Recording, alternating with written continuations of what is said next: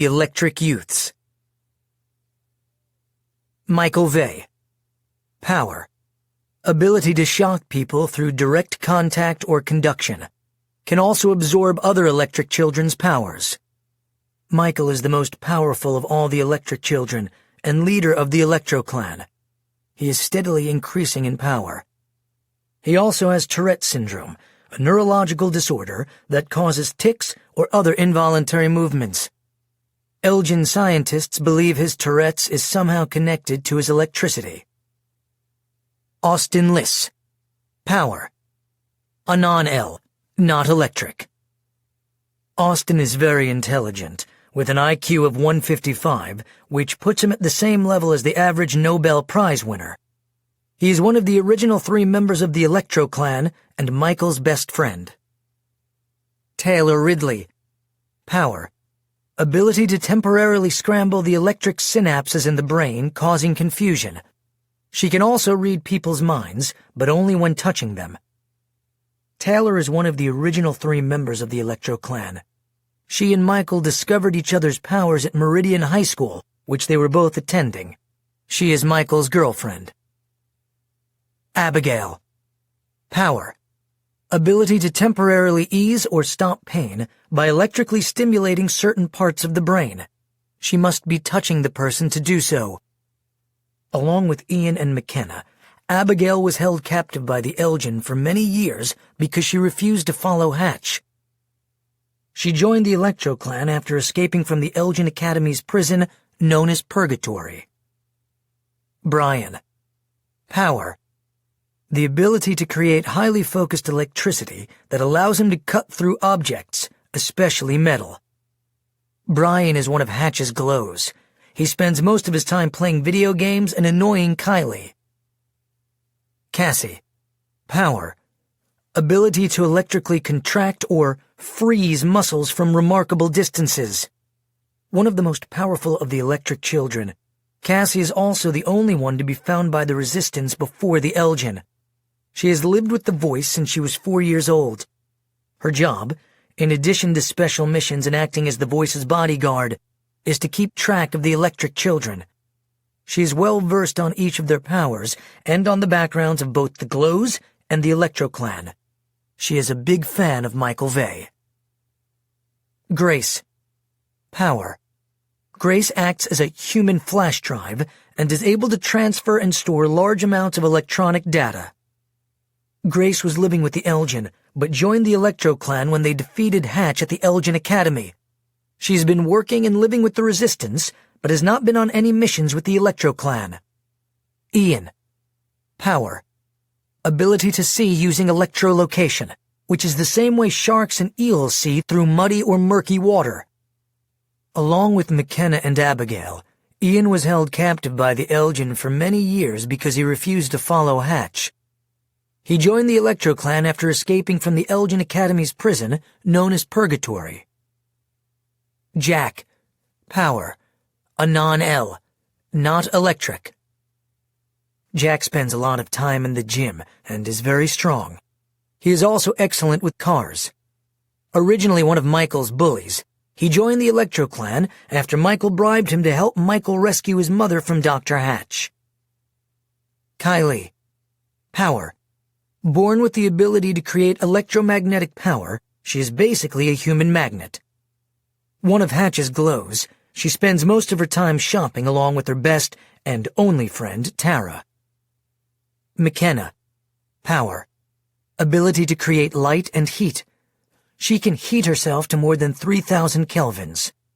Along with Ian and Abigail, McKenna was held captive by the Elgin for many years because she refused to follow Hatch. She joined the Electro Clan after escaping from the Elgin Academy's prison, known as Purgatory. Nichelle. Power. Nichelle acts as an electrical ground and can both detect and drain the powers of the other electric children. She can also, on a weaker level than Tessa, enhance the other children's powers.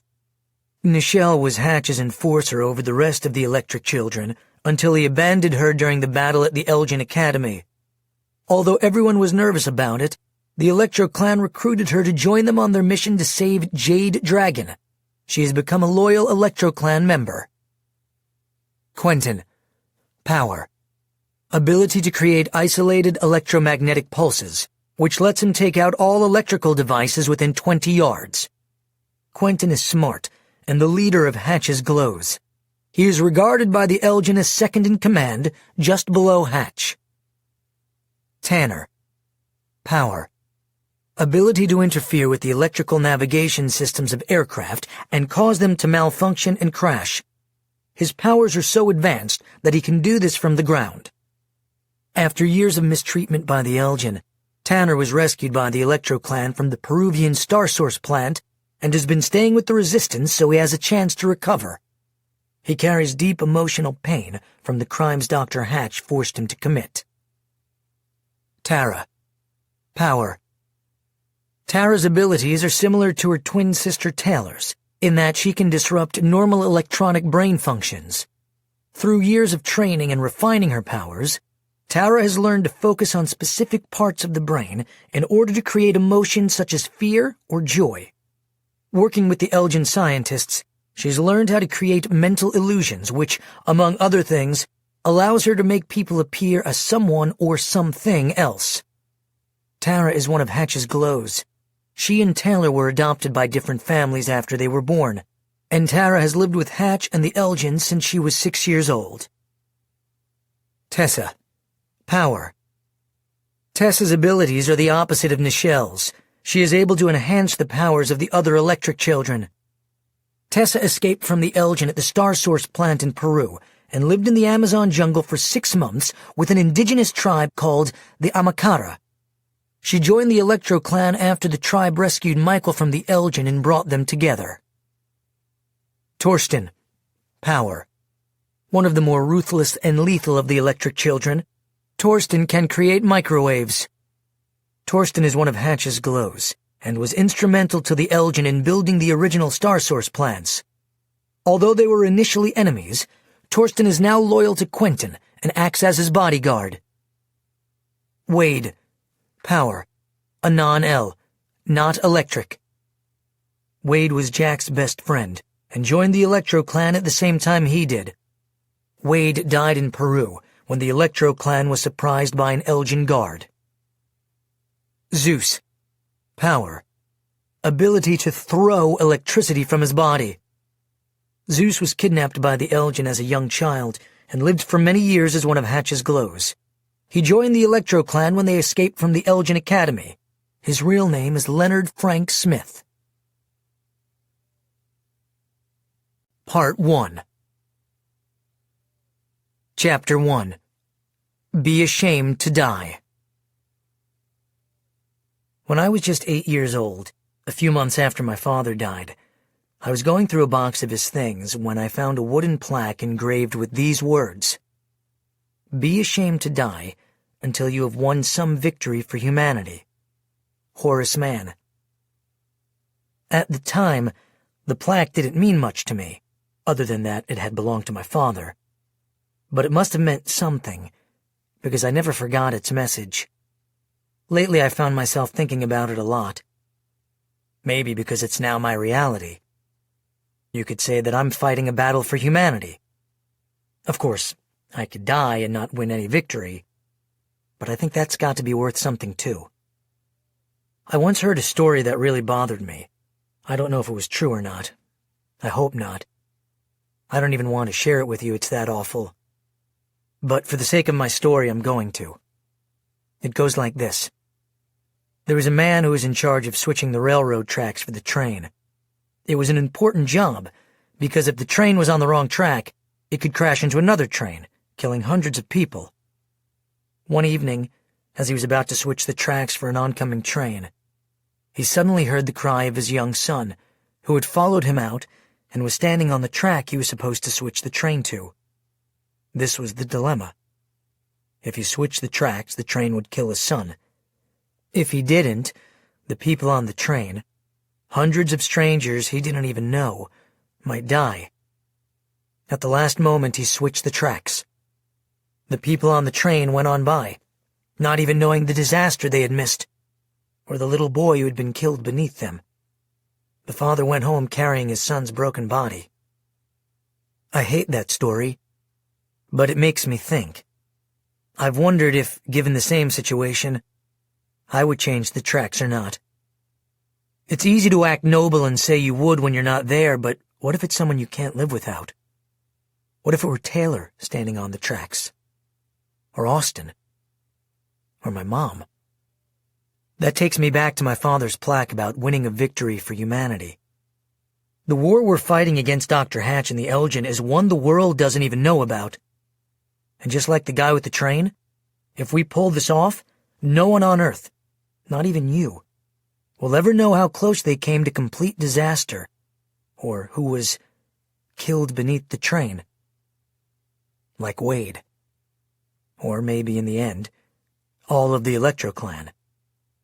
If we don't win, no one will even know that we tried. How's that for a stupid dilemma?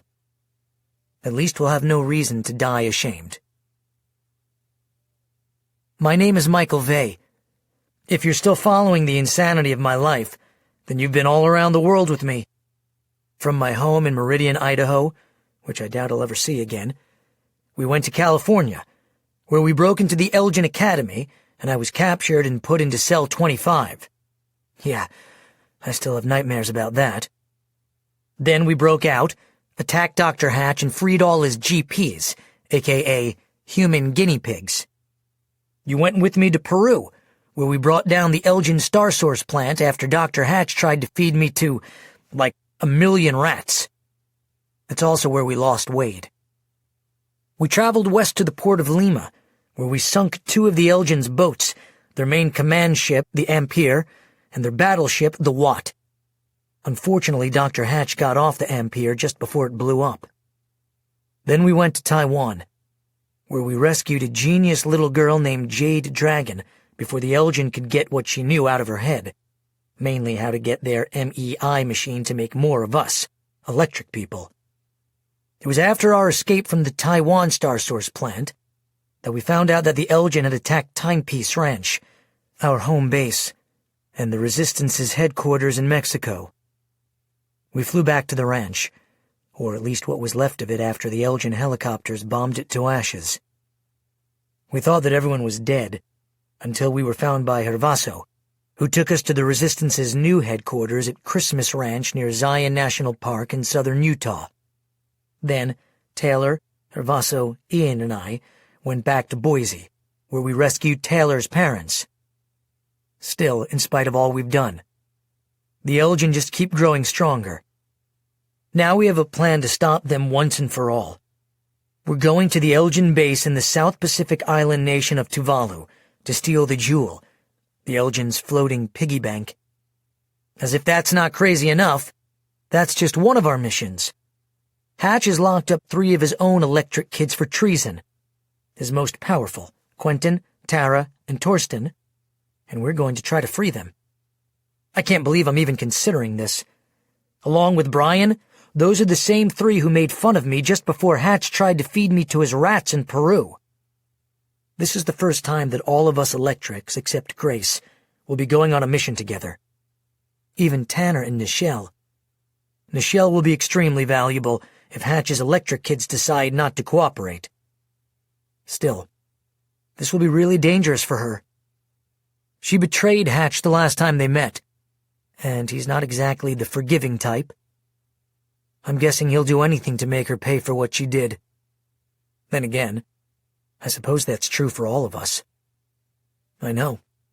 The whole plan seems crazy. If I had to lay odds on it, I'd say we've got a 10% chance of winning this one. I wouldn't tell everyone else that. If I did, I'd have to drop that number to 1%, because if you think you're going to fail, you most likely will. At least, that's what our gym teacher at Meridian High always said. But whether you think you're going to lose or not, sometimes you do what you have to do because it's the right thing, and let the chips fall where they may. I think we're about to drop a whole lot of chips.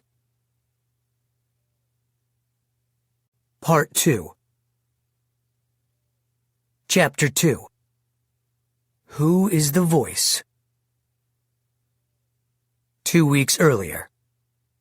Schema hadn't spoken for nearly a minute when the voice leaned back in his chair. "What's wrong, my friend? Cassie got your tongue?" "It's not me, sir," Cassie said, brushing her short blonde hair back over one ear. "I'm not doing anything." "I know, Cass," the voice said. "The chairman's in shock. I suppose he wasn't expecting to see me." "Coonrot," Schema said. "Dr. Coonrot," the voice corrected. "At least that was once my name. Many years ago. Now I'm simply the voice. That is all you will call me." Schema looked even more confused. "But I don't understand. You were dead." "Because you killed me?" Schema said nothing. "Don't bother to deny it. I know that you tried. You used my own technology against me, and in a way you succeeded. Coonrot is dead. After you killed Carl Vey, I knew that I was next. I knew that you were behind his heart attack, because it was my technology that allowed you to do it. A mistake I have regretted since I invented it. What a simple, perfect way to murder. To give someone a heart attack from 100 yards away. It's the perfect weapon. In a way, it's the same power that Cassie has, except she comes by hers honestly." He glanced over at Cassie, who slightly nodded. "You thought I was dead. But rumors of my death were exaggerated. I was sick, mind you, quite sick for a while. But then it became clear to me that I had to die." Schema shifted uncomfortably in his seat. "If you knew what I'd done, why did you rescue me from the Elgin? Why not just let Hatch kill me?" He looked into the voice's eyes. "Why haven't you already killed me?" "Because I want your help to stop Hatch. You have information that will help us dismantle what Hatch is building." "My enemy's enemy is my friend," Schema said softly. "No," the voice said in a low tone. "You are not my friend. You are an opportunity. I'm offering you an arrangement, not a friendship. You can help us or not. It's your choice. But now that you know my identity, if you choose not to cooperate, you will be silenced." Schema blinked. "Silenced? I believe that's the word you once used to order my murder," the voice said. "Hatch would have fed you to his rats. I, on the other hand, am much more merciful. But if you reveal my identity, thousands, maybe millions will die.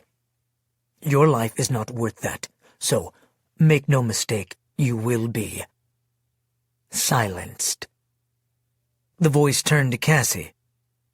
"Go ahead and attach the arrestor." "Yes, sir," Cassie said. She walked out of the room. "What's an arrestor?" Schema asked. "Your new companion." Cassie walked back into the room carrying a small box. She stood in front of Schema. "Take off your shirt, please." Schema looked at her, then back at the voice. "What are you doing?" "Let me be clear," the voice said. "Your very existence hangs by a thread. Don't get into the habit of questioning orders. I am not your employee or your subordinate. I do not have time to trifle with you. You will obey me without question or die quickly." His eyes narrowed, and he spoke slowly, carefully enunciating each word. "Do you understand?" "Yes." "Then take it off." Schema quickly pulled off his shirt, exposing his tan, flabby body. "Now put your arms through here," Cassie said. The device she was putting on him looked a lot like the Elgin Resat. Schema put his arms through the straps, and Cassie slid the device forward. A thin, rubber-coated box about the size of a cell phone rested over his heart. Cassie locked the straps, then took the other two straps from the box and brought them around Schema's ribs and snapped them shut and back. You are familiar with the reset machines, of course, the voice said. This is patterned after them, but based on the same technology that you used to kill Carl Vey. Except, I've made a few improvements. The voice lifted a small remote. If you are a half-mile or more from the central monitor, which is secured somewhere in this building, the arrestor will automatically activate, immediately stopping your heart. If I push this button right here, the arrestor will activate, stopping your heart. If you try to remove the device, the arrestor will activate, stopping your heart. Of course, Cassie can do any of this without technology. But I wanted insurance in case you think you can escape while we're not around. You will wear the arrestor until I take it off you. Cassie fastened the final lock, then stepped back. The machine hummed quietly as 2 diodes began blinking. It's on, Cassie said. The voice lifted the remote in front of him, his index finger hovering a 1/4 inch above a red button. 1 push, and your heart ceases to beat. I get the idea, Schema said, sounding more annoyed than scared. Of course you do, the voice said. You've held others' lives in your hands for some time. How does it feel to be on the opposite end of the leash? Humbling, Schema said. But Hatch already put me on that end of the leash. Yes, he has. And it's time to talk about him. Time is of the essence. We have a plan we are about to put into motion. The voice leaned forward. We are going to the heart of the Elgin. We are going to steal the jewel. Schema looked unimpressed. That's a foolish idea. The jewel is tighter than Fort Knox, trust me. The ship is impenetrable. Nothing is impenetrable. The jewel is. Its security systems can't be breached, and it keeps its periphery. If anything comes within 300 meters, it submerges. Its protocols are unbending, which is why we need you to help us steal it. We need to know the ship's security features and its crew's protocols. The voice leaned back in his seat. If you help us steal the jewel, you get your life back. We'll give you $100 million from the boat and allow you to regain control of the Elgin Company. I want Hatch's head on a stake. You can get his head yourself. Take your money and buy an army. But first we need to steal the boat. We need protocols and security features. I'll do what I can, Schema said. But Hatch has probably already changed the protocols. We'll take what you can give us. I can get you the boat schematics. There are plans, blueprints. Where are they? They were on the Ampere. We sunk the Ampere. I know, I was there. But the plans are still on it, and the Ampere is resting in only 70 feet of water. The Peruvian government hasn't started to move it yet. The plans are protected in a waterproof safe in the captain's suite. If you can get to the Ampere, I can tell you how to get into the safe. The voice nodded slowly. All right. That's a beginning. He turned. Cassie, please tell Maggie to come in. Yes, sir. Then come back yourself. I want you here for this. I want you to know everything about our plans. Cassie's eyebrows rose. I'm going to be involved in this mission? Maybe. This might be too big even for the Electro clan. Chapter 3. Protocols and Schemes. Cassie followed Maggie into the room, and the 2 women took seats next to Schema. Tell us everything you know, the voice said. Use the board. Schema walked up to the whiteboard mounted on the wall on the west side of the room. Use the stylus. Just right. It will automatically record everything on my computer. Schema lifted a silver, pen-like instrument. It beeped slightly when it touched the board's surface. This is what I know. First, the jewel always stays at least 600 meters from any shore. It was docked in Peru when we sank the Empire. I'm telling you the protocols I know, Schema said. Like I said, Hatch could have changed them. In Peru, it was likely that with the number of guards and ships in the area, Hatch felt invulnerable and got lazy and impatient, so he moved it into load before crossing to Tuvalu. All right, so he's human. Almost. Are there any other exceptions to that protocol?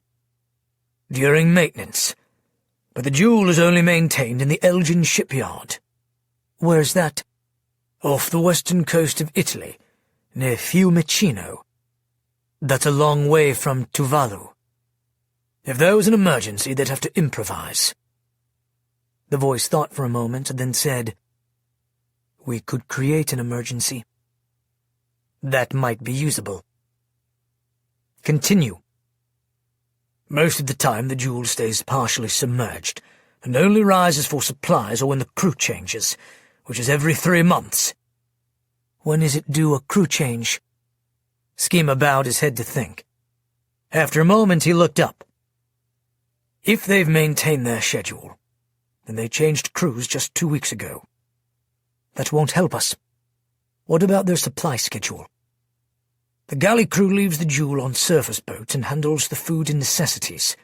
No non-crew personnel are allowed within 300 meters of the boat, ever. If the guards or land crew see any unknown person, or if the crew report anything suspicious, the land crew is abandoned and the jewel submerges. Everything is done by a strict schedule that is only known by crew and top Elgin brass. The only exception allowed is if the Admiral General visits, or an EGG. How often do they do that? They don't, that I know of. But they could. Schema lifted the stylus and wrote. Number 2. The crew constantly monitors the waters around them. If anything comes near, the boat submerges. I mean anything. It once submerged for a school of barracuda. Also, if there is an emergency on shore, it submerges. Number 3. The jewel always travels with a battleship escort. This isn't going to be easy, Cassie said. Easy? Schema said, smirking. It's impossible. I told you. She's impenetrable. Schema looked at them. Trust me. The security is perfect. Nothing is impossible. Nothing is perfect. There must be some way. Schema thought for a moment, then said, The only chance would be with help from the inside. It would have to be someone high up. How high? Schema shook his head. Hatch, or an EGG, nothing less. But you'll never get an EGG. They're the elite, sworn loyal to death. They'll never turn. One already has. Schema looked at him disbelieving. Hatch has lost one of his EGGs? His chief EGG, the voice said. David Welch? Yes. Schema's brow fell. That's unbelievable. And Hatch hasn't already killed him? Welch is on the run. For now. Where is he? If we knew that, we might not be having this conversation. Welch knows everything. If something had happened to Hatch, Welch would have taken over the Elgin. Welch could get you onto the jewel. The voice thought a moment, then said, All right. Our priority has changed to find Welch. He turned to Maggie. Get me Simon at Christmas Ranch. Chapter 4. Trouble sleeping. Hatch inspected his personal guard, then returned alone to his room to read. A half-hour later, his door opened, and Hatch's servant, a beautiful long-haired Filipino woman, walked in. She left a glass of scotch on the table, then bowed to him. As you requested, Excellency. Thank you, Hatch said. My pleasure, sir. May I do anything else for you? Go to the dispensary and get me Ambien and Seroquel. Ambien and Seroquel? They're sleeping pills. Yes, sir. How many? Just bring me the bottles. Immediately, sir. Hatch went back to his book as his servant hurried from the room. For the last week he hadn't been sleeping well. Most people living the horror and violence of his life wouldn't sleep well if they could at all. Their consciences wouldn't allow it. But Hatch wasn't wired that way. He didn't lose any more sleep over sending someone to the rat bowl than he would destroying a digital foe in a video game. Hatch thought of himself as a warrior in that way, or even more so, a general. It was logic. You couldn't become overly sentimental over one soldier if you wanted to defeat an army. Sentimentality didn't work in war. Hatch prided himself on being above such small-mindedness, as he called it. If you couldn't sacrifice a few men for the many, you can never be trusted to lead. What was costing him sleep was just one man. Welch. As his former top man in EGG, Welch knew things. No, Welch knew everything. He not only knew the Elgin's plans, he knew their strategies and methods of achieving them. He knew their technology. He even knew their finances. Most of all, he knew Hatch. Welch was a threat greater than the Resistance, because he was the ultimate insider. A cancerous tumor inside the Elgin brain. Welch in the wrong hands, or speaking into the wrong ear, could spell disaster for the Elgin, and for Hatch personally. As long as Welch lived, Hatch's plans were in peril. Welch needed to be exterminated no matter the cost. Hatch regretted not just shooting Welch the night he was arrested. He wouldn't make that mistake again. But first, Welch needed to be found, and that was no simple matter. Welch had overseen nearly all of the Elgin hunts for more than a decade, and was personally responsible for finding 6 of the glows.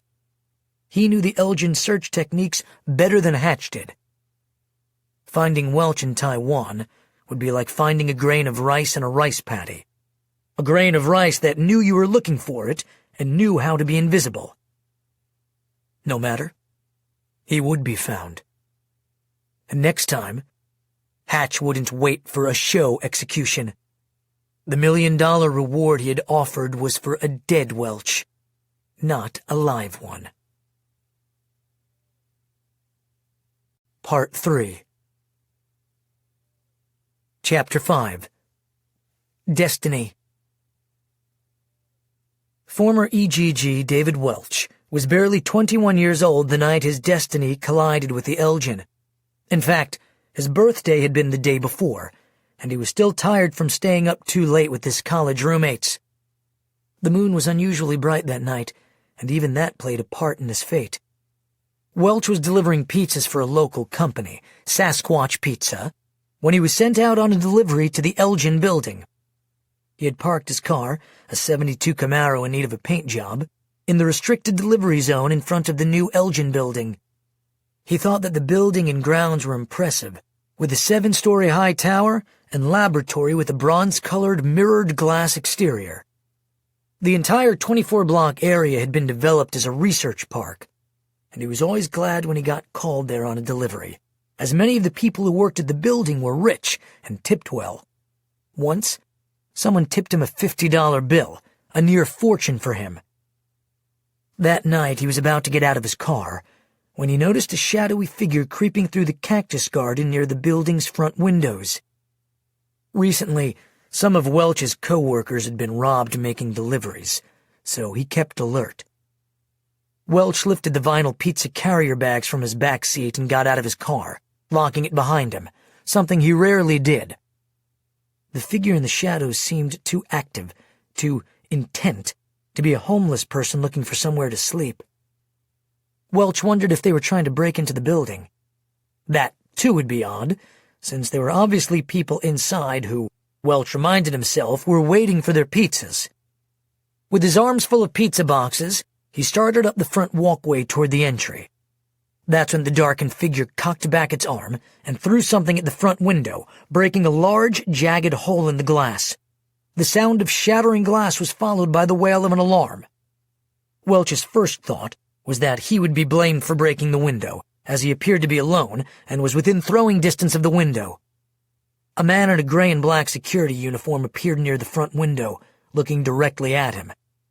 Then, the vandal sprang from the garden, sprinting diagonally across the building's front walkway in Welch's direction. Instinctively, Welch dropped his pizzas and took off to intercept the man. Welch was built for pursuit. Even though he was large and muscular, he was also quick. He had played both linebacker and lineman on his high school's football team. Welch leveled the guy, who was barely half his size and at least 10 years older than him, with a waist-high tackle. Then he picked him up by the waist and carried him over to the front entryway, where there were now 3 security guards rushing out of the building. "I caught this guy," Welch said. "He threw a rock through your window." "It was a brick," the head security guard replied. He was a stern-looking man with a broad, flat nose from being broken multiple times. He was a few inches shorter than Welch, but even broader of shoulder. He looked at the man in Welch's arms, then shook his head. "You can put him down, but don't let go of him." Welch did as the guard said.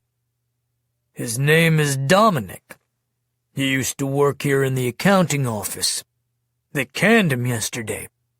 I think he just lost his severance." He turned to the guard next to him. "How far out are the police?" "About 5 minutes. "Let them know we have the perpetrator." The disgruntled employee, Dominic, suddenly tried to free himself from Welch's grasp. Welch clamped down on him until he cried out, "This is brutality! I'm going to report you! I'll sue!" The head guard laughed.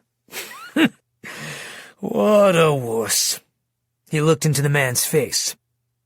"Unfortunately for you, Dominic, this man doesn't work for us. He can do whatever he wants." "I'm going to sue you for everything you've got!" he shouted at Welch. Welch laughed. "What I've got? I've got a lot of school debt, a broken-down car, and some textbooks. I don't think a lawyer would work for that." Dominic continued to rant. "I'll report you to the police! You have no right to hold me against my will!" "That's where you're wrong," the head guard said. "We have every right to hold you and prosecute you." "You'll pay for this.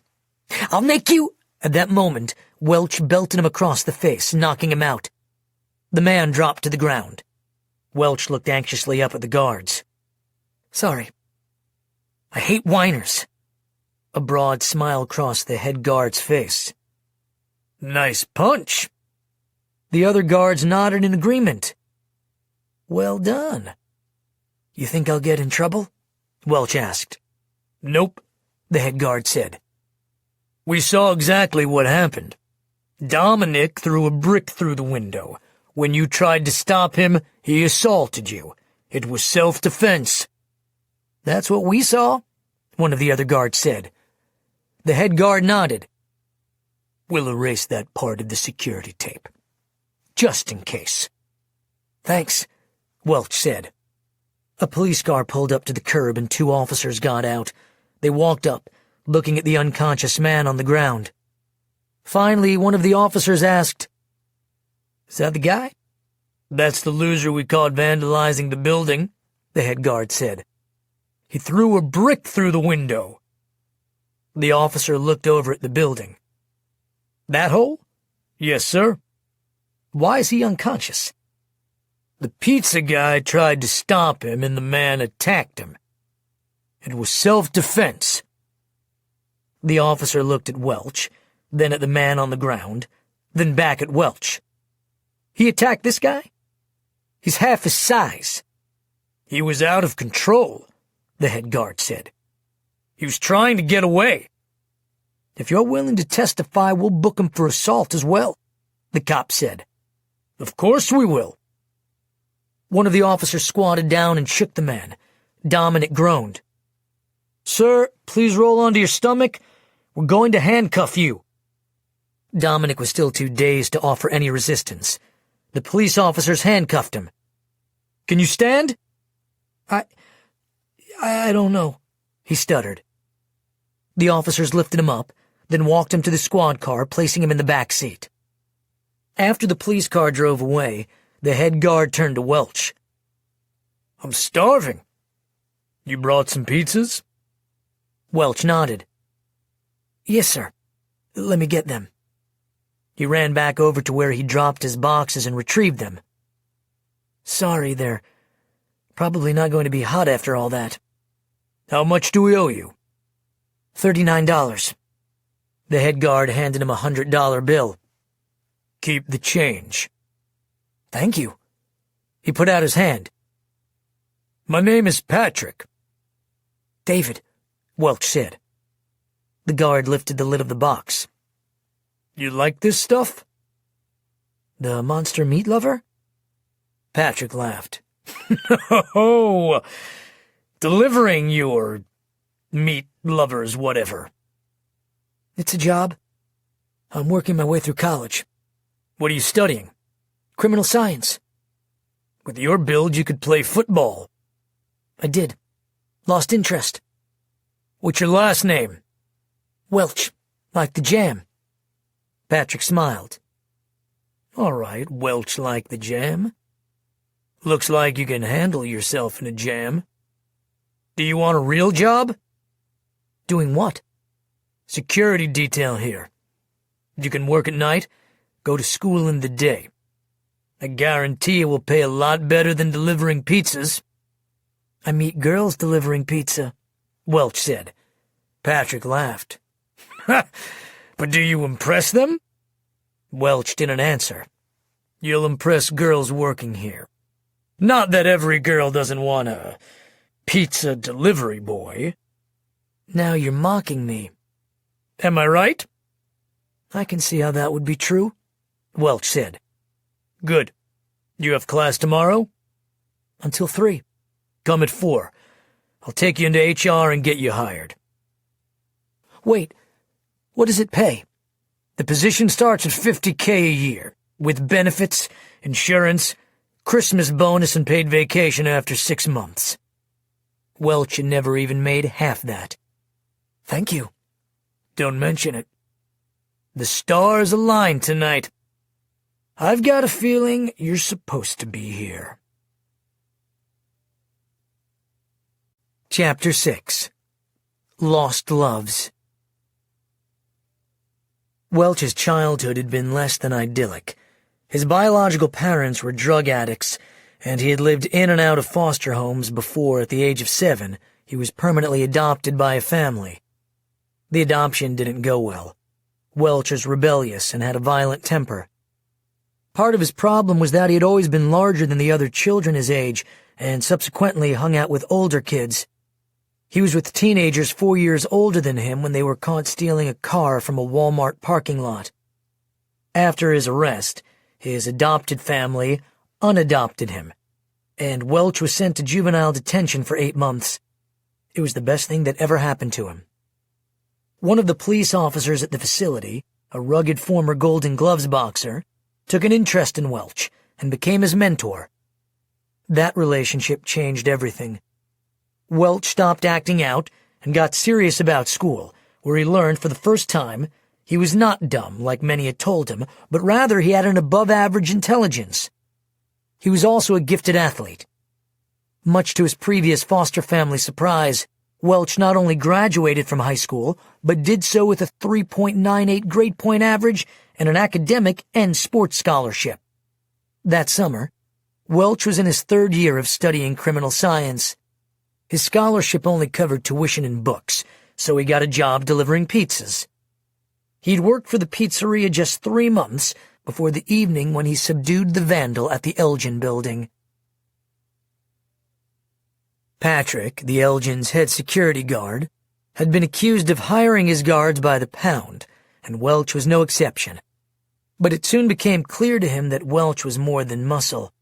He was a quick learner and ambitious, and within just 6 months, he was promoted to head of the graveyard shift. Welch liked the work and the pay, but found it a little lonely. He would patrol the dark, quiet halls of the Elgin building at night, sometimes hoping someone would break in just to liven things up. Oftentimes he would look in through the glass windows of the fifth-floor laboratory and watch the scientists at work, wondering what they were doing. He didn't know them, at least not personally, but he knew the pecking order. The main scientist was a man known as Dr. Coonrod. It seemed to Welch that Coonrod had no life outside of his work, as he was always there. Many times it was only the two of them in the building. One night Coonrod called Welch over to the laboratory. "Yes, sir?" Welch asked, wondering what the scientist wanted. "Come in for a moment, please." "Yes, sir." Welch stepped into the laboratory. "What's your name?" Coonrod asked. "Welch, sir." Coonrod smiled. "I can read your name tag. What's your first name?" "David." "Well, David, have a drink with me." "Thank you, sir, but I can't. I'm on the job." Coonrod still poured 2 crystal glasses half full from a bottle of champagne. "I'm giving you permission. A sip of Dom Perignon won't jeopardize our security. It's a special occasion. I'm celebrating a breakthrough." He extended the drink to Welch. Welch just looked at the glass. "I'm really sorry, but I don't drink alcohol." Coonrod looked at him in surprise. "A teetotaler? That's refreshing." He set down the glass, walked over to a refrigerator, and brought back a bottle. "Then have a Coke." "Thank you, sir." Both men sat down. "Why don't you drink? You a Mormon?" "No, sir. My biological father was an alcoholic. I figured I inherited his genes." "You're a smart man," Coonrod said. He took a drink. "What kind of breakthrough are we celebrating?" Welch asked. "A big one. It has to do with a variation of the standard magnetic vector created when a polyatomic ion is covalently bonded— Wait, Welch said, raising a hand. "You lost me way before polyatomic zions, or whatever you said." Coonrod laughed. "Sorry, I get carried away sometimes." Welch took a swig from his cola. "You're always here." "It would seem that way. My work is my life. It's my wife, my family, my religion." His voice fell a little. "It's the only thing I have left." Welch thought he saw a flash of pain in the scientist's eyes. Coonrod sipped his champagne, then put his glass down. "What about you?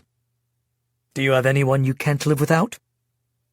"I had a girlfriend for a while, but we broke up about 6 months ago." "Was it mutual?" "No. She dumped me for a med student." "I'm sorry. Are you pining for her?" "Pining?" "Sorry, it's an old-fashioned word. Do you miss her?" "Yes, sir." Coonrod lifted his glass again. "Then we'll toast lost loves." Welch lifted his drink. "To lost loves," he said, as they clinked the glasses together. Welch drank, then looked at the scientist. "Do you have lost loves?" Coonrod looked down for a moment, finished his drink, then lifted the one he'd poured for Welch and took a drink from it as well. When he finally spoke, his voice was soft. "Yes. 2 loves. My mother when I was 14, my wife 11 years ago. I lost both of them to cancer. Technically, I lost 3, I guess. My wife was 3 months pregnant when she died. I lost my child, too." "I'm sorry." Coonrod took another drink. "Me too." "Did you ever consider marrying again?" "No, not seriously. I suppose that I feel cursed. I couldn't bear another loss. But life has a way of figuring itself out. It's why I'm where I am right now. I decided to dedicate my life to revenge." "Revenge? On who?" "On cancer. It's a living organism, and I am going to kill it, just as it killed my loved ones. Turnabout is fair play, right?" He took another drink. Welch looked at him with admiration. "Yes, sir. I think that's pretty awesome. Thank you. And if I succeed, I will save millions of lives and make the Elgin Corporation billions upon billions of dollars. He sighed deeply. Well, I better get back to work and let you get back to yours. Thank you for celebrating with me. Welch quickly stood, taking the comment as his dismissal. Thank you, sir, for the drink and the talk. Congratulations on your breakthrough. Maybe someday you'll win a Nobel Prize. Coonrod smiled. That would be nice. Not so much for the prize, but because it would mean that I'd accomplished something. He stood. And it's a pleasure to meet you, Mr. Welch. I wish you a long future and much success at Elgin Incorporated. Chapter 7. The First Meeting. Coonrod's breakthrough in magnetism didn't cure cancer or win a Nobel Prize, even though he was nominated for one. It did make the Elgin Corporation hundreds of millions of dollars. During the apex of their growth, the Elgin CEO, a man named Britton Hill, died unexpectedly, and the board immediately set to work searching for a new leader. They ended up hiring away the CEO of an upstart pharmaceutical company, an ambitious young MIT graduate named Charles James Hatch. 8 months previous to the change in leadership, Welch's boss Patrick had retired, and Welch became the acting head of Elgin Security. Welch never forgot the first day he met Hatch. He was called into the new Elgin CEO's office for an introduction. "Come in, sit down," Hatch said forcefully. Welch sat down uncomfortably in one of the 2 leather chairs in front of the CEO's desk. "So you're our head of security," Hatch said, staring at him intensely. "Yes, sir." "Do we need security?" "Yes, sir." Hatch smiled. "I would expect you to say that. In fact, I would have been disappointed if you'd answered to the contrary." "Yes, sir." "Would you like a drink?" "No, sir, I don't drink." "We'll fix that," Hatch said. He stood and walked over to a decanter filled with an amber liquid and poured himself a glass, then another. "And why is it that we need security?" "Industrial espionage?" "Yes, sir." "How long have you been here?" 7 years, sir." "And during that time, Mr. Welch, have you stopped anyone from stealing our patents?" "I don't know, sir. Deterrence can't always be measured." "Good answer," Hatch said, smiling. "Good answer." He stood in front of Welch and stared at him for nearly a minute without speaking. Welch had never met anyone like Hatch before. He was already starting to dislike his new boss. "David L. Welch, you've had a rocky childhood, in and out of foster homes, bad friends, delinquency, and crime. Still, you somehow turned your life around and went to college to study criminal science. I can see why. We often become what we hate in order to take away our fear of it." He took a drink. "But then you dropped out to work here. Good career move?" "I thought so at the time," Welch said. "And you don't now?" "That depends." "On what?" "On whether or not you're going to fire me." Hatch looked at him for a moment, then laughed. "I'm not going to fire you? There'd be a mutiny. You're beloved here, practically an icon. And yes, of course, Elgin Inc. needs security, and as we grow, that need will grow. And you, Mr. Welch, your salary and your future will grow with it."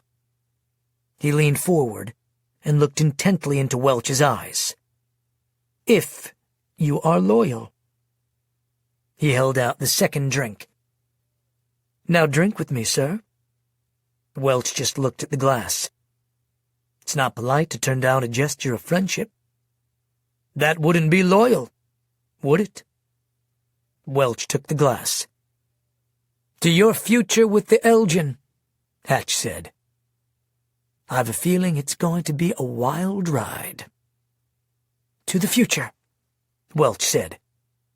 He lifted the glass, paused, then took a drink. The ride had begun.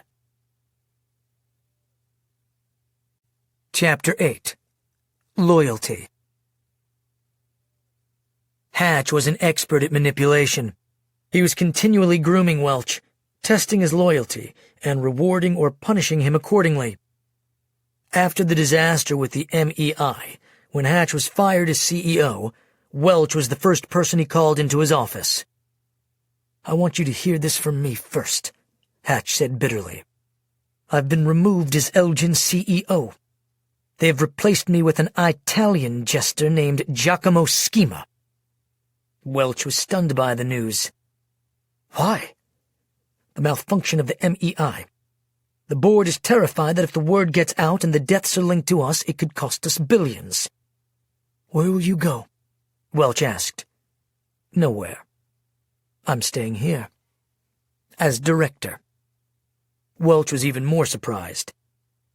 "With all due respect, sir, they're not firing you?" Hatch grinned. "Fire me?" "That seems to be the standard corporate procedure." "No," Hatch said. "They can't." "Why is that?" Hatch smiled. "Precisely because the board is terrified that if the word gets out and the deaths are linked to us, it could cost us billions. I let them know that if they fired me, there was a very good chance that word would get out. Not from me, of course, but via an anonymous source." Hatch reached into his desk drawer and brought out a large manila envelope. He handed it across the desk to Welch. "Keep this somewhere safe. If anything happens to me, I want you to take this envelope to the Wall Street Journal. The precise contact information is inside. Can you do that for me?" "Yes, sir." "Thank you. I knew I could depend on you." He looked at Welch for a moment, then said, "Be assured this is only a temporary setback. I will run this company again." "I believe you, sir." "I know. You've been loyal from the beginning, and trust me, your loyalty will be rewarded. Until then, I will see that you retain your position.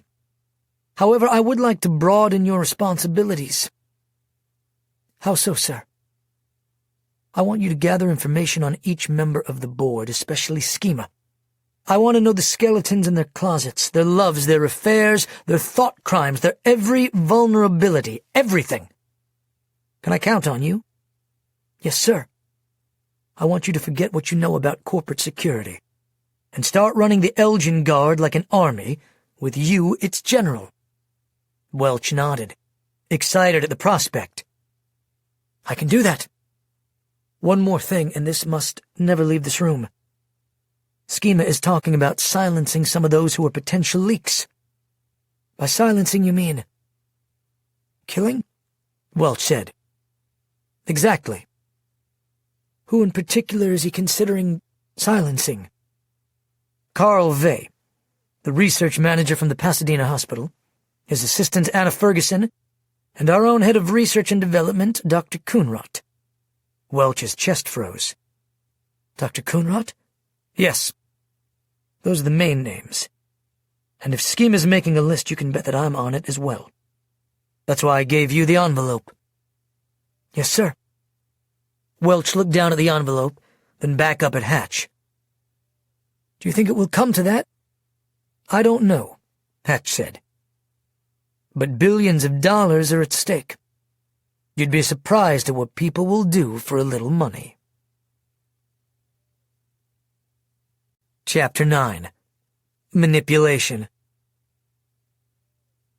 Everything Hatch predicted, with the exception of his own murder, came true. Carl Vey and presumably Coonrot were terminated. Vey's assistant, Anna Ferguson, went into hiding. It was only a few years after that the existence of the Electric Children was revealed. It was Hatch who learned about them. He was looking into the children who had survived, to see if any of them had subsequently died of MEI complications, when he discovered from confidential state and medical records that the survivors had been affected in peculiar ways. The first electric child discovered was Nichelle. She'd been in foster care from the time she was very young, and state records showed that she had been in and out of an unusually high number of homes, sometimes only lasting a day or two before being transferred to a new one. Foster families she'd stayed with reported that she was an unusually challenging little girl, and several of the homes she'd lived in had burned down, typically due to damage to the electrical systems. It was the note about damaged electrical systems that piqued Hatch's interest. The next afternoon, he arranged to have Nichelle kidnapped from the backyard of her latest foster home, where she was found uprooting a bed of flowers. It took the Elgin a few days, but after running her through a series of tests, they determined that she was essentially an electrical ground wire. From that point on, Hatch was motivated to find the other electrical children, and one by one, they were brought into the Elgin, where their powers were discovered and developed. As Elgin director, Hatch continued to work as if he ran the company. He also began steering the Elgin on a new course. Shortly before his death, Coonrod had demonstrated to the Elgin board how the MEI could electrify rats. While initially Schema considered the discovery nothing more than a curiosity, Hatch recognized the potential for a new source of electrical energy, and, with board approval, launched the Star Source Plant Initiative, SPI, turning the Elgin into a massively profitable corporation and setting them on a trajectory to someday become the richest company in the world. Internally, Hatch took draconian measures to guarantee that his mandates were followed and his power protected. Measures that included spying, wiretapping, murder, and extortion. The first person Welch killed was a man named Paul Wang, a former Elgin scientist who was caught trying to sell Elgin secrets. Hatch convinced Welch to kill the man the same way he'd gotten Welch to take that first drink of alcohol. A simple, quiet request. After Welch had blood on his hands, he was much easier to manipulate, and no one was better at manipulation than Hatch. Once the Elgin, under Schema's guidance, moved their operations from the United States to international waters, it became relatively easy for Hatch to launch his takeover of the Elgin by force. The coup was organized and carried out on the command ship Ampere by Welch and his two senior Elgin commanders. By that time, Hatch had turned the Elgin security into an active personal army solely under his control. Hatch and Welch together created the complex hierarchy of the Elgin Guard. Hatch was named Supreme Commander, General, then Admiral General, while Welch became his chief EGG and right-hand man. That is, until Hatch sentenced his most loyal and enduring friend to death. Chapter 10. Staying Invisible. Kaohsiung, Taiwan. EGG Welch's escape. Welch and the Briggs Guards were in a cab in the bustling center of downtown Kaohsiung, Taiwan, just 3 city blocks from the docked Faraday, when Tara's power wore off. Suddenly, Welch looked like himself, instead of the Taiwanese prisoner the guards thought they were escorting off the ship. The guard in the back seat with Welch was the first to notice. "What the?" Quentin had disarmed the guards before they left the boat, and Welch, who was waiting for the moment, lifted the guard's own gun on him. "Not who you expected?" The guard looked at him in fear. "EGG Welch!" The guard in the front turned back, his eyes wide with surprise. "No, it's impossible." "Enigmatic, perhaps, but clearly not impossible. Unfortunately, you've just aided the escape of Admiral General Hatch's most prized prisoner. He's going to be so unhappy with you. I would wager good money that it's the rat bowl for both of you." The guard next to Welch stammered. But we didn't know it was you." "Come now, man. You really think that will matter to Hatch?" The guards knew the answer. "What are you going to do with us?" the backseat guard asked. "Nothing," Welch said. "It's catch and release. You're no use to me now. In a few minutes I'll let one of you off, then I'll let the other one of you off a few miles later. Now empty your pockets. Give me all the money you have." Hurry!" The men pulled out their money and handed it to Welch. In all, it was less than 2,000 yuan, not as much as Welch hoped or needed, certainly not enough to get him out of the country. Welch stuffed the guard's money into his shirt pocket. See. How do you know that we won't just turn you into the Elgin?" the guard in front asked. Welch shook his head. "Are you trying to convince me to just shoot you now?" The man blanched. "No, sir. I'm probably giving you too much credit, but you won't turn me in because you're not that stupid. It would be a death warrant for either of you. Hatch is merciless. He never forgets and he never forgives. You broke 3 Elgin protocols in my escape, and now you're guilty of aiding an Elgin fugitive. Hoping for mercy from the Admiral General would be like waiting at a bus stop for an airplane. No matter your excuse, you'll be executed, shot if you're lucky, but most likely fed to the rats since that amuses him." The guards were speechless. They knew Welch was right. "And in case you're not as smart as I give you credit for and you're still thinking of taking a chance on turning me in, Quentin is waiting for you. He's already reported you as accomplices in my escape, so you'll be shot on sight. But if for some reason you're not, Torsten will see to it that you never speak. He can fry your brains from 100 yards out. Don't forget, his life is on the line too. Trust me, there's no going back. You'd better hide." "Where?" Welch's brow furrowed. "You ask me where? Do I have to do your thinking for you? This is one of the most populated cities in the world. Blend in." "We don't look Chinese," the front seat guard said. "And I don't speak Chinese," the other added. "Wear a disguise," Welch said. "And how hard can it be to speak Chinese? Little children speak it." "Where are you going?" the front seat guard asked. "If I told you that, I'd have to kill you." "Let us come with you." Welch shook his head. "No. 3 Americans will stand out too much. Besides, it's only a matter of time before the temptation for one of you to turn me in would be too great." Welch leaned forward. "Xiancheng, jingniting yi xiaizhe nie bian." How, the driver said, his words sounding a little like laughter. Welch turned to the guard at his side. "This is your stop. You have a new FOD. Your mission is to survive, because if the Elgin finds you, they'll kill you." The cab pulled up to the curb in front of a busy sidewalk before the crowded corridors of an open market. Welch leveled the gun at the guard. "And if I see you again, I'll kill you." The guard looked at him, then opened the door. The pungent smell of roasting tofu from a nearby food cart filled the air. "Get out." All right. The guard climbed out of the car, looked both ways, then ran off into the thick of the market, quickly vanishing into the bustling crowds. Welch reached over and pulled the door shut. "Women Zhao Ba," he said to the driver. "Zai na li? Jing Zhou." The driver pulled away from the curb and back into the traffic, like a fish thrown back into a slow-moving stream. "What about me?" the other guard asked. "A few more miles and I'll let you off." The man's head fell into his hands. Welch said, "Don't worry too much about your predicament. It was probably only a matter of time before you were found guilty of something and Hatch had you executed. This way you at least have a fighting chance." About 15 minutes later, Welch ordered the cab to stop again. They were near the wide, open ground of the Chiang Kai-shek Memorial.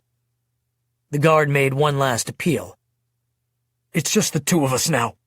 We could protect each other." "No," Welch said. "It doesn't work that way. Now get out and shut the door behind you." The guard unlatched the door, then climbed out.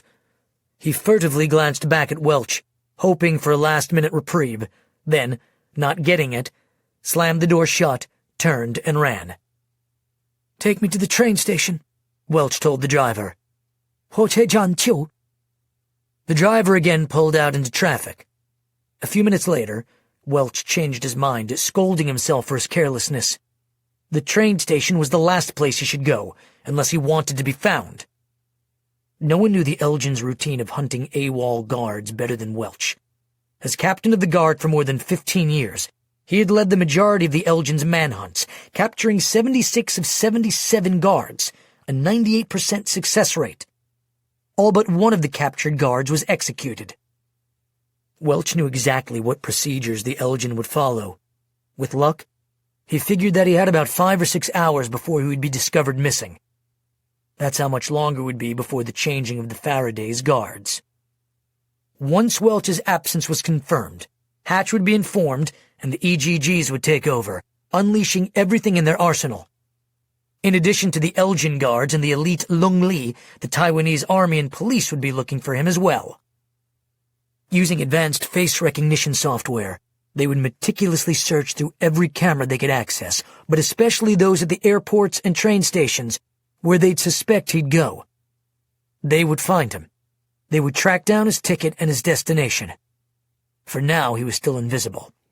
He intended to stay that way. "Feng Yixia," Welch said. "Wait a minute." He needed a moment to think. As they parked at the curb, he watched 2 Muslim women passing them on the sidewalk, their heads covered in burqas. "That's the ticket," he thought. He told the driver to take him to the Kaohsiung Lingya district, the Muslim section of the city. Across the street from the Lingya Mosque was a store with Muslim clothing. Welch purchased the largest burqa he could find, then ducked into an alley and put it on. The garment wasn't as long as he needed, falling only to his ankles, but he doubted that the Elgin would notice. He walked back out to a busy street and hailed a new cab for the train station. In his new disguise, Welch purchased a ticket for the small southern town of Kangshan. He knew a woman there. Her name was Mei Li, which in Chinese means beautiful. He thought that the name fit. He had met Mei Li when she was working as a waitress at the officers' lounge at the Zhuoying Star Source plant. When she was a child, Mei Li's parents had been Christian missionaries in Australia, so she had learned English, though through the years she had forgotten some of it. There were 3 things the Elgin EGGs were strictly prohibited from. First, they could not belong to a religion. Second, they could not contact their families. And third, they could not marry or even date. Welch had no trouble with the first 2 rules, but failed the third. He had fallen in love with Mei Li. They started a secret romantic relationship. As their love deepened, Welch diverted a large sum of money to her, more than 6.5 million yuan, nearly 1 million American dollars, with the plan of someday running off together. Welch was careful that they were never seen together, and after Mei Li left the Elgin's employ, Welch erased all record of her employment. As far as the Elgin were concerned, she had never existed. No one, not even Hatch, could trace him to her. The train ride to Kangshan was less than an hour from the Kaohsiung station. Welch disembarked with a dozen other passengers, then walked outside the small open-air station, slightly stooped in his burqa and shuffling his feet as he walked. It took him nearly a half hour to hail a taxi, and it was dark when it let him off 3 blocks from Mei Li's apartment. He gave the driver most of the money he had left. He waited a half hour until there was no one in sight. Then he climbed the stairs to a second-floor apartment and rang the doorbell. After a moment, a feminine voice answered from behind the door. "Wait?" "Mei Li, it's me. David." "My David," she exclaimed. "My love." She slid back the security chain and threw open the door. "I thought you were—" She froze. "Why are you wearing this?" Without answering, he quickly stepped inside her apartment, shutting the door behind them. Mei Li was in the middle of fixing dinner, and the home smelled of curry and incense. With his hand on his gun, Welch cautiously examined the apartment. "Are you alone?" "Yes." She looked at him quizzically.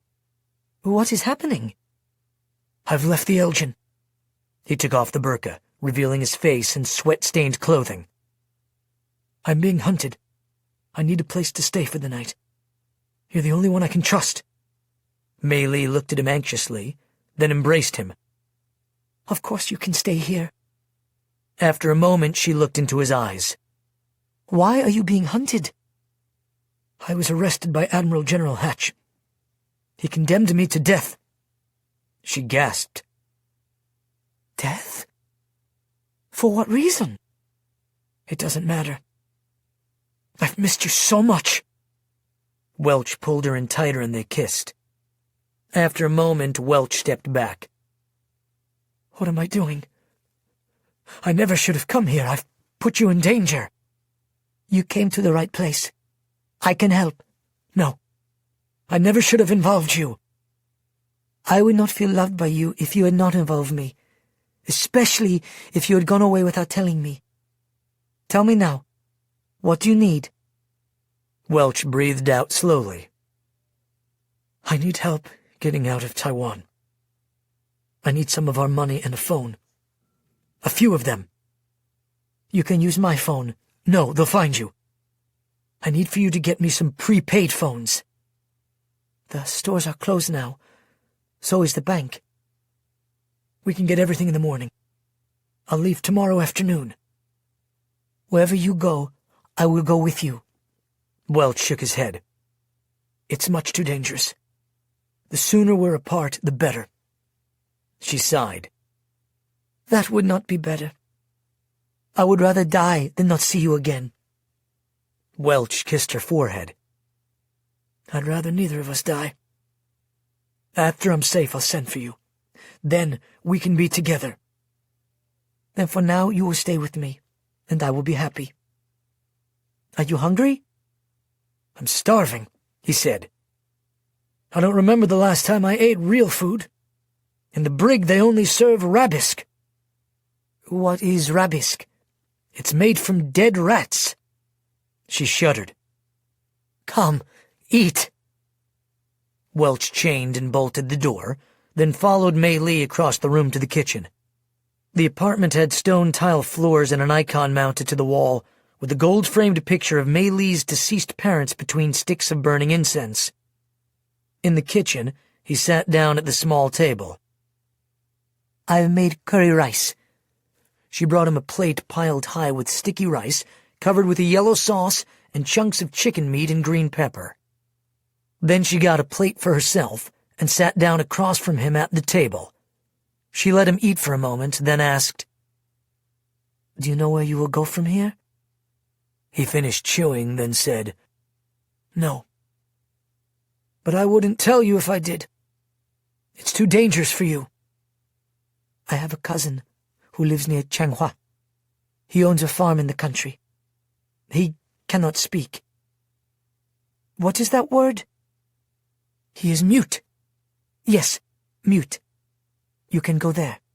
They will never find you there. It is remote. He shook his head.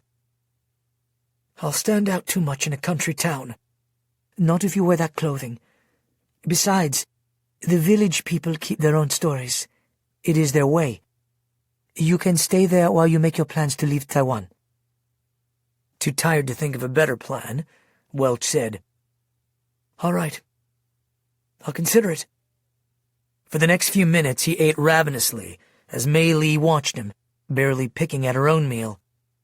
Then she said, A week ago, there was a story in the newspaper about the star sauce plant in the Elgin. The reporter wrote that in other countries the Elgin had grown so powerful they had taken control of the government. Is that true?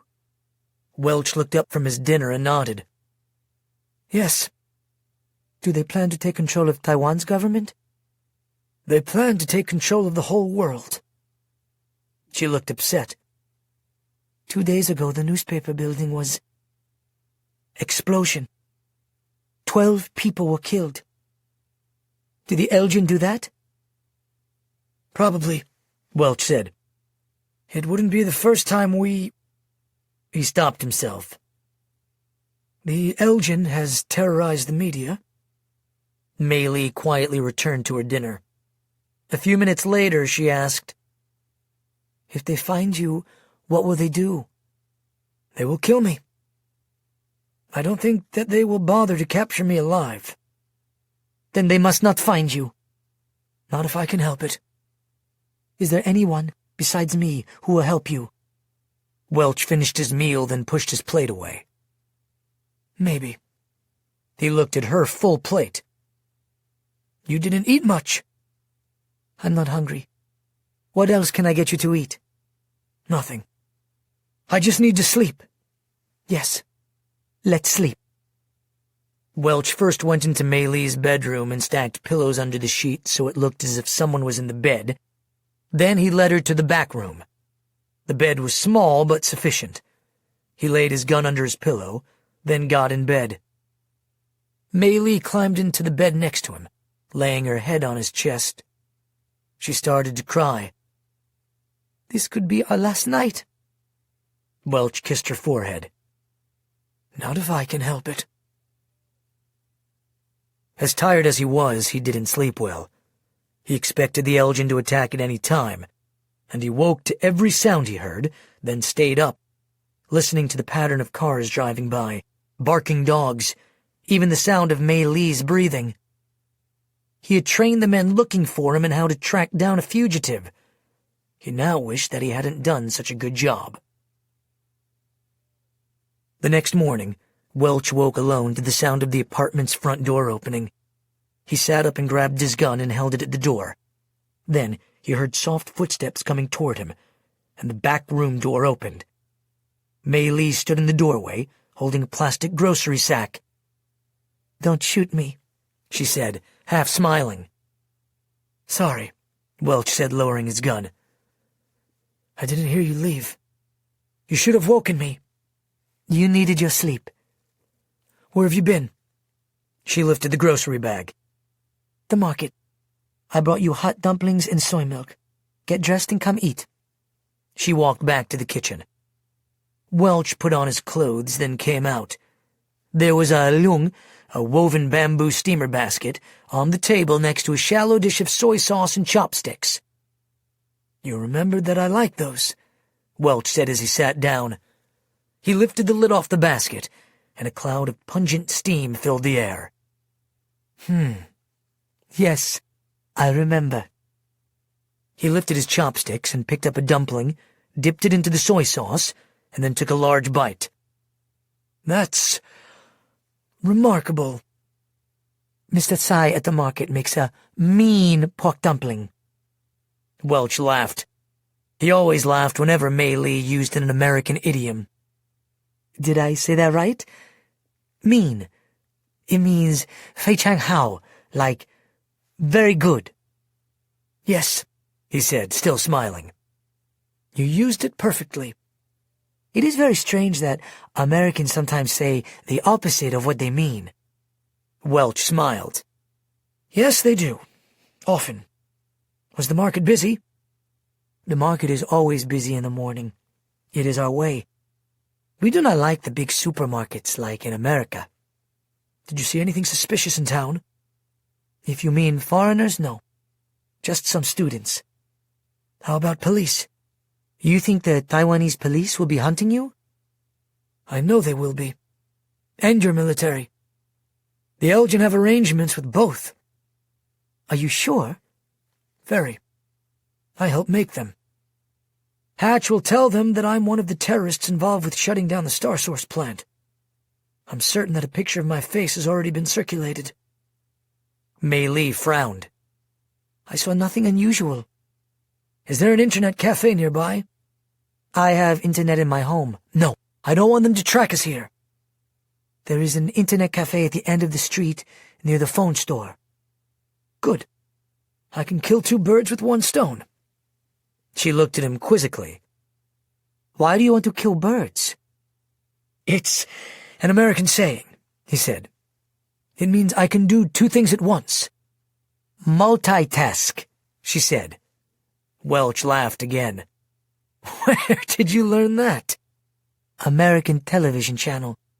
That's where I learn most of my English slang words." Welch fumbled with his chopsticks and dropped one of the dumplings into the dish of soy sauce, spattering the brown liquid all over himself. Mei Li stifled a laugh. "Americans have more trouble with chopsticks than the Chinese language." "We have trouble with both," Welch said. She walked to his side.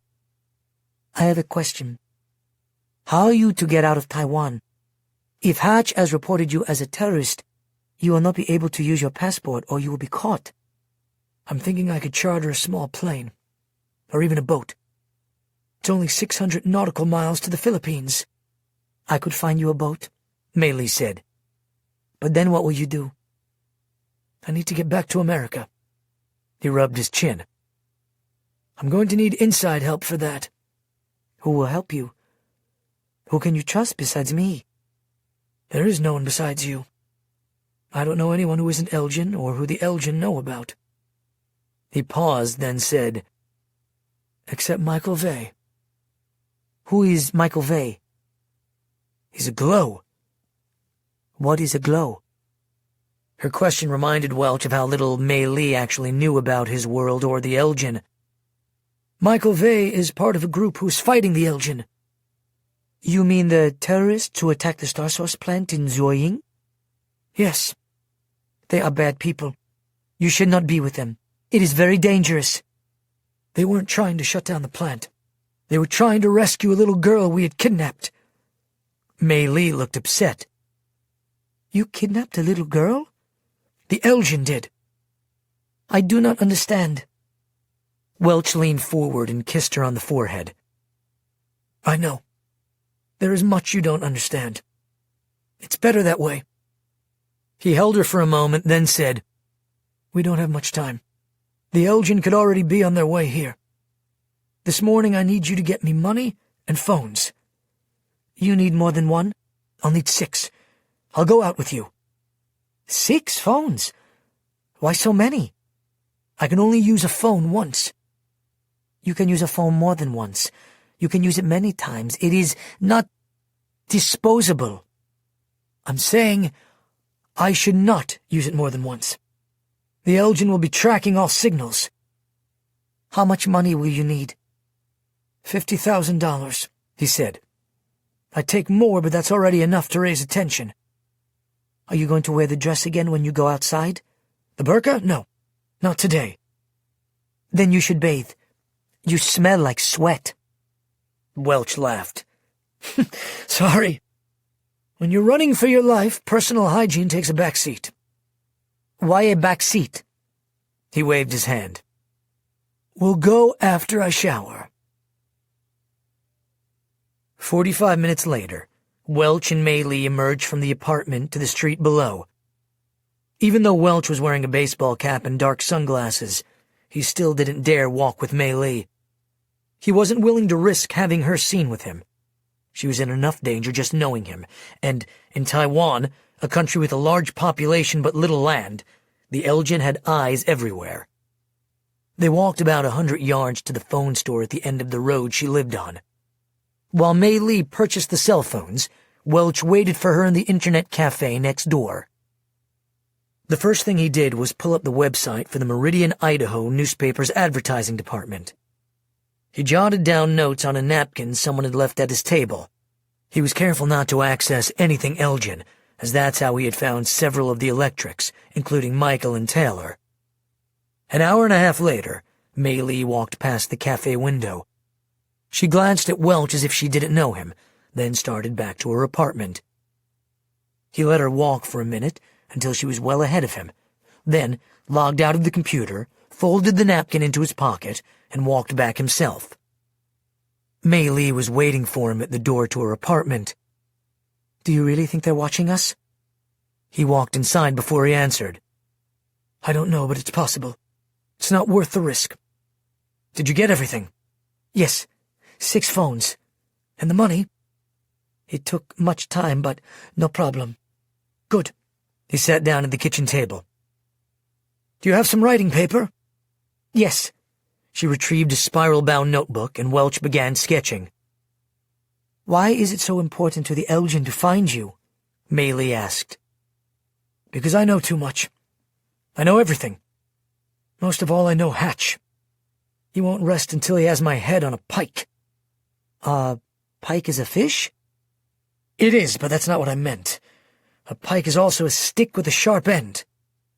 I am sorry. Sometimes my English— Your English is excellent, Welch said quickly. A lot better than my Chinese. Thank you, she said. She watched him continue his work. What are you drawing? An advertisement. Tonight I'll scan it and send it to the newspaper. Mei Li looked at him quizzically.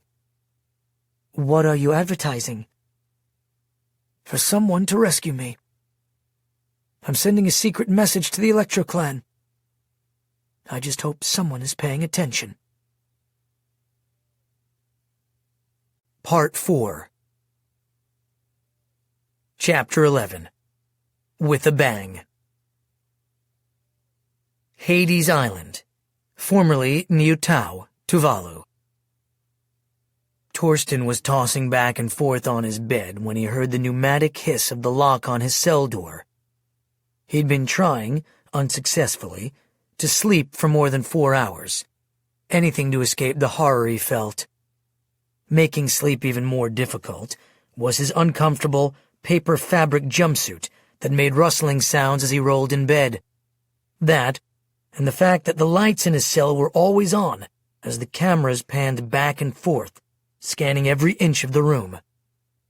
The Hades cells were patterned after the purgatory in the academy, with some of Hatch's own improvements.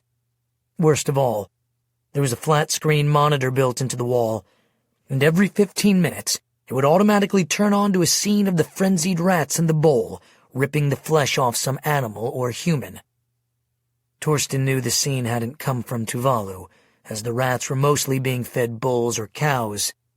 On Tuvalu, like Taiwan, the rats were fed fish. Still, the video had the desired effect. The constant shrieks of the rats had broken him down emotionally until he could no longer eat, and he kept breaking out in uncontrolled fits of sobbing. Torsten had tried to use his power to blow the screen as well as the lights and cameras, but couldn't. He was powerless in this room. The cell had been designed for glows. He had no idea what time or day it was when the door opened and Hatch, escorted by 2 guards, walked into his cell. "Stand up," Hatch said sharply. Torsten looked at him coolly, without moving. Hatch had already ordered him to be fed to the rats, so he didn't have much more to fear, or so he thought. "Stand," Hatch said. He pointed a handheld reset at Torsten and pulled the trigger. A powerful wave of pain shot through Torsten's body, forcing him to gasp out. "All right, you win, but I can't stand with that on." Hatch turned off the machine. "The next time you disobey an order, I'll leave it on until you beg to be fed to the rats. Do you understand?" "Yes, sir," Torsten said, forcing himself to his feet. As soon as he was standing, Hatch said, "Sit." Torsten did his best not to show his anger as he fell back down onto his bed. One of the guards set a chair down next to Hatch. Hatch slid it forward, then sat down across from Torsten, his legs slightly spread. "Leave us," Hatch said. The guards turned and walked out. Now that Hatch was alone, Torsten thought of physically attacking him, but pushed the idea from his mind. Hatch held his reset with the trigger in hand. All he needed to do was flip his finger. "So, you've had time to regret your decision," Hatch said softly. "Yes, sir," he said eagerly. Was Hatch thinking of freeing him? "Of course you're hoping that I have had a change of heart. You'd have to have a heart first." "Yes, sir. I've learned my lesson." "Hope can be such a cruel thing," Hatch said. "Camus was right.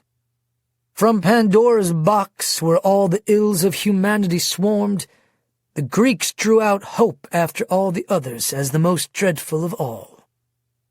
Torsten just gazed at him, trying to decipher his meaning. "Unfortunately for you, at least, what is done is done." A bizarre frown twisted Hatch's mouth and his voice fell. "You are done. It's already been announced to the troops that there will be a public feeding with you as the main course. They've already started the betting pools. You know the ones, you've participated in them. They'll wager on exactly how long you'll live before your heart stops, or how long your screams will last. I understand there is some wider speculation about this contest, Outside of Vey, we've never attempted to feed an electric to the rats before. But Vey was special, wasn't he? Unfortunately, you don't have the same power that he does. Unfortunate for you, at least. I'm actually fine with it." Torsten just blinked. "So the only question that remains, really, is not if it will end for you, but how it will end for you. Will you fade off into oblivion peacefully?" He paused. "I mean, of course, comparatively peacefully. Or in prolonged, horrifying agony?" Hatch leaned forward, his hair falling over his dark eyes. "I've come to make you a deal, for old time's sake. If you cooperate with me, I will see that you are anesthetized before going into the bowl.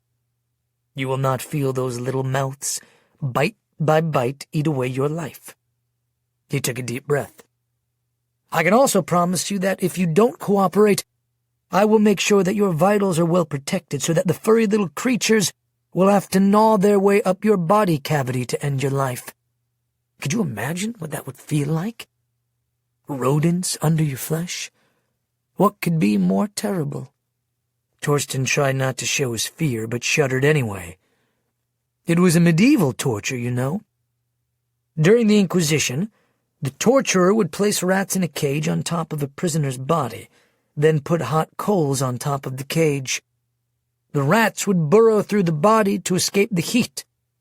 I can imagine how terrifying that would be. I've wondered what would be more painful, the rats or the horror itself. What do you think?" Torsten didn't answer.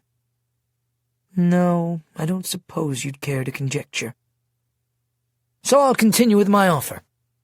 If you fail to help me, you will be terrifyingly aware of every rat's bite.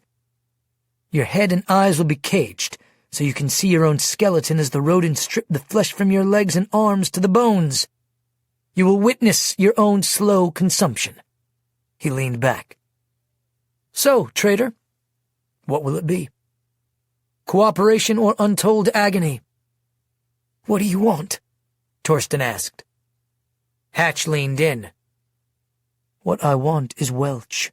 Where is he?" Torsten just looked at him. "I don't know."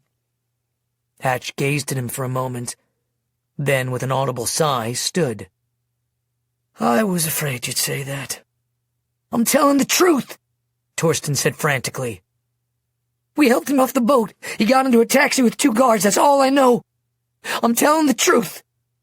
Hatch looked at him sadly.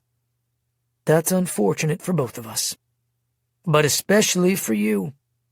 As he walked to the door, the guards opened it for him. Hatch turned back. Tara was more creative. She made up a story. I knew she was lying, of course, but I don't fault her for trying. Fear is a powerful motivator. The guard stepped to Hatch's sides. "If it makes you feel any better, in the words of Room, all revolutions devour their own children." A strange, infantile smile crossed his face. He sang sweetly, "Red of the morning, red of the morning, thou lightest us to early death. Yesterday mounted on a proud street, today a bullet through the breast." Hatch stared into Torsten's eyes. "You will be the first to go. You have 15 days left to live. I suggest you use that time figuring out where Welch is." He walked out the door. The door hissed as the pneumatic lock sealed the cell after him. Torsten fell over on the bed and sobbed. After his visit to Tara and Torsten, Hatch walked to the D corridor to visit Quentin, who had been released from cell 25 just 3 days earlier.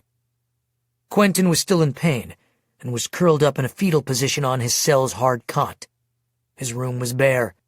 He had no sheets, nothing he could hang himself with, not even his clothing, which, like Torsten's and Tara's garb, was a pink paper fabric jumpsuit.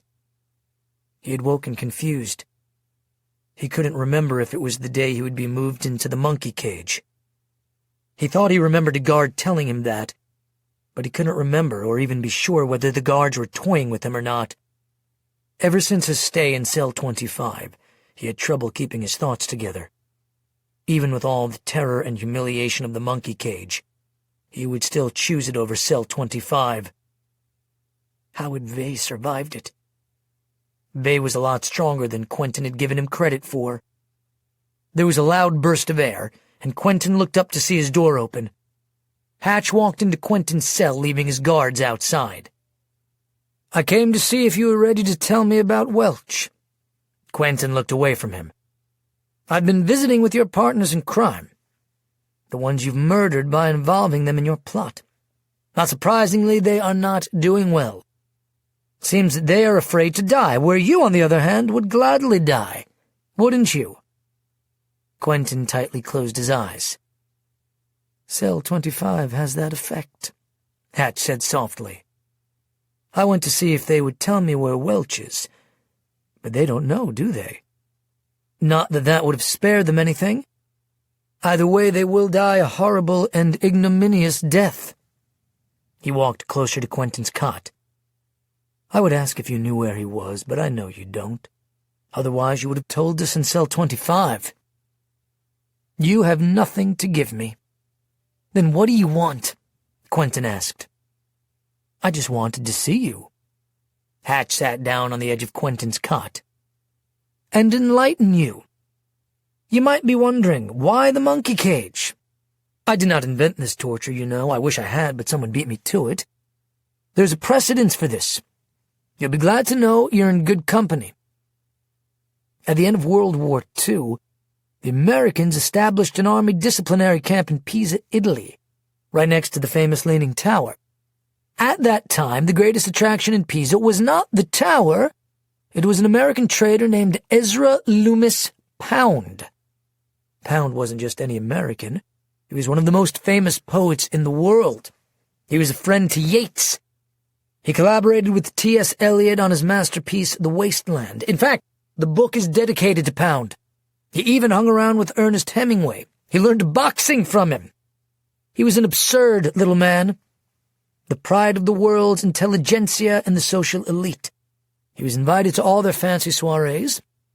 He once attended a London society party dressed in an all-green suit made from the felt of a billiard table. But none of that mattered after the war. He had betrayed his country. He, like you, was a traitor. To punish Pound for collaborating with the enemy, the Americans put him in a monkey cage. It didn't take long for it to crack his beautiful mind. The uncultured American soldiers would stand next to the cage and listen to the madman rant in English, Italian, Chinese, French, and even some languages he made up.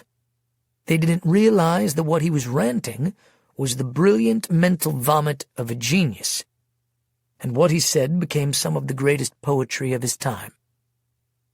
The enormous tragedy of the dream and the peasant's bent shoulders. Mains!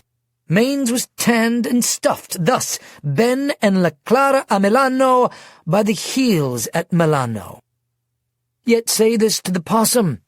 A bang, not a whimper. With a bang, not with a whimper. Ben and Clara were Benito Mussolini and his mistress Clara, who were hung by their feet in Milano. The possum was Pound's nickname for his old friend T.S. Eliot. He was mocking Eliot's poem The Hollow Men. Hatch sighed. This is how the world ends. Not with a bang, but a whimper. Imagine the sight of it. This brilliant, cracked mind throwing his pearls to the swine. It was Pound who later declared, all America is an insane asylum. Hatch looked at Quentin. He was right, you know, except he was too limited in his scope. The whole world is an asylum, and it needs a new director. Tomorrow you go to the cage. Perhaps there you too will find the insanity of genius. A cruel smile crossed his face. Or, then again, maybe just insanity. Hatch walked to the door. Eliot was right. not pound. This is how the world ends. Not with a bang, but a whimper. There will be a bang, Quentin said. The sound of your fall after you're brought down and made to pay for your crimes. You're delusional, Hatch said. Who can challenge me? Who can't I buy off? Michael Vey, Quentin said. He's the good guy. I can see that now. And in the end, he's going to win. For just a moment, Hatch's arrogance flickered. Then his eyes narrowed. Michael Vey is nothing. And in the end, I will feed you his flesh. He turned and walked out of the cell. Quentin curled back up into a fetal position. Chapter 12. King of the Monkeys. Early the next morning, the lights turned on in Quentin's cell, signaling the start of a new day. Actually, a new life. A terrible life. Quentin wondered how long he would survive it. He forced himself from his bed and walked over to the sink. For reasons he didn't understand, he desperately wanted to brush his teeth. A strange desire, considering what was to come. He was shaking so hard he had trouble holding the brush. His heart froze when he heard the sharp, synchronized clicks of heavy boot steps coming down the hall, followed by the hiss of his cell door's pneumatic lock. The door swung open. Quentin turned to see a guard step inside his cell. He wore the scarlet armband of a zone captain, just one level down from an EGG. Behind him was a lower-ranked squad captain in the purple Elgin uniform. The men were followed by 12 guards. Hatch was noticeably absent. Quentin guessed that he was making a point by not being there. He was also making a point by sending a dozen guards when 2 would have been sufficient. In Quentin's present, weakened condition, 1 would have been enough. The guards were wearing dress uniforms, which meant that his internment would be a ceremony of sorts. There would be an audience at his engagement. The zone captain spoke. "Quentin, face me." Quentin slowly turned around. Since Cell 25, all his movements seemed slow. He looked the captain in his eyes. "For acts of treason against Admiral General Hatch and the Elgin politic, you have been sentenced to life internment in the eastern primate cage of the Hatch Center Square. Guards, take the prisoner." 6 of the guards rushed past the captain and surrounded Quentin.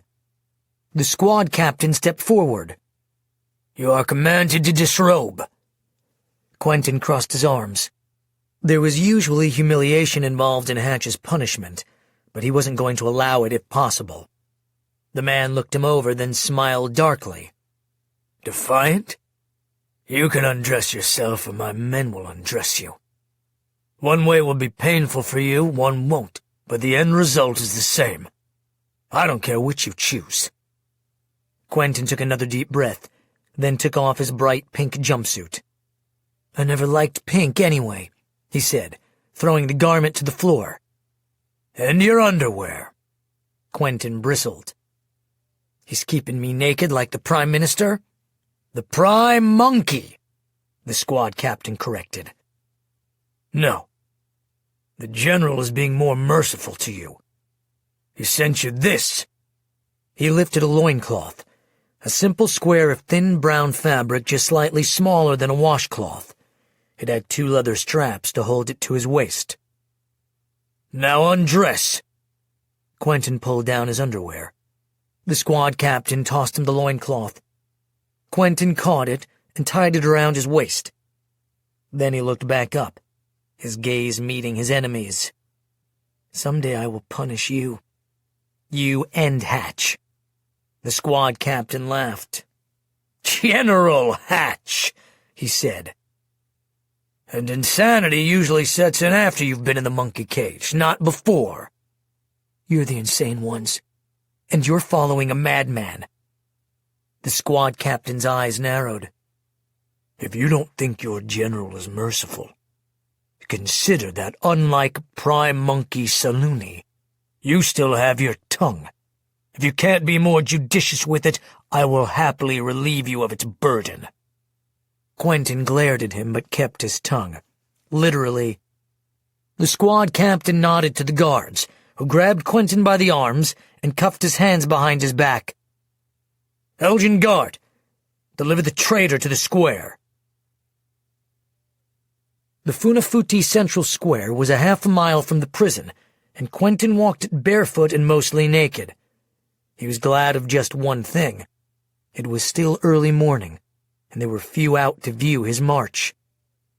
The plaza, now renamed Hatch Center Square, was 5 acres of smooth, round cobblestone. In the very center, next to a flagpole, workers were erecting a 50-foot marble column, which would eventually hold a bronze, heroic-sized statue of General Hatch. The project was behind schedule, and the original project manager had been sent to the rat bowl for incompetence. On each side of the column was a large metal cage. The first cage Quentin was well aware of, as he'd passed it many times before. In addition to its primate inhabitants, it held the former Prime Minister Saluni. Attached to the bars of the cage was a metal sign that read, "Prime Monkey." The procession marched in front of the cage. Saluni was quietly huddled in one corner. He already looked more animal than human. He was pale and ill, and had lost enough weight that his ribs seemed to stretch his skin. He was covered with filth and fleas and blood, as he bore dozens of bite marks. He had been attacked by the monkeys, fighting for the alpha position of the cage. The Prime Minister appeared to have lost. Where he once led a nation, he was now subject to the cage's largest monkey. Saluni watched the procession with dull, lifeless eyes, and Quentin quickly turned away from him. Quentin had once mocked the Prime Minister for his misfortune. Now Quentin could hear the echo of his cruelty returning to him. As he passed, the tongueless leader let out a loud screech, and Quentin jumped. The pitiful, anguished cry filled him with terror. How long until he too was reduced to an animal? The guard passed the marble column to a second cage, where a crowd of Tuvaluan natives was gathered. Baskets filled with rotted fruit and vegetables sat on the ground in front of them. It was a smaller crowd than Quentin expected, less than 100 natives, and he thought they looked nearly as miserable as him. Many of them even looked away from the procession, as if they were embarrassed for him. Quentin had imagined that there would be a larger crowd, eager for revenge, but even those gathered didn't look as if they wanted to be there. It occurred to him that they'd been brought against their will. The guards walked Quentin in front of the second cage and paused briefly for him to view it. The cage was filled with capuchin monkeys, who watched the parading humans with curiosity as they swung around on tree branches, whistling and screeching with excitement. The cage stunk from the monkeys' droppings, which covered the cage floor. Quentin realized that he had been so worried about the cage itself that he had neglected to consider its occupants. He wondered for the first time if the monkeys would attack him. The guards marched Quentin around to a large platform on the side of the cage. Quentin recognized the platform as the same one he had stood on as Hatch pronounced him King of the Hatch Islands. It was not a coincidence that the same platform was being used, and Hatch would have been pleased that the irony was not lost on Quentin. There was a door on the side of the cage with a handwritten sign, "Quentin the Traitor, King of the Monkeys." An especially large guard stood next to the cage door, with a chain draped over his shoulder and a heavy padlock in his hand. One of the guards unlocked Quentin's cuffs and took them off. Then the large guard opened the cage door. "Welcome to your new kingdom," he said solemnly, reciting the words he'd been assigned. "Rule it well." Quentin looked warily at the monkeys who were already gathering near the door. He wished that he had Torsten's or even Tara's powers. An EMP would do nothing to monkeys. For the first time ever, he wished that he were Michael Vey. "Go," the guard said. In the lunacy of the moment, Quentin's mind drifted to something he had studied back at the academy. Dante's Inferno, Canto 3. "Through me you pass into the city of woe." Through me you pass into eternal pain. Through me among the people lost for aye. All hope abandon, ye who enter here. All hope abandon, Quentin mumbled to himself, unable to make himself go any farther.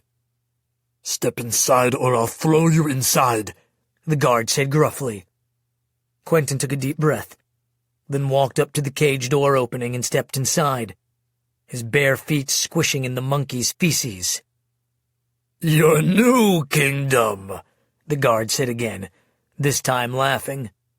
He shut the door behind Quentin, wrapped the chain around the bars of the gate, and then locked it, slipping the key into his pocket. By the Admiral General's orders, though sick or dying, you will never set foot outside of this cage again. The pronouncement sent chills through Quentin's body. The guards, still in formation, stepped down from the platform, and the zone captain picked up a megaphone from the side of the cage. Citizens of Hatch Islands, before you is a traitor to your country. Show him your displeasure. The native showed no displeasure nor interest whatsoever, but just stood there staring. The zone captain lowered the megaphone and shook his head. Idiots. He turned to his side. Squad captain, show them the fruit. The squad captain approached the people. There's fruit here. Still no one moved. The zone captain growled. Show the people what they're supposed to do with the fruit. Yes, sir. The squad captain walked over to one of the baskets and picked up an overripe tomato. Speaking slowly, he said, You throw the fruit at the traitor. Like this. He turned and lobbed the tomato at Quentin, though he missed by at least 12 feet and hit a large silver-haired capuchin monkey that screeched, then jumped to the opposite side of the cage, climbing the bars to the top. The zone captain shook his head again. Maybe we should get someone with a better aim. Sorry, sir. The squad captain picked up a rotten guava and walked up next to the cage and threw it, hitting Quentin on the calf. Then he walked back to the group, who still showed no interest. Now you pick up the fruit and throw it. One of the older men stepped forward and lifted a papaya.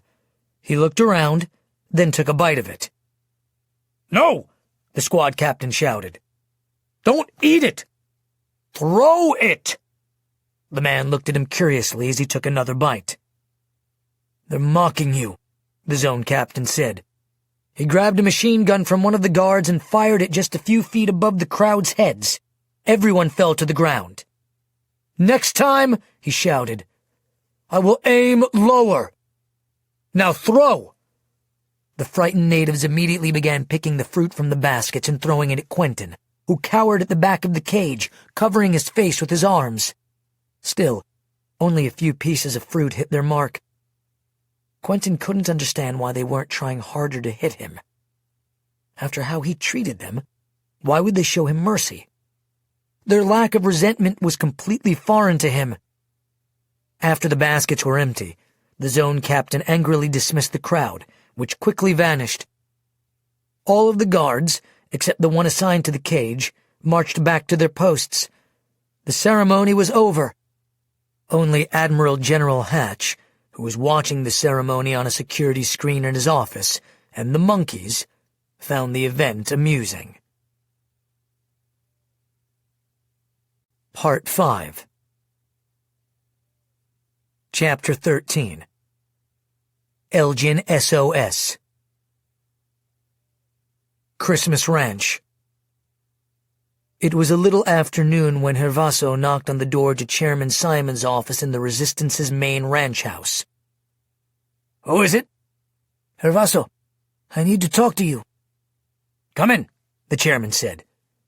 Hervaso stepped into the small wood-paneled office. The chairman looked up at him from his desk. How are the kids? Bored. Anxious. Exactly how they should be. Hervaso laid a piece of paper on the chairman's desk.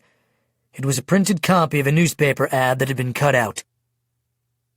I think you should see this. Bay Electric. Your full-service electrical experts. Emergency installations, lighting designs, generator systems, electric water heaters, new house wiring, switches and fixtures, outlets and circuit breakers, surge protectors. Serving the greater Meridian, Idaho area for 15 years. Call 886-555-6423, extension 1. The chairman looked up. Where did you get this? Gabino. Our mechanic up in Idaho came across it in the Idaho Statesman. I had him email it over. The chairman looked back over the ad, then up again. Is it a relative of Michael's? Hervaso shook his head. There aren't any other Vays in Idaho. In fact, there's no such company as Vay Electric anywhere in the U.S. Then what is this? He was the name Vay that caught Gabino's eye.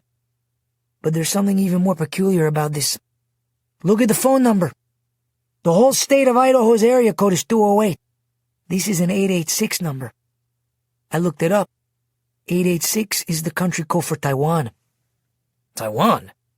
I think someone might be trying to get in touch with us, but it's not just anyone. It's someone who knows that Michael Vay is electric, and that makes it a very short list. A more serious look crossed Hervaso's face. And then I found the hidden message. The chairman looked back down at the ad for a moment, then looked back up again. I don't see it. Read the first letter of each line. He looked back down, reading each letter aloud. E-L-G-E-N-S-O-S.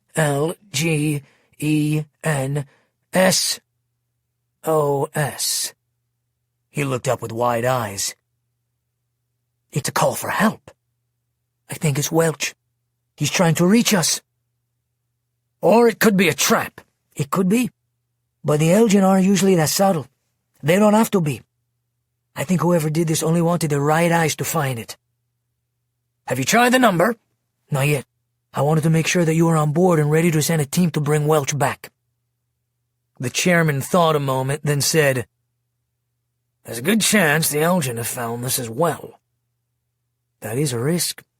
Still, it's one I think we should take. The chairman took a deep breath, then said, Call the number. Hervaso walked 100 yards up the hill behind the main house to the water tower. He climbed the ladder to the top to make the call.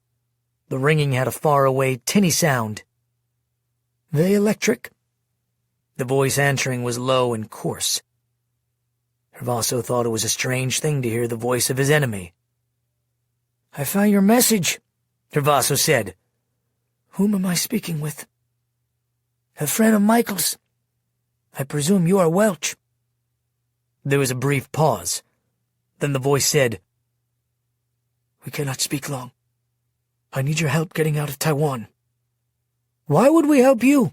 Hervaso asked. Don't play this game. We both know I have information you need to bring down Hatch. How do we know we can trust you? Just go online. You can see for yourself that Hatch has put $1 million bounty on my head. That's not something he can fake. We'll send a team to get you out of the country.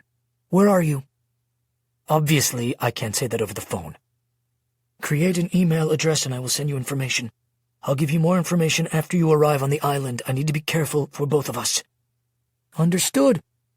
I'm going to give you another phone number. Do not lose it. It's the only number where you will be able to reach me. Do you have something to write with? Yes, go ahead. Welch gave him the number, then asked, Is this number one I can reach you at later? Yes, this is my personal number. I'll be in touch tomorrow. I'll wait to hear from you. Goodbye. Welch hung up. Hervaso put the phone back into his pocket, then looked out over the sprawling ranch. The wind blew softly, and the tapping sound of a woodpecker echoed in the distance like a telegraph. Everything was so peaceful. Not for long, he thought. Not for long. Part 6. Chapter 14. Roik. Nike. Tuvalu. Admiral General, sir. I have something to report. Come in, Roik, Hatch said. David Roik was the first Polish recruit to the Elgin force and had risen quickly to the rank of zone captain. He was loyal, smart, and a fanatic for the Elgin cause, all qualities Hatch admired. "Our spiders picked this up," Roik said. "Vey Electric, your full-service electrical experts. Emergency installations, lighting designs, generator systems, electric water heaters, new house wiring, switches and fixtures, outlets and circuit breakers, surge protectors. Serving the greater Meridian, Idaho area for 15 years. Call 886-555-6423, extension 1. Hatch's eyes slowly panned over the ad. "Mr. Vey, what are you up to?" "We don't believe it's Vey," Roik said. Hatch looked up. "No?" "We believe it's from someone trying to reach Vey. It's a code." Roik ran his finger along the bulleted line. "Elgin SOS," he said. "The phone number listed isn't an Idaho number. It's the country code for Taiwan." "Welch," Hatch said. "It's Welch." "That's what we're thinking." "That means he has a phone, and if he has a phone, we can track him." "Exactly. We wait until he uses it, triangulate it, and capture him. We've already begun. He's in central Taiwan near the city of Changhua." "Does EGG Danes know about this?" "Yes, sir. He's already assembled a team to capture him. We're just waiting for Welch to use the phone again to pinpoint his exact location." Hatch sat back. "Tell Danes I want to be briefed in real time about his mission." "Yes, sir." "Well done, Roik. After Welch is captured, I'll see that you are amply rewarded. We do have a vacancy among the EGGs." "Thank you, sir. It's my pleasure to be of assistance, sir." As Roik walked out of the office, Hatch smiled. "I've got you, Welch. You fool. I knew I'd get you. Once again, you failed." Chapter 15. Target located. The Elgin's cellular triangulation revealed that Welch was hiding out at a farm in the small Taiwanese farming village of Dazhu, along Taiwan's western coast. The village was built near a hilly valley stepped with rice paddies. It was a remote location, primitive, about 5 miles outside of the main city of Changhua. For Danes, it was a perfect place to attack. The only possible escape route was a small bamboo forest to the east, which was where the Elgin would create their line. If Welch chose to run, he'd be forced out into the open and gunned down. Hatch wasn't taking any chances with losing Welch again. He personally alerted the Taiwanese army that he had located one of the terrorists who had brought down the Taiwanese Star Source plant. He also arranged for the Taiwanese Coast Guard to patrol the coast and supply a guard unit of 100 men to supplement the 8 squads of guards under the command of EGG Danes. Those were only precautions. Hatch had complete confidence in Danes. He was as efficient as he was ruthless, and had proven himself a skilled hunter of beast and men. Danes had been born in South Africa, and as a child had learned the Zulu method of hunting lions. The native warriors would fan out in a large V formation armed with only leather-capped drums, which they pounded fiercely as they marched forward. As they moved through the brush, the lion would run away from the sound to where hunters would be waiting with spears or, in later years, high-powered rifles. Danes' plan for catching Welch was roughly the same. The Taiwanese soldiers would, in a V formation, advance on one side of the farmhouse, forcing Welch into the waiting ambush of heavily armed Elgin guards. The key was to make him run. A man holed up in a fortification can dig in for days, but a man on the run is exposed, vulnerable, and more likely to make rash, poor decisions. Danes' force moved quickly as it surrounded the farmhouse. Drones, snipers, and men with high-powered binoculars watched every inch of the farm.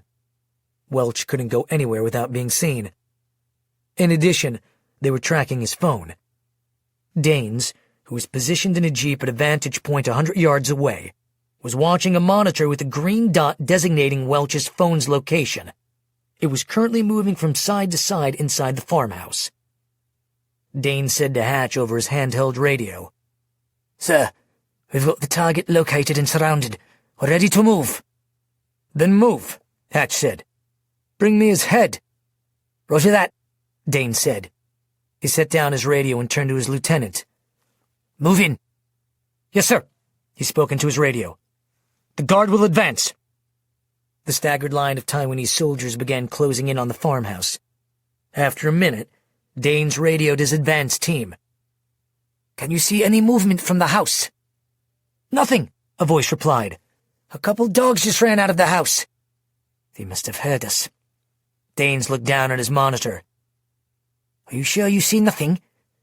"There's target movement on my monitor." "No, sir." "Could there be an underground tunnel?" "No, sir. We're surrounded by rice paddies." "We need to move in faster. Secure the facility. Let no one pest you." "Yes, sir." As Danes watched his troops close in around the farmhouse, the green dot on his monitor suddenly passed through the army's line. "Captain!" Dane shouted into the radio. "Welch has just crossed your lines and moved outside your circle. He's behind you." "Unless he's invisible, that's impossible. Give me coordinates." 52347. "Is he disguised as a soldier?" "There is no human at those coordinates." "Well, something just walked through your lines." Danes pulled out his gun and turned to his driver. "Go!" The driver followed Danes' directions until he shouted again. "There! He stopped in that clearing!" Danes jumped out of the truck, holding out his gun. "Cover me." "Yes, sir." Danes walked around the brush expecting to surprise Welch. Instead, all he found was a small, underfed dog lapping at the water in the rice paddy. It docilely looked up at him as he approached. The dog had silver duct tape wrapped around its torso. "What have you got there?" Dane said, squatting down next to the animal. There was a rectangular, box-like lump under the tape. Danes ran his hand over it, then let out a deep breath. "Welch, you clever devil." Welch's cell phone was strapped to the dog's back.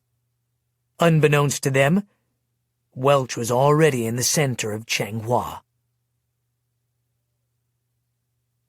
Chapter 16. Lying Low. By the time the Elgin had reached Changhua, Welch had used 4 of the 6 cell phones Mei Li had purchased for him. He would use each phone only once, then discard it, usually attaching it to a random vehicle or animal. One he had placed inside the bumper of a bus headed north to Taipei, another on a frozen fish delivery truck. His first phone he had taped to the dog in Changhua. It was the same phone that Hirvaso had called to contact him. For the time being, Welch had taken the batteries from the last 2 phones. He wouldn't need them for a few more days, not until the Electro clan arrived in Taiwan. Until then, he would lay low in a small apartment Mei Li had found and stocked with food and water. Still, he was anxious. He just hoped the Electro clan found him before the Elgin did. Part 7. Chapter 17. Unseen Currents. Michael Vey at Christmas Ranch. My life has taught me that nothing in this world stays the same. Nothing. Not me. Not even you. The sooner you accept this, the sooner you can figure out how to live your life. Maybe even enjoy it. 2 things I know about change. First, sometimes it seems like we're just bobbing up and down in the ocean trying to keep our heads above water, when really we are being moved along by unseen currents, imperceptibly being dragged to some distant shore. Second, it pretty much always hurts. I keep reminding myself of this, because while the world we live in is changing, so are our hearts and minds. Things that are important now won't be important later, and things that aren't important now will be super important later. It's true for everyone. You start out thinking you're going to be some kind of person, and that life is laid out and as predictable as a video game. Then, you realize that the rules have changed. There are characters in your game you didn't plan on. There are things you have to do that you never wanted to do. And sometimes the purpose of the game seems to change. I suppose it's like that for everyone. Everyone must come to the realization that the life they have and the life they thought they'd have aren't ever the same thing. And then the question is, what are they going to do about it? I suppose that's what Hatch and the Elgin are about. Change. Evolution. Or de-evolution. Oh, I guess there's one more thing I know about change. Not everything changes for the better. Chapter 18. The Hunters. It was a Sunday, I think. I wasn't sure. Since arriving at the ranch, it had been hard to keep track of what day it was. The sun was setting over the western hills of Kane County, casting the ranch in a rose-gold hue, which, in spite of all the fear I carried, was still beautiful. After dinner, Taylor and I grabbed a couple of quilts from my bunkhouse and walked down to the pond. We laid the blankets flat on the wooden dock that hung out over water that had been dyed blue-green, so it looked more like water from the Bahamas than a cow pond. The sun had fallen during our short walk, and the canyons to the east were bright pink with the sun's last offering. We lay down next to each other. "It's so beautiful," Taylor said. I pointed toward a large stone outcrop. "See that ridge right there? That juts out? It's called Queen's Throne." "How do you know that?" "Austin," I said. "Austin," she repeated. Of course Austin knew. Just past that is the city of Kanab. They used to shoot a lot of old Western movies there. They call it Little Hollywood." "Austin again?" I nodded. He knows everything. We looked out over the horizon in silence. The canyons changed as the sun fell more, and shadows crept up from the plateau's jagged foothills like a rising hand. I swatted at a moth that was fluttering in front of my face. Being outside at night at the ranch was a problem. As the sun set, the insects were attracted to our glows, but especially mine, which now seemed to be getting brighter almost daily. I felt like a glow stick, or, more accurately, a bug zapper. An electrical discharge insect control system, as Austin would call it. The truth is, I didn't need to swat at the bugs. They'd disintegrate as soon as they landed on my skin. I just didn't like the powder marks and the smell of burning insects on my body. "Your glow is getting brighter," Taylor said. "I'm still getting more electric." "Does that worry you?" "I don't know. I'm not sure what it means." I looked at Taylor. "I find myself still worrying about that lie Hatch told me at the academy about some of the electric children dying of cancer. He uses fear and lies to control people. The thing is, I know it's a lie. So why do I still think about it?" "A lie can exist in your mind even when you know it's a lie. That's why you should never stop challenging your beliefs." I looked out over the pond. A fish jumped. "You're right." "It's so peaceful out here," Taylor said. She was tracing the fern-like scars on my arm with her fingernail. "They're weird, aren't they?" I said. "I like them. I always have." She was quiet a moment more, then said, "I'm afraid of this mission. I have a bad feeling about it." She looked up into my eyes. "Are you afraid?" I took a deep breath. "Yeah. Like, out of my skull afraid." "Then why are we doing this? Why don't we just stay here?" "Because eventually the Dark Lord will reach the Shire," I said. Taylor looked at me peculiarly. "I mean, the battle will come here, too." "Then let it," she said. "Let them come to us. By the time it reaches us, it'll be too late. We'll have no chance at all." She sighed. "You're right. I don't like it, but I know you're right." She went back to tracing on my arm. "Is everyone coming?" "So far." Even Grace? No. She'll be helping from back here. She'd just be another person we'd have to watch out for. My parents are freaking out about this. My father doesn't want me to go. When did he say that? Last night. He said we just got back together, and he'll never let me out of his sight again. A part of me was glad to hear this. The protective part of me didn't want her to go, even though I honestly didn't think we could succeed without her. This morning I heard him telling the chairman that this was a suicide mission, and he couldn't believe the chairman would send a bunch of kids to their deaths. What did the chairman say? He said that we aren't just a bunch of kids, that we're not only gifted, we're smart. That describes us, I said sardonically. Then he said he knew it was dangerous, but these are dangerous times. She hesitated. No. He said, desperate times. And desperate times require desperate measures. So we're a desperate measure, I said. Apparently. She frowned. You know what's really weird? My brothers in college have no idea what's going on. My father hadn't even told them that my mother was arrested. How would you even begin to explain things to them? I have no clue.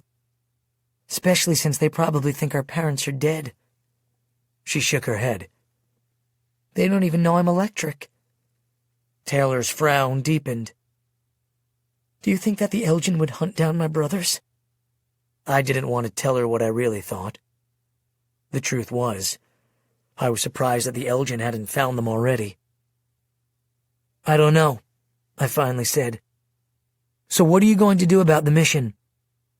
What do you want me to do? I thought for a moment, then breathed out slowly. I want you to be safe. I want you to be 1,000,000 miles away from Hatch and the Elgin. That would put me on the sun. I grinned. The sun is 93 million miles from the Earth. She grinned back. Really, Austin? Sorry, I am starting to sound like him. One Austin's enough. She laughed. Actually, one is more than enough. My point is, I don't care how far you are from Hatch, just as long as he can't find you. So you don't want me to go? I again hesitated. I want you to be safe. But I don't know if we can do it without you. I know I can't. You saved my butt at least 10 times. You've saved mine too, Taylor said softly. Don't worry. I know you need me. And I'm not a kid asking my mommy and daddy for permission anymore. I left all that back in Idaho. My dad still doesn't understand the big picture. He still believes that things can go back to the way they were, and we can be a cozy, innocent little family. What he wants right now doesn't matter. The only thing that matters is whether or not it's the right thing. She touched my face. You taught me that. If we don't stop the Elgin, they'll just grow more powerful. The longer we wait, the more dangerous they become. Like python eggs. Exactly. Easy to crush, but let them hatch and grow, and they'll crush you. Let them hatch, I thought. There's something else I don't know what to do about. I mean, in case we don't make it back, Taylor said. What's that? I know what Jade Dragon knows. I mean, I don't understand it, but I could recite it all. Should I tell them? I swatted at another moth. I don't think so. You don't trust the Resistance? I don't know if I trust them with that. But we've trusted them with our lives. It's not the same. Even if they weren't our friends, our lives are important to them, but this is different. Some information is too tempting. It's like, I've never stolen anything before, but if you told me that there's $1 million unguarded in a box behind the school, I might consider taking it. You know what I mean? Yeah. What if someone decides that it's a good idea to beat Hatch at his own game by creating their own electric civilization? Someone? You mean the Resistance? I nodded. We don't really know much about the Voice, do we? What I do know is that much power in one person's hands is too much. Besides, they know where to find Jade's dragon. I kissed the top of Taylor's head. There will be time to figure this out after we come back. She nodded. After we come back. She cuddled back into me. We lay there quietly on the quilt with my arms around her and her head on my chest. She felt so good, so warm and soft. In spite of the mess of my life, I still felt lucky. If my electricity had brought me nothing but Taylor, it was worth it. I couldn't imagine loving anyone more than I loved her. Then Taylor lifted her head and looked at me. There's something else I want to tell you. But I'm afraid. I leaned up on one elbow. Why would you be afraid? I don't want you to think I'm crazy. I know you're crazy, I said. She punched my shoulder. No, I'm serious. It's weird. So? I'm weird. Tell me. She took a deep breath. How do I begin? She hesitated a moment, then said, I read something the other day that said we only use 10% of our brains. Except, like Austin, he probably uses like 90%, but this article said that if we could use all of our brains, we would not only be able to read minds, but we'd be able to see the future. She looked at me intensely. I thought it was interesting that they made the connection of mind reading to seeing the future. What do you think of that? I shrugged. I don't know how you can know something that hasn't happened, but I don't know if time is really the way we think it is. Austin once tried to explain to me Einstein's theory of relativity and how time warps. I didn't get it. He also said that Stephen Hawking said that he couldn't understand why we couldn't remember the future, so maybe if our brains were powerful enough, we could. So, you think that it might be possible to tell the future? Yes. I mean, people have made predictions before, like prophets and Nostradamus and stuff. I looked into her eyes. Why? Something is happening to me. I keep having dreams, but they don't feel like dreams. They feel real. Almost like memories. And they come true. At least they have so far. What kind of dreams? She sat up, pulling back from me a little. Like right after we escaped the Star Source plant in Taiwan, I had a dream that all these black dragons were flying over Timepiece Ranch, and then they started breathing fire over it until everything was burned to ashes. After it was over, there was one dead dragon on the ground. And when we got there, that's what we saw. The ranch was completely burned up, and there was one crashed helicopter on the ground. Why didn't you tell me about your dream? I sat up too. I didn't think it mattered then. I mean, we were facing real nightmares in Taiwan. But then I had another dream. The night after we met up with Hervaso in the Gadsden, I had a dream that my mother was in a cage and my father was walking around it dressed in his police uniform. I asked him why he didn't let her out, and he said, because she stole you. I said, how could she steal me? I'm right here. And he said, no one can see you, so the police won't let her go. Taylor exhaled slowly. Then, just a few days later, we find out that my mother had been arrested by the Boise police and charged with my disappearance. That's weird, I said, not sure what to say. Taylor looked upset. I don't know what to make of it. She looked me in the eyes. Am I like psychic? Maybe we should talk to Austin about this. I'm sure he'll know something about this. Taylor put her hand on my arm. I don't want anyone else to know. At least not yet. Okay, I said. Anyway, if it's true, then it's a good thing. We'll have an idea of what's going on. Yeah, if we knew what my dreams meant. Like last night, I had a dream that my father grew antlers like a deer and was running around the ranch being chased by hunters. Then one of them shot him. Were they Elgin? I don't think so. I mean, it was like they were just hunters. Just then, The serenity was broken by the sound of 3 gunshots, the sharp recoil echoing through the surrounding hills. "What was that?" Taylor asked. "Gunshots." My worst fear flooded in. What if the Elgin has found us? "We'd better go see," I said. I looked to the hill south of us where the water tower and sentry were. "It came from over there." Leaving our blankets, we ran up the north bank of the hill toward the water tower. It wasn't easy in the dark, as our path was lit only by a rising moon. We had run nearly 200 yards from the pond when we reached the top of the hill.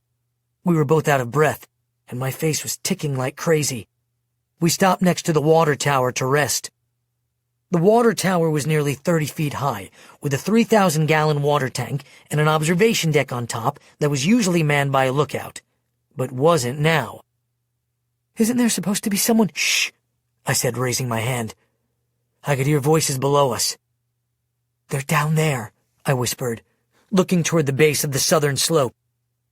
The hill was cast in dark shadows and covered with cedar and juniper, which gave us good cover as we hurried down. We pulled our sleeves over our hands, so the only visible glow was on our faces. At the base of the hill, on the dirt road that paralleled the corral leading to the main house, was a group of 5 or 6 men. "Are they Elgin?" Taylor asked. "I can't tell. Let's get closer." As we neared the road, I could see that the 2 men with their backs to the ranch were Chairman Simon and Taylor's father. In front of them were 4 men with rifles. "That's my dad," Taylor said, starting to stand. I grabbed her. "Stay down. They aren't Elgin, but they've got guns." "They're hunters," Taylor said. "What are they doing out so late?" "Let's get closer." About 20 feet from the road, there was a fallen juniper with its roots extending high enough that we could hide behind it. We crept the final few feet, carefully picking our steps to not make any sound.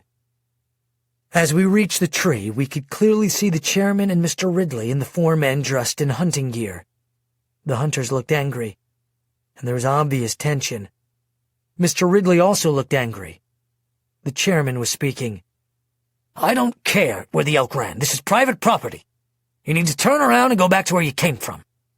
One of the hunters laughed, then mumbled something. It sounded to me like he had been drinking. "Listen, Joker," one of the hunters said. "I got a shot on that elk, and I'm claiming it." The chairman crossed his arms. "You can claim all you want, but this is private property. You can't trespass." Another one of the men spoke, his words slightly slurred. "We chased it here. If we're in chase, we can continue. It's the law." "That's only a law for police in pursuit," Mr. Ridley said. "I'm a cop, and I'm giving you 10 seconds to turn around and get your hairy hides out of here." The men looked at each other. Then 2 of them leveled their guns at Ridley. "What kind of stupid are you? We're in the middle of nowhere. You got 4 men with guns and you're telling them to leave? Maybe I'll just bag—" The man suddenly stopped, and his rifle drooped until it was pointing at the ground. I looked over.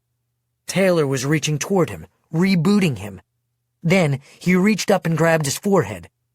Actually, it looked more like he was clawing it, as if there was something inside it that he was trying to get out. Seeing the man's helplessness, Mr. Ridley rushed him, grabbing the barrel of the rifle. One of the other hunters pulled a large Bowie knife from a sheath on his belt, and the other 2 lifted their guns. "Stop it!" I shouted. There was a rifle blast, and Mr. Ridley fell to the ground. "They shot my father!" Taylor shouted, jumping up and running toward the men. One of the hunters, startled, wheeled around toward us with his gun. "Taylor!" I shouted again. Before the hunter could pull the trigger, I pulsed, and a massive blue-gold wave of electricity exploded, knocking Taylor, the chairman, and all 4 of the hunters to the ground. I ran to Taylor, while the chairman crawled over next to Mr. Ridley. In the dark, I could see something black around Mr. Ridley's stomach. I froze. It was like Wade all over again. Even in the dark, I could see that Taylor's eyes were wild. "Get help!" the chairman shouted to me, pulling up Mr. Ridley's shirt and pressing down on his torso. Get Dr. Benton. Tell Hervaso we need the helicopter. Fast! Taylor was still dazed, but got up onto her knees. Get my mom. All right, I said. You're gonna have to keep rebooting these hunters until I get back. Can you do that? Yes. I'll be right back. As I ran down the hill toward the house, Jack, Ian, and Zeus came running out the back. Jack and Zeus carried flashlights. Over here! I shouted, though Ian had already seen me. We need Dr. Benton in the helicopter! I shouted again. Where's Hervaso? I'll get both of them, Zeus said, heading back into the house. Get Abigail, too! I shouted after him. Jack and Ian ran past me up the road. Just then, Mrs. Ridley rushed out of the house with my mother. What happened? My mother asked. Mr. Ridley's been shot, I shouted. Mrs. Ridley looked at me with panic. Where is he? Mom asked. Up the road 100 yards. Follow me. I turned and ran back, suddenly worried about Taylor being alone with the hunters. Somewhere in the distance, I could hear the sound of a helicopter powering up. When I got back, Jack and Ian were kneeling on the ground next to Mr. Ridley and the chairman. Behind them, the hunters were all on the ground rolling around, moaning in pain. I don't know what Taylor was doing to their brains. I'm not sure that she did either. But I'd never seen her more focused or intense. Then 2 of them started screaming. Stop! Please! Taylor, I said. She didn't respond. Taylor! Back off! She turned and looked at me. Her eyes were crazy and angry. Back off, I said, panting. You're hurting them. I know. I took her arm. Come on. We both turned toward her father. He was now shaking. Jack, can you watch the hunters? Jack nodded. He handed Taylor his flashlight and picked up one of the men's guns, checked its chamber, and then held the gun on them. Which one of you scumbags shot Chuck? That one, Taylor said, pointing the flashlight at one of the men on the ground. Jack leveled the gun at the man's chest. No one messes with family. Any of you try anything, Pigface goes first, then I shoot the rest of you. I doubt the men even knew what Jack was saying, as they were still too disoriented to even speak. Taylor had really messed with their brains. Mrs. Ridley reached us, followed by my mom, Zeus, and Abigail. Mrs. Ridley was crying. What happened? Is he okay? He's lost a lot of blood, the chairman said. I think he's going into shock. Taylor, can you shine your light over here? Mrs. Ridley knelt down next to her husband. Chuck, stay with us. Don't leave us. Abigail knelt down and put her hand on Mr. Ridley's shoulder. His shaking body suddenly calmed. That's good, the chairman said. It will slow his heart rate. Ian, what do you see? Not good. There's a lot of blood. It's filling his stomach. About 100 feet from us, the helicopter began to lower into the corral. My mother, the chairman, and Ian moved between the corral and Mr. Ridley to block the dust being kicked up by the helicopter's rotors. Dr. Benton ran up and knelt down next to Mr. Ridley. What happened? He was shot in the stomach. It's filling with blood, Ian said. Dr. Benton took Mr. Ridley's wrist to check his pulse. We need to stop the bleeding and get him to the hospital. Maybe McKenna could cauterize it, Mrs. Ridley said. McKenna's at the other house, Ian said. She's too far away. Michael could do it, my mother said. What do I do? I asked. I can guide you, Ian said. Stick your finger into the bullet hole and burn it shut. My fingers are dirty. The heat of your electricity will kill the germs, the doctor said. Infection is the least of our worries right now. Mr. Ridley groaned. We've just got to buy him enough time to get him to the hospital in Kanab. The helicopter is ready, Hervaso said, running up to us. The chairman moved aside and I knelt down next to Ridley. Abby? I got him. She closed her eyes. I could see her begin to tremble from the pain. I looked down at the mass of blood. The bullet wound was about the diameter of a dime and slightly ragged. I grimaced as I shoved my finger into the hole. How far? I asked Ian. More. Push harder. I pushed in, my knuckles pressing into his abdomen. I could feel the blood thick and sticky around my finger. Now, Ian said. I pulsed. Mr. Ridley's body tensed. and in spite of Abigail's help, he still groaned out. I could feel his blood boil against my finger. The pungent stink of burning blood filled the air. "I think it's working," Ian said. "I think it stopped." I pulled my finger out and leaned back. "Yeah, it stopped," Ian said. "Let's get him to the helicopter," Gervaso said. Gervaso, Dr. Benton, and Ian lifted Mr. Ridley and carried him to the helicopter. "Can I go with him?" Mrs. Ridley asked. The chairman said, "The chopper can carry 2 passengers. You and—" He looked at Abigail. "Abigail should go." The 2 women ran toward the helicopter. "What about me?" Taylor asked. "Gervaso will drive," the chairman said. "It will only take 20 minutes. "I'll go with you," I said. "What about these clowns?" Jack asked, waving the gun at the hunters. The chairman looked at them with disdain. "Blindfold them, and take them down to the lower barn and handcuff them to the wall. We'll deal with them after we get back from the hospital." His eyes narrowed. "If they try to escape, shoot them." "I'll fry them first," Zeus said. "Extra crispy." He walked over to them. "Stand up, losers." I took Taylor's hand. "Come on, let's get to the hospital." Chapter 19. Kanab. The city of Kanab is a little more than 25 miles from Christmas Ranch, though with Gervaso's driving it seemed closer. Because of the hour, there was little traffic, and Gervaso instructed Ian to keep a sharp lookout for deer so he could drive insanely fast. At one point, I looked at the speedometer, and he was going 127, faster than I thought the truck could even go.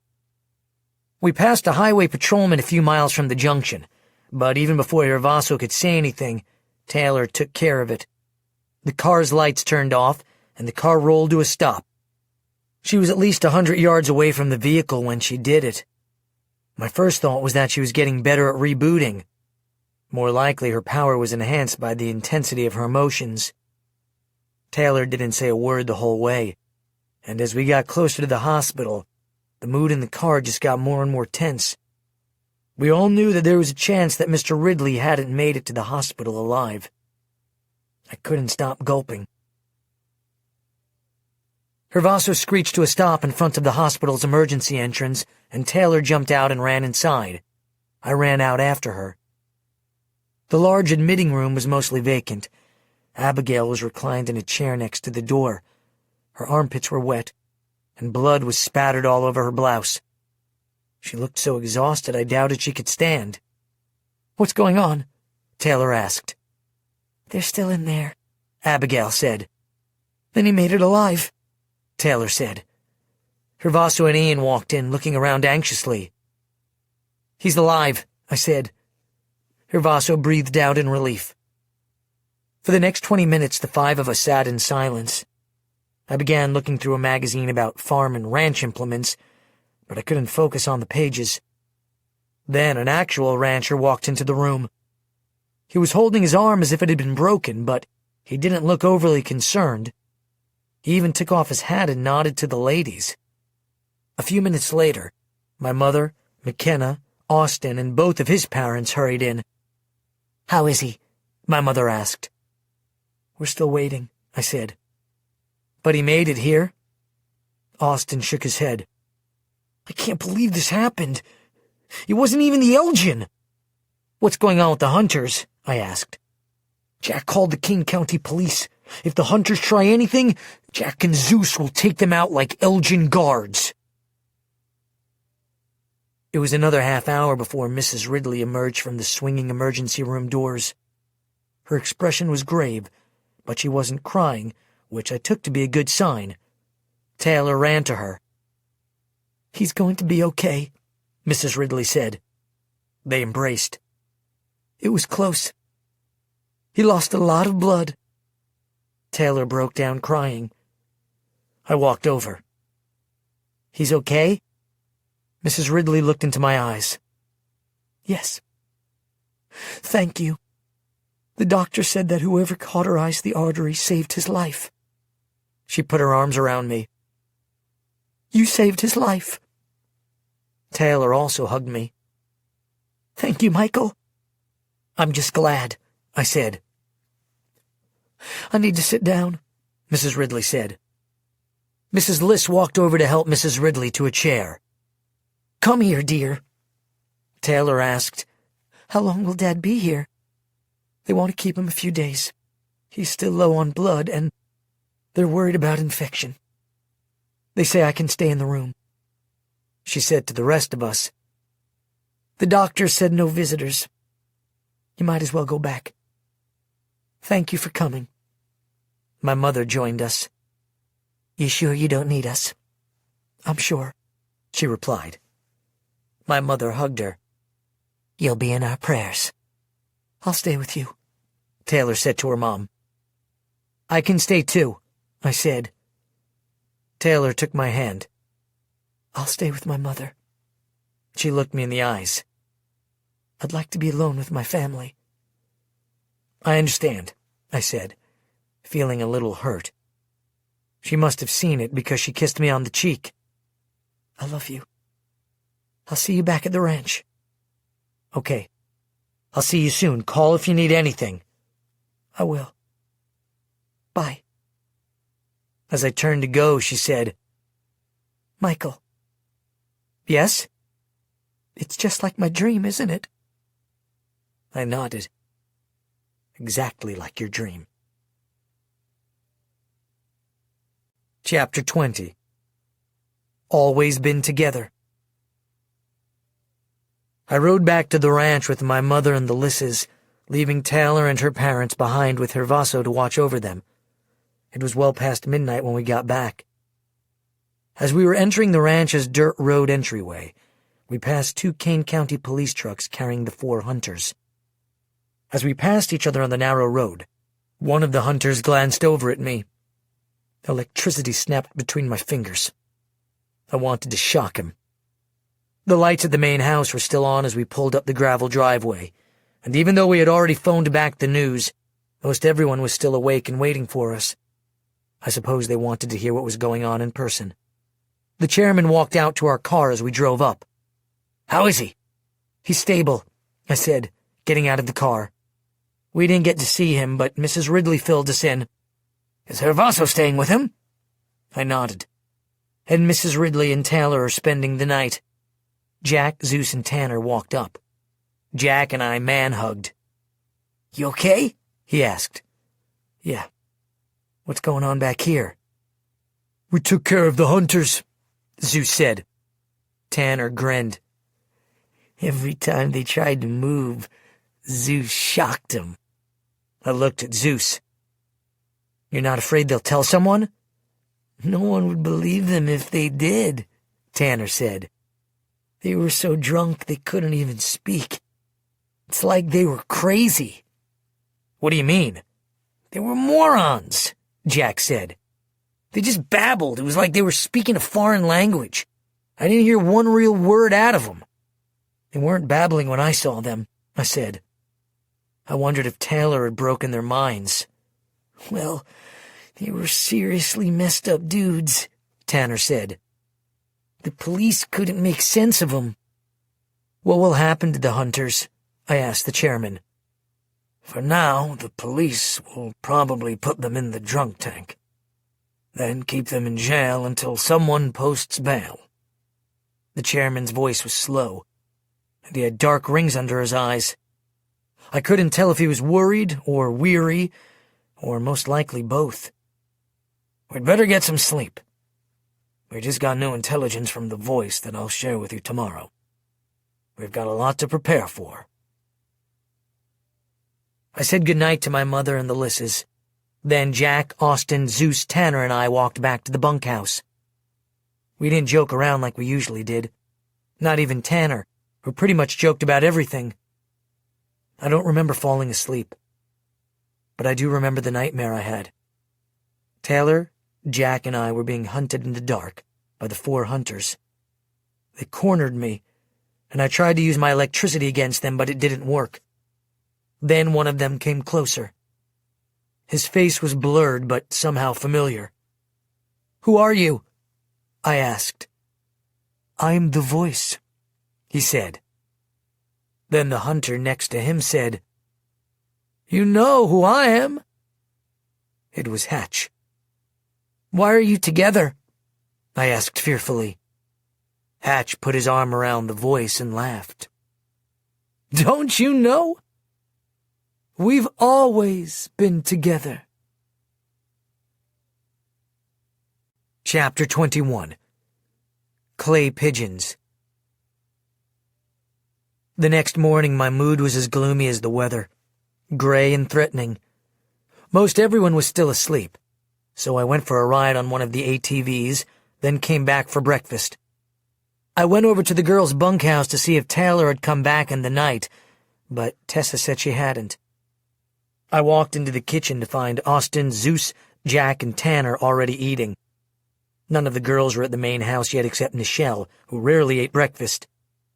For breakfast they were serving French toast with powdered sugar and sliced bananas, link sausage, and banana smoothies. It had been a while since anyone had tried to push bananas on us.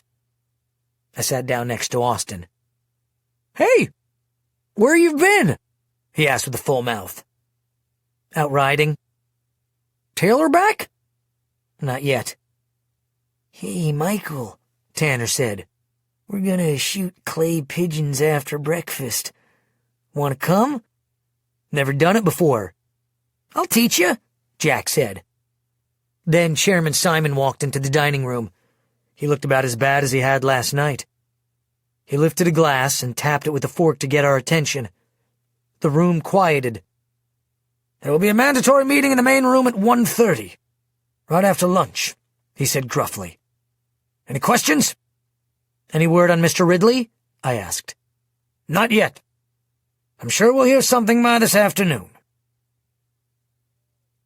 After breakfast, Tanner checked out 2 12-gauge shotguns, and he, Jack, Zeus, and I drove one of the golf carts out near the pond to shoot clay pigeons.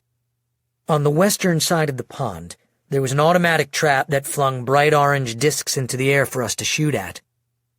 I had seen trap shooting in a movie before, but had never shot at clays or even fired a shotgun for that matter. Jack had done it a million times before, and he gave me a few tips before I tried. I missed the first 4 and hit the next 2. Tanner was a pretty good shot, hitting 6 out of 7. Zeus was an even worse shot than I was. He finally got frustrated and ended up just shooting the clay pigeons with lightning bolts. It looked pretty cool. The lunch bell rang at noon, and we packed up the guns and clay pigeons and drove back up to the main house. Lunch was corned beef sandwiches, pasta salad, and banana pudding. I asked the chairman again if he'd heard anything about Mr. Ridley. "I spoke to him a half-hour ago," he replied. "He's still recovering, but all things considered, he sounded well. He says they may release him tomorrow." "That's good," I said, wondering when Taylor would be back. "Yes, we were lucky. I'd say we dodged a bullet, except we didn't." He stood. "Remember, we'll be meeting right after lunch." He walked out of the room. I immediately started blinking. Something about the tone of his voice filled me with fear. It was clear that our time on the ranch was drawing to a close. Who knows? Maybe even our time on Earth. I was looking forward to the meeting about as much as a guilty murder suspect looks forward to the jury's verdict. Chapter 22. Afraid of the Truth. I figured that it was probably the most serious meeting we'd had at the ranch. Guards were posted outside the house, and all the outside help had been sent off the property. About 20 of us gathered in the big room of the main house. The mood was as solemn as a funeral. I sat down next to Jack, Abby, and my mother, who forced a smile when she saw me, but couldn't hide her nervousness. I must have been shrugging a lot, because she reached out and rested her hands on my shoulders. Hervaso was back from Kanab, and even he was acting different. There was still no sign of Taylor, which made me sad. We always sat next to each other at these meetings. The chairman cleared his throat as he walked to the front of the room. "Before we begin, we have a report on Charles." He nodded at Hervaso, who stood. "I've just come from the hospital. Chuck's hematocrit level is 35, which is good. Unfortunately, he's developed a fever, which is usually an indication of infection, so they're going to keep him longer than planned. There was some talk about airlifting him to the St. George Hospital, but for now they think they can handle it.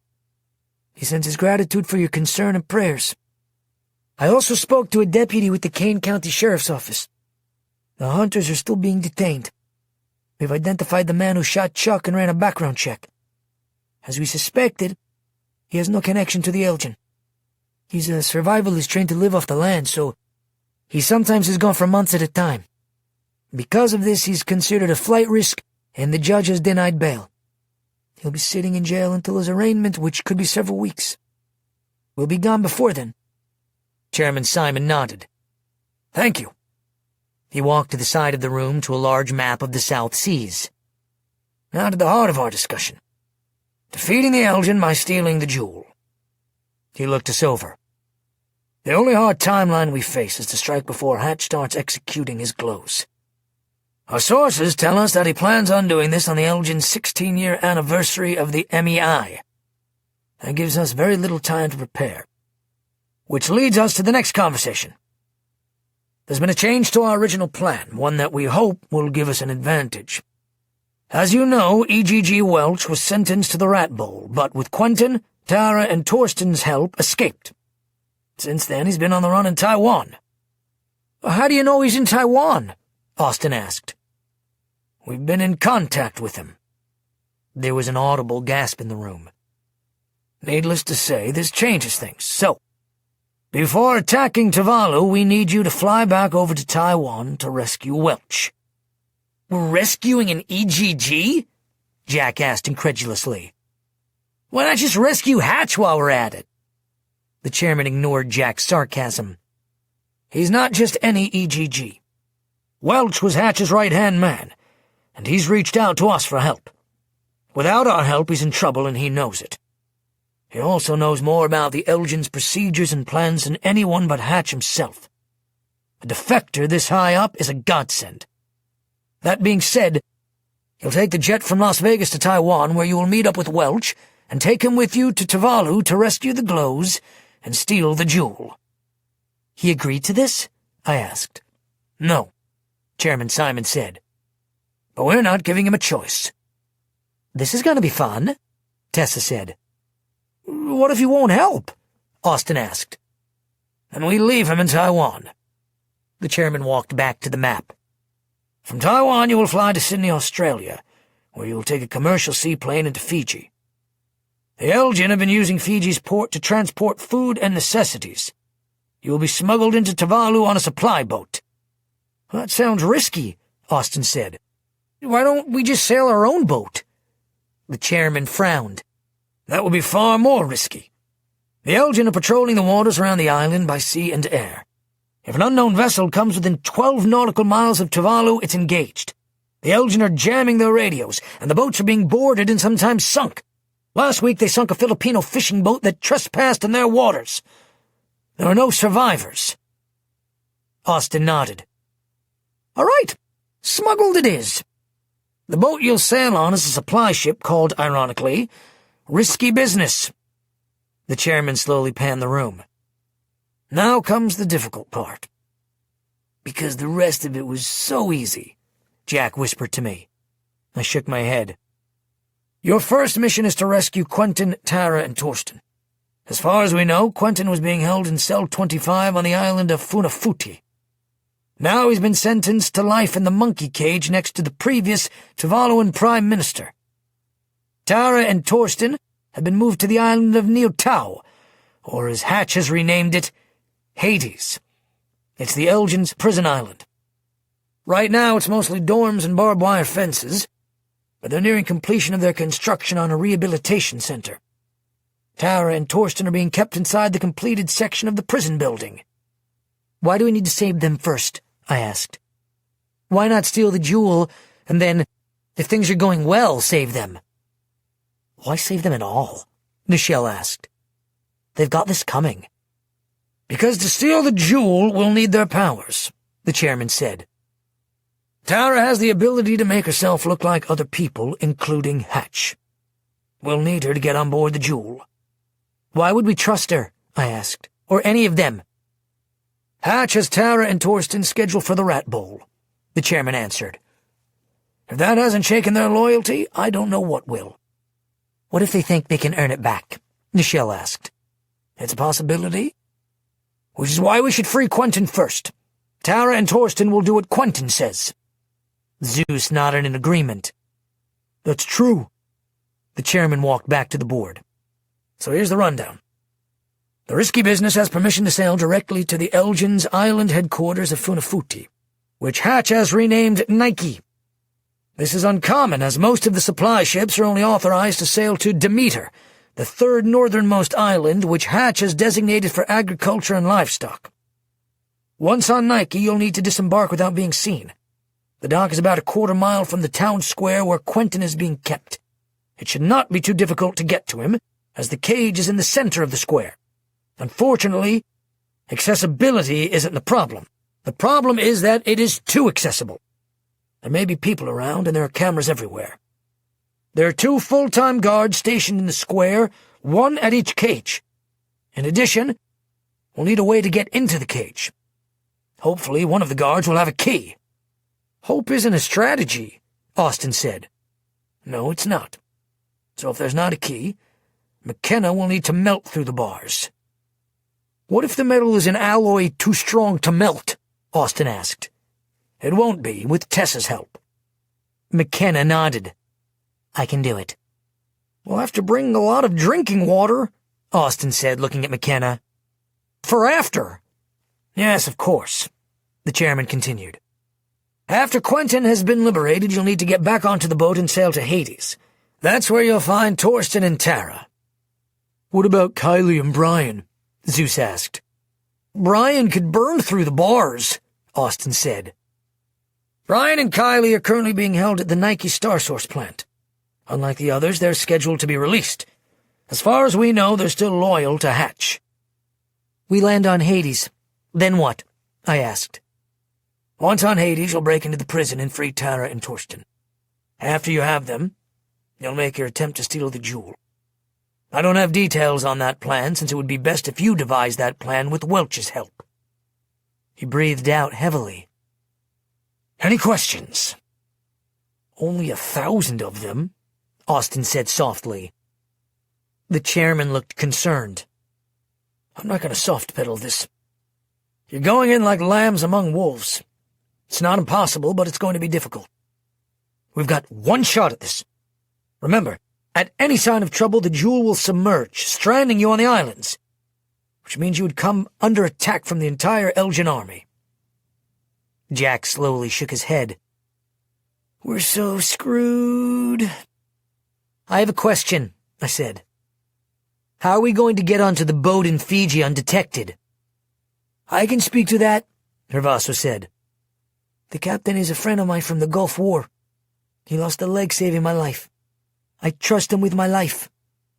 Do you trust him with ours? Tessa asked. Hervaso looked incredulous. Do you think I would consider this if I didn't? No one said anything else. So Chairman Simon said, That's a lot to digest for now. Please don't discuss any of this outside this room, especially near any staff. We can't afford any leaks. You're dismissed. We all slowly got up to leave. My mother hugged me. Are you okay? She asked. I nodded. Are you? I don't know. She hugged me again. Then I turned to walk out with the rest of the Electro clan.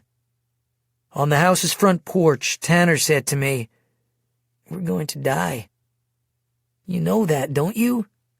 I turned to him. No, I don't know that. And neither do you, so don't say that again. Why? Afraid of the truth? I'm afraid of you making it your truth, and then ours.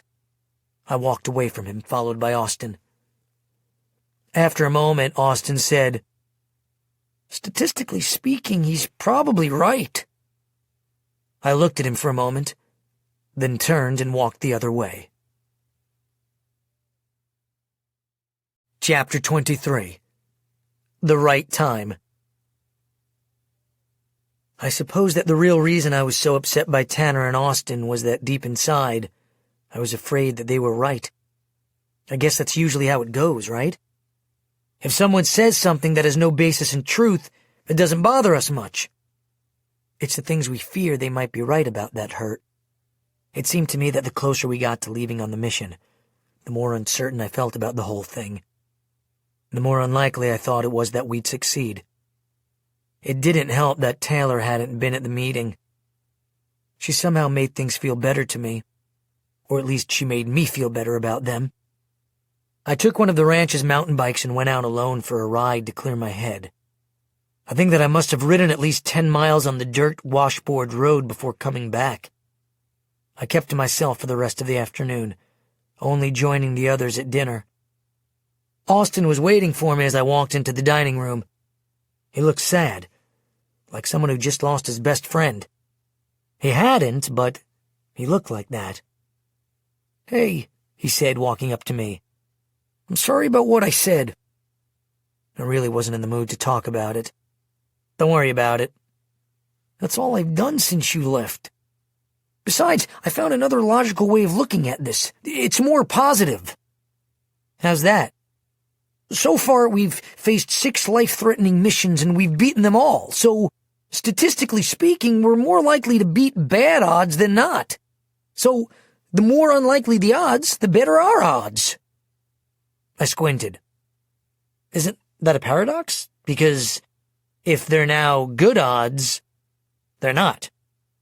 "No sense overthinking it," Austin said. I couldn't help but grin. "Whatever works. Let's eat." Austin looked relieved. "Great. 'Cause I'm starving, man. I'm starving." Taylor and her mother didn't return to the ranch until after dark, about 2 hours after dinner.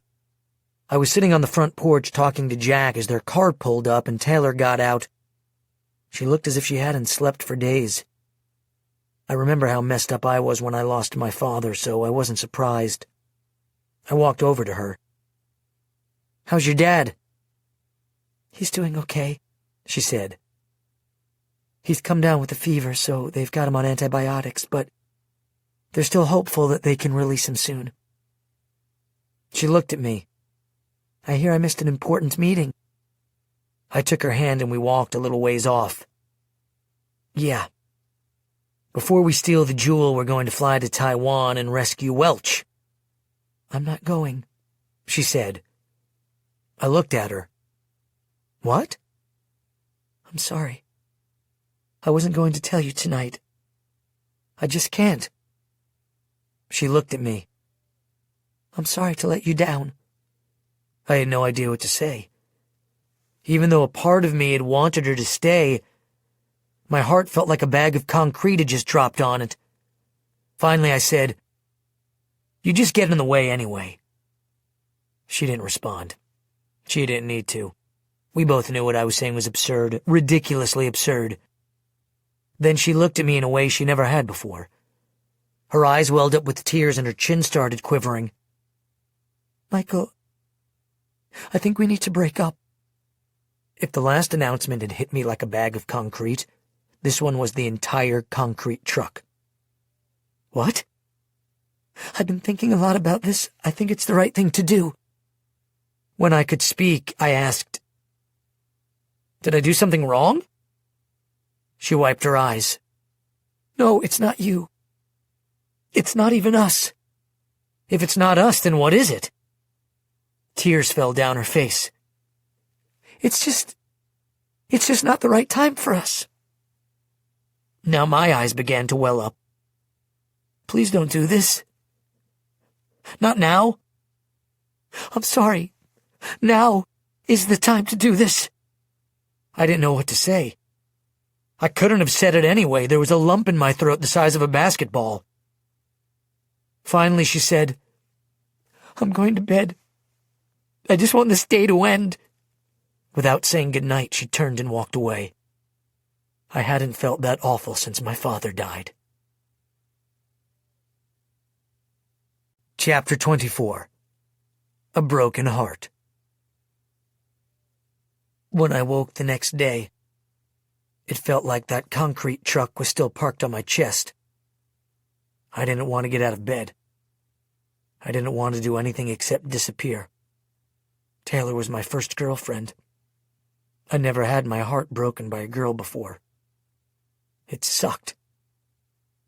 That afternoon, Jack came to find me. "Hey, dude," he said. "It's like past noon. You missed breakfast and lunch. Aren't you hungry?" "No." "No?" Jack paused for a moment and then said, "You okay?" "Taylor broke up with me last night." "What?" Let's face it was only a matter of time. She was always out of my league. Jack glared. "That's totally messed up, man. She's the one out of her league, and if she's too stupid to see that, then she doesn't deserve you." "She's not stupid," I said. "See? She treats you like crap and you're still loyal. You're too good for her, man. Way too good for her. I've always thought that." I know he was trying to make me feel better, but it wasn't working. I felt like defending her. I felt like crying. Mostly I just felt stupid.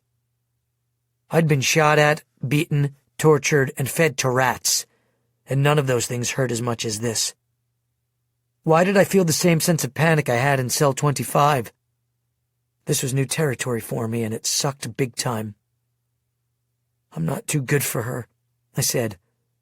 "It's just a hard time." "When has it been otherwise?" Jack said. I rolled over.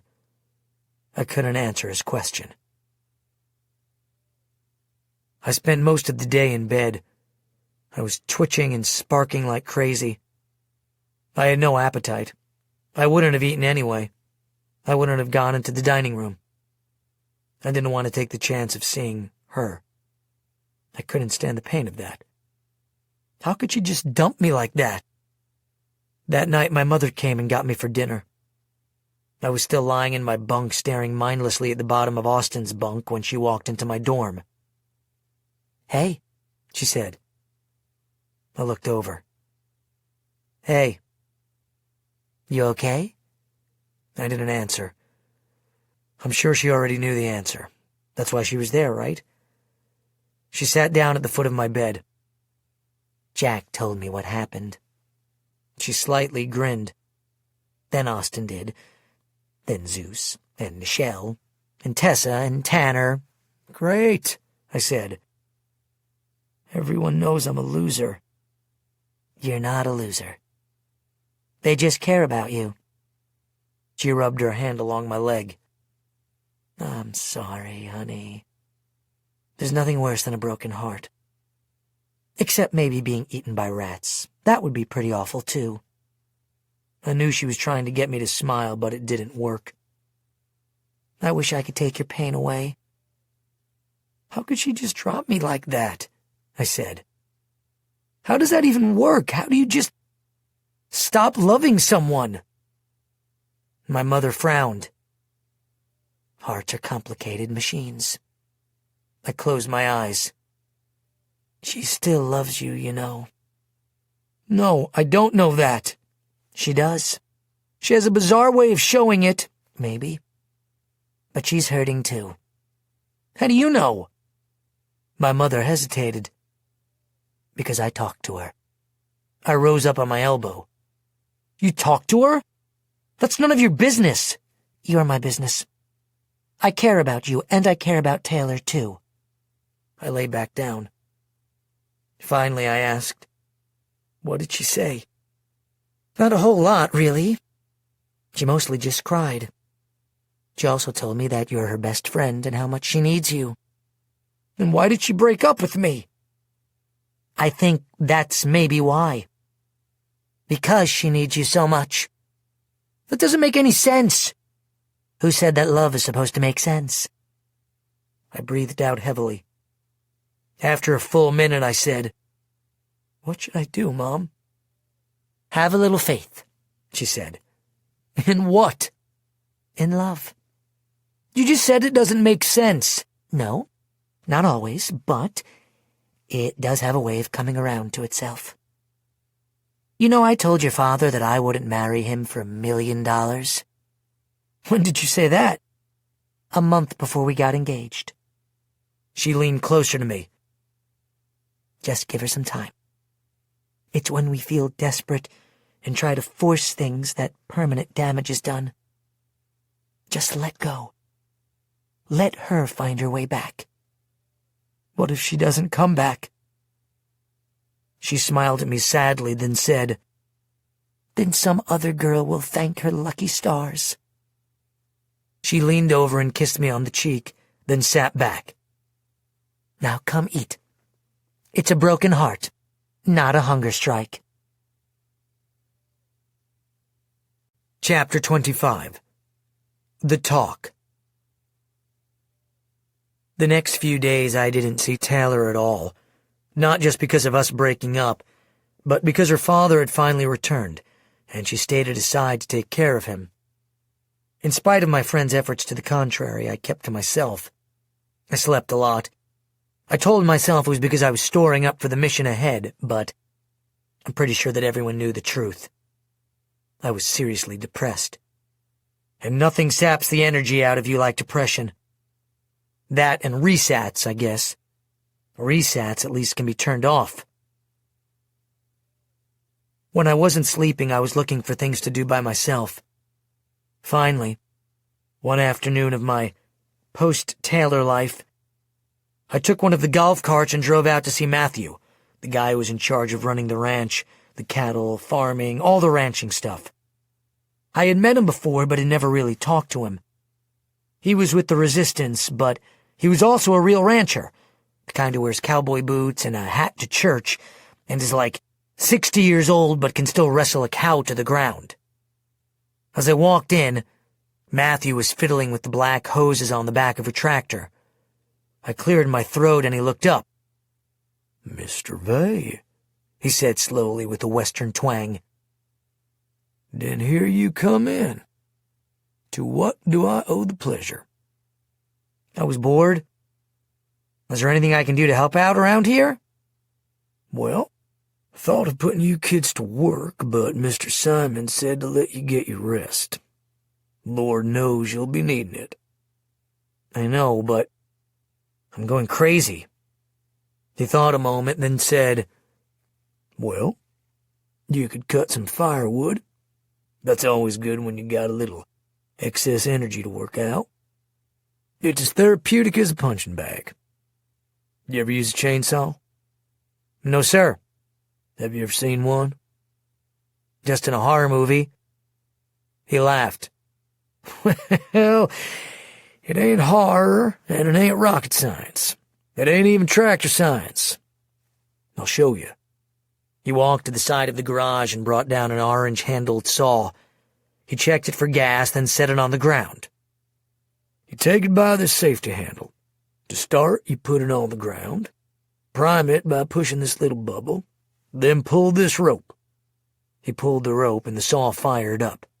He lifted it, shouting over the sound of its whine. "This lever right here engages the chain." He pulled it back and the chain started spinning. Then he released it and the motor stopped. "It's got this safety. If you drop it, it'll turn off." He handed me the saw. "Think you can handle it?" "Yes, sir." "I know you can. There's 2 old cedar trees just west of the RV shed that I cut down yesterday. Go ahead and cut them into 2-foot logs and pile them up. I'll send someone by later to pick them up." "All right. Thank you." "Nope. Thank you. And where are these?" He handed me some safety glasses. "Start by cutting the smaller branches off the trees, then cut the trunks. And just be careful. That saw will cut through your leg as slick as snot." I had never heard that phrase before. I hoped I'd never hear it again. I drove the golf cart back around to the RV shed. The trees Matthew had told me about were on their sides next to the base of their freshly cut trunks. I dragged one of the trees away from the other and put on my glasses and started the saw. I began cutting off the smaller branches at the top of the tree. I can see why Matthew thought it was therapy. It felt good just cutting, the air filling with the fresh smell of sap and sawdust. It was hot work, and after 20 minutes I took off my shirt. I had completely stripped the first tree and was starting on its trunk when I noticed Mrs. Ridley standing about 10 yards from me. I turned off the saw and took off my glasses. "Sorry, I didn't hear you." "Hi, Michael. I'm sorry to interrupt you. When you get a chance, Chuck would like to talk to you." I couldn't imagine what he wanted. "Is he up walking already?" "No, not yet. Let me finish cutting this tree, then I'll come up." "Thank you." She turned and walked away. I watched her for a moment, then fired up the saw and went back to cutting up the trunk. I wondered what he wanted. Honestly, I didn't look forward to seeing him. He was almost always abrasive. Some guys are just gruff that way, especially about their daughters. Not that that mattered anymore. I wondered if I would see Taylor. I hoped so because I still loved her. I hoped not for the exact same reason. About 20 minutes later, I put on my shirt, got into the golf cart, and drove down to the small house where Mr. Ridley was recovering. Mrs. Ridley met me at the door. "Thank you for coming, Michael." I furtively glanced around for Taylor, but she wasn't there. I wondered where she was hiding. "No problem." "Chuck's in here," she said, leading me to the main bedroom. Mr. Ridley was sitting up in bed, propped up by pillows. It was the first time I'd seen him since he'd been shot. Not surprisingly, he looked a lot better. "Michael, come in, please." I stepped inside, and Mrs. Ridley stepped out and shut the door behind me. "What can I do for you?" I asked. "It's what you already did. Simon told me how you saved my life." "It was nothing." "My life's nothing?" Inside, I groaned. This guy could even make thanking you for saving his life painful. "I didn't mean that." "You did something heroic. Accept it." "I was just trying to help." "Well, you did. Take a seat." He motioned to a stool next to a small writing desk. I sat down facing him, waiting for what he was going to say. "Taylor said you two broke up." He made it sound as if it had been a mutual decision. "She dumped me." "Do you know why?" "I guess she doesn't love me anymore." He just looked at me for a moment, then shook his head. "If she didn't love you, she wouldn't have been in her room crying for the last few days." And then I guess I don't know why. "It's because she cares too much about you." I shook my head. I wondered if this was a line all adults used. "She didn't seem to care too much about breaking my heart." He frowned. "I know." He carefully shifted his legs. "The first thing any police officer learns on duty is that people are strange animals. They often do the exact opposite of what you'd expect. For instance, they're so afraid of failure that they embrace it. You know what I mean?" "No, sir." Let's say you meet someone you think is attractive. You think to yourself, I'd like to meet her. But then that other voice in your head, you know the one, the voice that tells you how stupid or how ugly you are, says, "Are you crazy? She'd never be interested in you." So you never introduce yourself, and the result is you never meet her. You have embraced failure. Why are you telling me this? Because I owe you. The truth is, I owed you before you saved my life. And I've been a jerk. He sat up a little more, grimacing with the action. "It's no secret that I love my daughter. And I know her. She's miserable. She's terrified of losing you. She's so afraid that she broke up with you." "That doesn't make sense." "I know it doesn't. At least not to us. That's because you and I are straightforward kind of guys. We call a spade, you know?" He paused. "I've had a lot of time to think over everything the last few days, and here's the truth of the situation. If you go on this harebrained mission, and I'm pretty sure you're going to, and you don't come back, Taylor will never forgive herself. She'll wonder if she could have saved you. The unknown will kill her. And there's more on the line. She told me about her sister being fed to rats. Now, I know there's not a lot of love there, but blood is blood. and they share the same DNA. I don't know how that will play out either, but I don't think Taylor can stay back and respect herself. Truth is, it's a crappy situation all around. You're a good kid, Michael. No, you're a good man. You made choices fully grown men aren't strong enough to make, and Taylor is a good woman. She's made those same hard choices. Her experiences have put her way beyond her years, way beyond me. She's experienced enough to make this decision by herself. That's a hard thing for a parent, to trust their children to make decisions that could have dangerous repercussions. Perhaps more difficult than you can understand right now. I noticed that his eyes were actually welling up. I love Taylor more than I can say, and this is an awful dilemma for me to be in, but I'm not a fool. If I let her go, I could lose her. If I make her stay, I could lose her. So, how do I choose? I suppose the bigger question is it even my decision to make? I think she's already made her decision, I said. It would appear so, but she didn't. I manipulated the situation. When your parent almost dies and then makes a request, well, that's more pressure than a child should have to face. Look at what you were willing to do to save your own mother, going to Peru and all that. And that leads me to another revelation I've had lying here. Here I am in one of the safest places on the planet, guarded by enough weaponry to have won the Civil War, and I was still almost killed.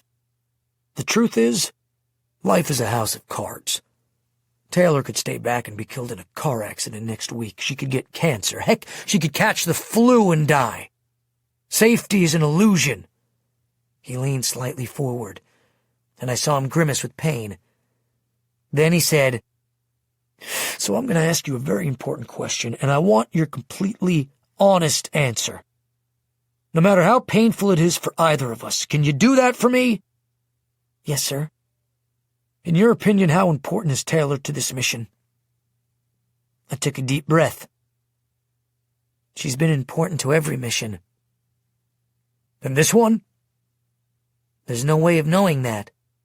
"You're right. But what does your gut tell you? Can you succeed without her?"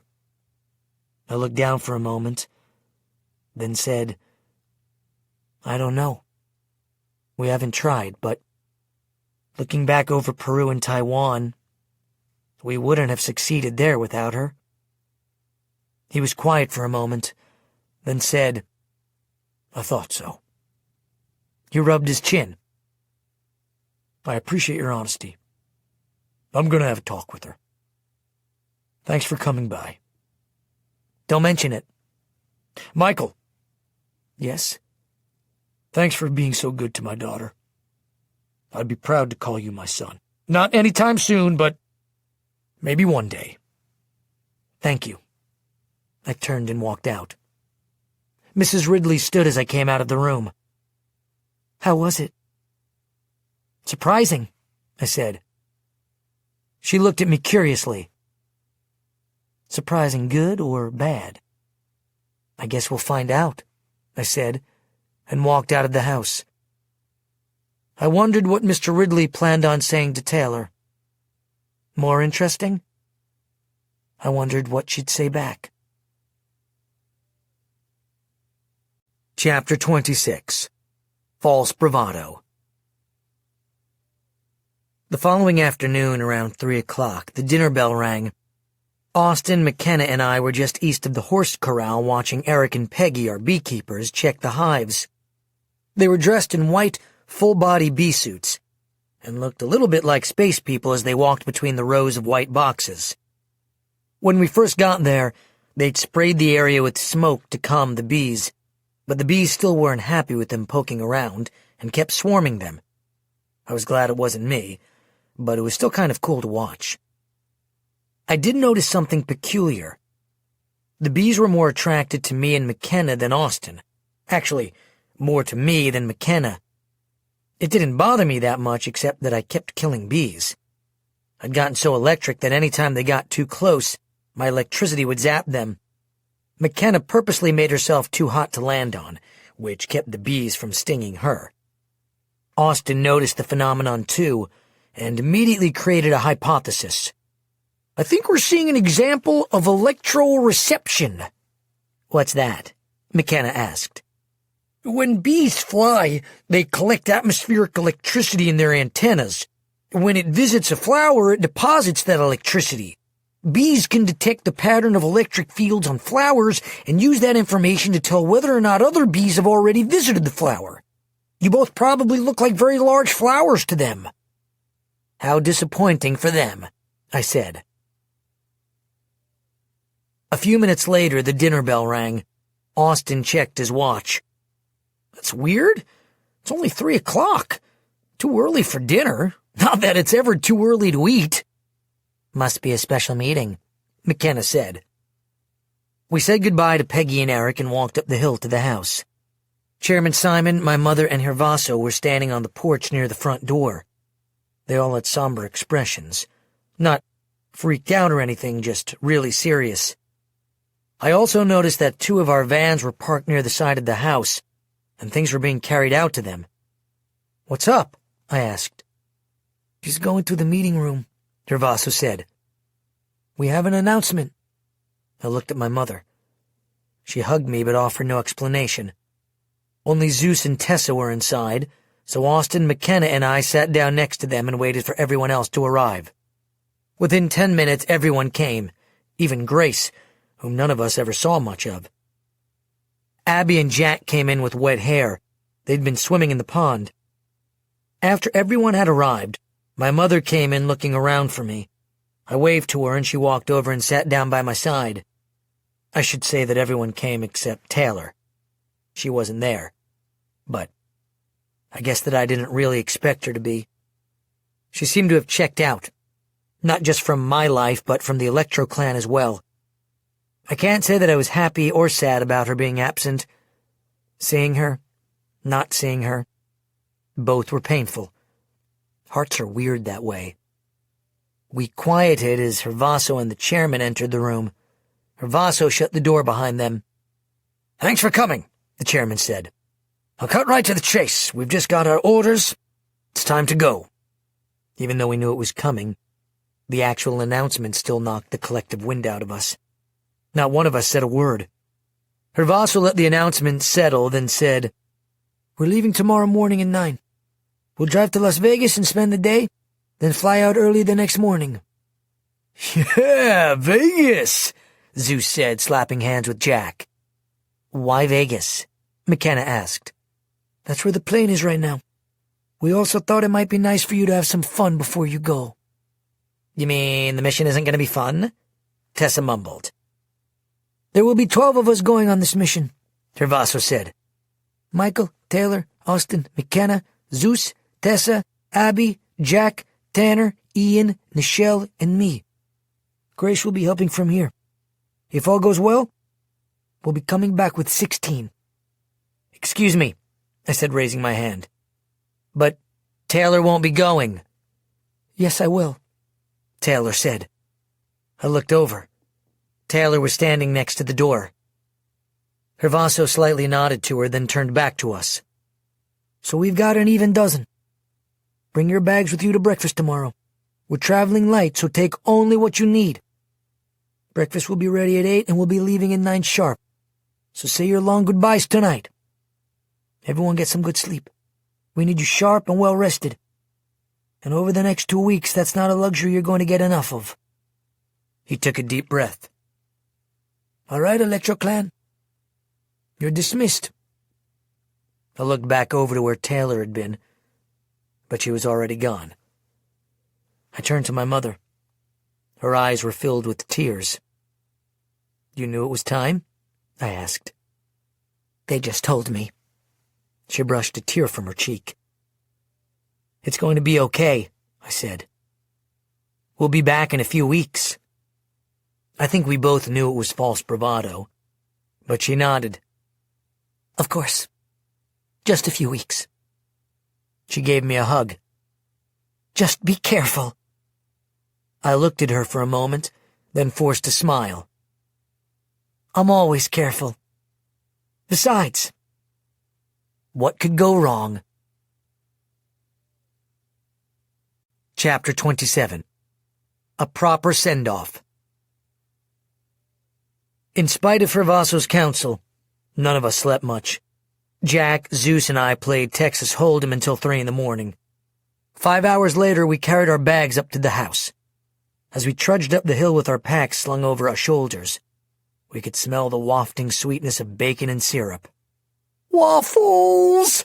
Austin said with religious fervor. "A proper send-off," I said. "How far is Vegas from here anyway?" Jack asked. "I think it's about 3 hours," I said. "I can't wait," Austin said. "I've been studying how to count cards. I'm gonna bring down the house." "You're too young to gamble," Jack said.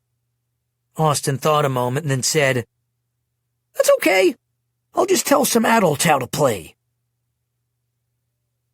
We ate breakfast while others loaded our bags into the vans. We finished eating, then walked out front of the main house where the cars were waiting. Pretty much everyone on the ranch came out to see us off.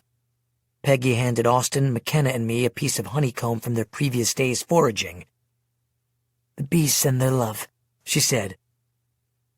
My mother was pretty weepy, which didn't surprise me, but it didn't make things any easier. She held me for a long time. The truth was I was feeling more sad than I let on. I wondered how she would handle it if I didn't come back. Still, my mother wasn't as bad as Austin's mother, who, no surprise, was practically wailing. I think Austin would have been super embarrassed, except he was crying himself. The others weren't as bad. Zeus and Tessa showed no emotion whatsoever. It's not that they had attachment disorder or anything. It's just that, outside of the Electro clan, they lacked anyone to be attached to. Taylor hadn't come up for breakfast, and only showed up with her parents a few minutes before we were to leave. Mrs. Ridley's eyes were red and puffy, and Mr. Ridley looked sad, but was walking for the first time, even though he was leaning against a tall wooden walking stick. Taylor climbed into the van I wasn't in, which didn't surprise me, but still made me kind of mad. I wondered what was going through her head. I think it's the first time I wish that I could have her power instead of mine. Hervaso took roll call, then climbed into the passenger seat of the other van. "Adios!" he shouted out the window. The vans pulled out, kicking up gravel and dust as we left the ranch. My mother blew me a kiss, then covered her eyes with her hands. I had to look away. Chapter 28. The Bad Banana. Maybe Vegas was kind of like a last meal before being executed, but I wasn't about to complain. We arrived a little after noon and checked in at the Bellagio Hotel. I'd never stayed any place so luxurious before. The closest I'd come was that hotel in Taiwan. Of course, the Gadsden, that place in Douglas, Arizona, used to be nice, but now it was just haunted. Zeus, Nichelle, and Tessa had stayed at the Bellagio before, but in a suite roughly the size of Idaho, so they weren't as impressed as the rest of us, but they were also still glad for the break.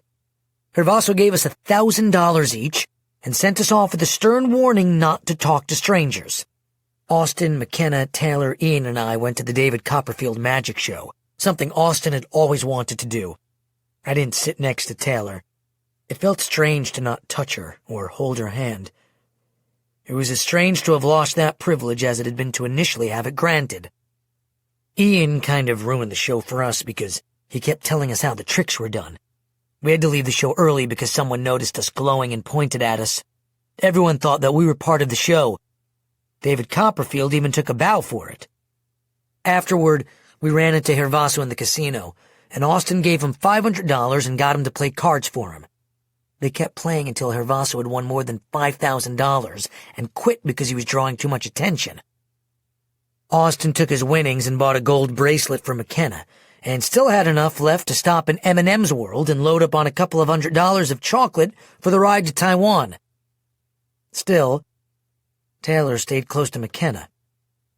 I caught her looking at me several times. I knew she wanted to talk, but I wasn't ready. Frankly, my emotions had shifted. I was less sad than mad. I know it sounds weird, but people are wired that way. It's like when a parent loses their kid. They get all frantic and upset, afraid that something has happened to them. But after the kid finally turns up, the parent wants to beat them. I guess that's how I was feeling. Like my mom said, who says love is supposed to make sense? Jack told us that before the Marines went to war, the guys would go to town and get tattoos, mostly ones they hoped that they would live to regret. Jack wanted to get tattoos on his arms that looked like my lightning scars if it was okay by me, which it was, but I had to go with him so the tattoo artist could copy them. McKenna and Taylor wanted to hang out by the pool before it got too late, so Austin came with us. As we were leaving the hotel, we ran into Nichelle.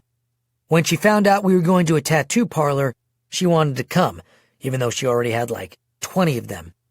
Actually, it probably was because she had 20 of them. I should get one that says, "Death to Hatch," she said, with a lightning bolt through a skull. Maybe after he's dead, I said. Otherwise, he might not take kindly to it. You're right, she said. Are you going to Sin City Tattoo? It's famous. It even has its own reality TV show. I got this one there.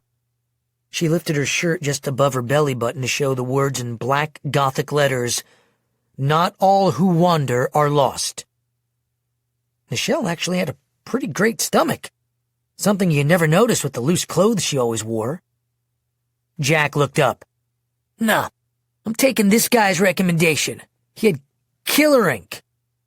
What guy? She asked. One of the hotel's security guards. I ran into him in the gym. He looked like he eats nails for breakfast. Austin's brows fell. You mean he had no teeth? Jack just shook his head. We took a taxi about 4 miles from the hotel to the tattoo parlor that was down a side street, then down an alley the car couldn't fit through. The place was called the Bad Banana, which I thought was a stupid name, but once I met the owner, it kind of made sense. He looked wrinkly and overly tanned like an old banana.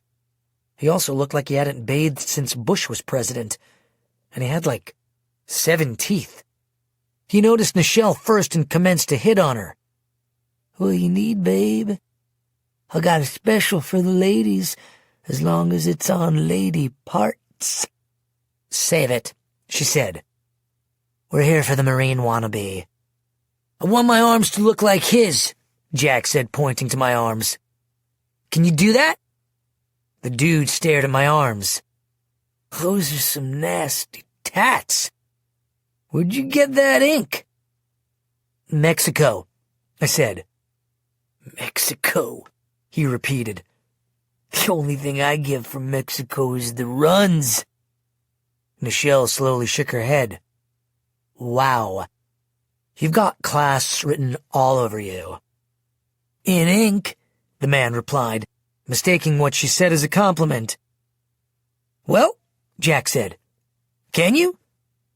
Yeah, I can do it. The guy was creepy, but I had to admit he was pretty good at what he did. It took about 2 hours, but after it was done, Jack's arms looked exactly like mine, though with a lot bigger muscles. The tattoo parlor was in a pretty dodgy part of town, and as we walked out of the shop, a man wearing a hoodie approached us and pulled out a gun, a revolver. It looked ancient compared to what the Elgin were carrying these days. Give me your money, he said. All of it. Jack just looked at him. Man, did you ever pick the wrong guys to stick up? What kind of a gun is that? I asked. A .38 Special, Austin said. Practically a dinosaur. Smith & Wesson started making them more than 100 years ago. I mean, they were using those things in World War I, and I wouldn't use one if I was mugging someone. I mean, pretty good chance someone like Jack is going to survive it and beat you senseless. Of course, Michael would survive anything, but with this gun, even I've got a chance. The mugger looked at us with a bewildered expression. Just give me your money. I looked at our would-be mugger. Okay, Mr. .38 Special, you clearly don't know much about guns. Do you know anything about electricity? He just blinked. What? Electricity. Did you go to school? Do I look like I went to school? A school for losers, Austin said. He looks like he crawled out from under a rock, Nichelle said. The man's face turned red. You're dissing a man holding a gun at you and you think I'm dumb? I'm about to blow a hole through one of you. Then we'll see how smart you are. That doesn't even make sense, Austin said. That's not gonna happen, I said. Normally I'd give you the chance to walk away, but then you'll probably just do the same thing to someone else, so you can either give me the gun, or I'm gonna have to take it from you. He looked at me incredulously. You guys high? On life, Austin said. Nichelle rolled her eyes. That was really lame, dude. Just give me the gun, I said again.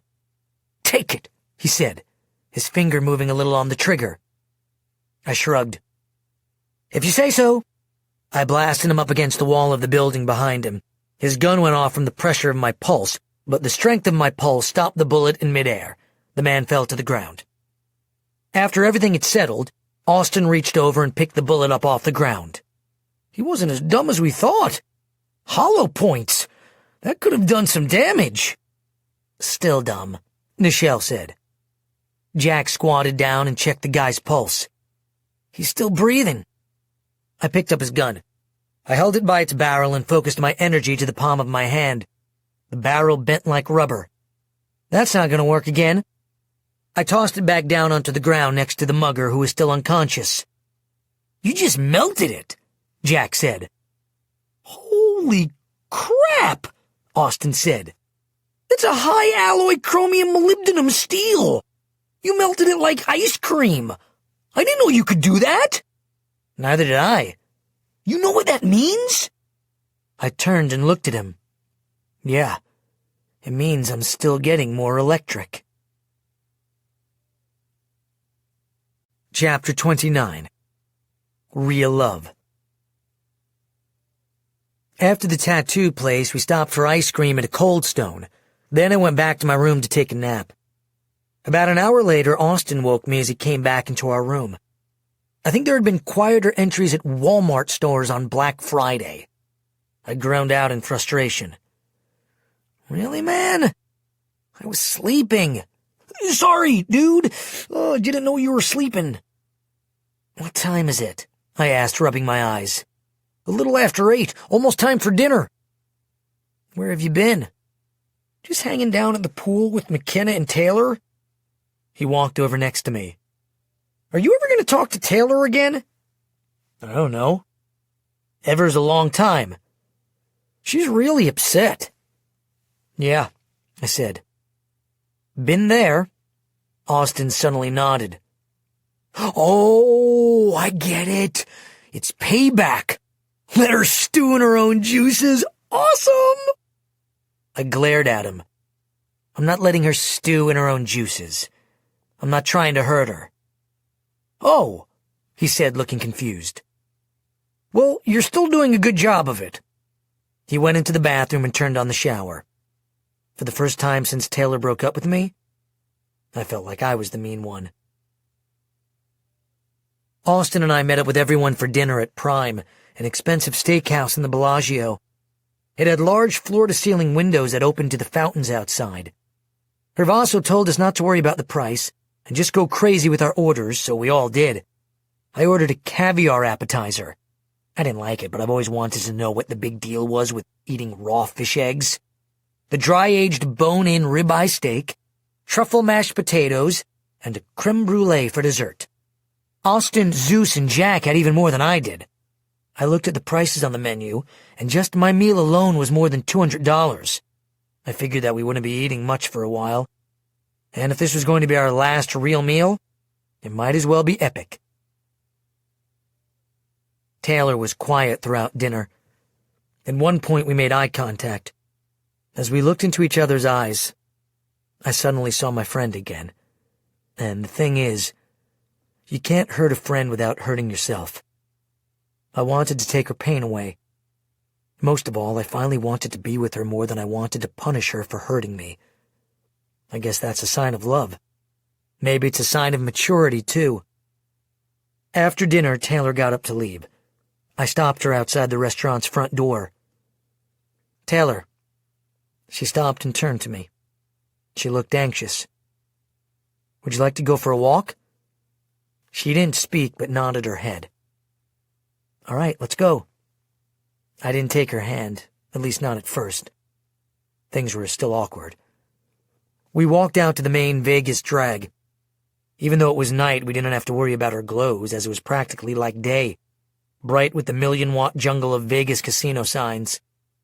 Without speaking, we walked on the long sidewalk that ran along the outside of the Bellagio's fountains. I wasn't sure what to say. Taylor broke the silence. "I'm so full."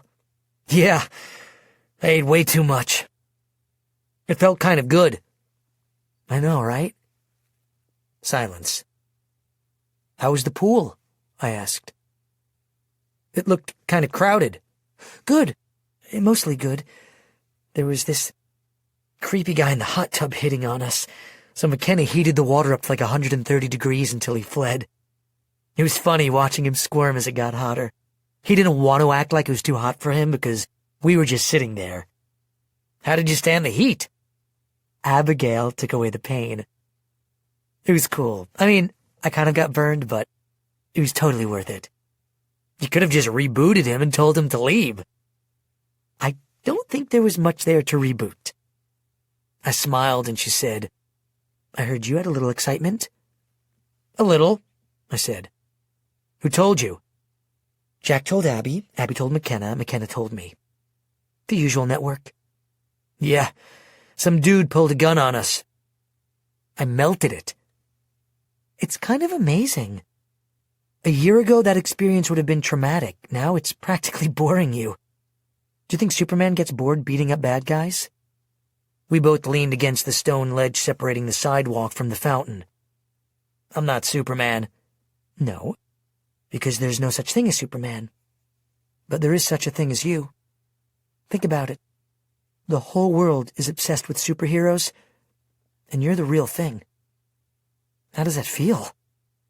"We're the real thing," I said. "And it feels heavy." "You're right. Life is heavy." "Did you see Jack's tattoos?" Taylor smiled and nodded. "I told you that your Lichtenberg things were cool. Jack wanted to look just like you." "I don't know why." "I do. You're his hero.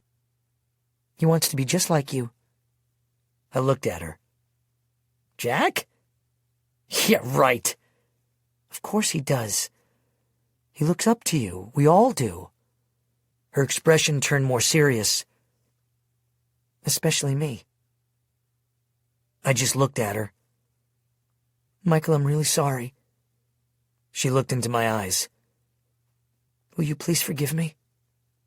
Please?" I turned away from her toward the fountain. "I'd rather not talk about it." "I know." She started to cry. "I don't blame you for being mad."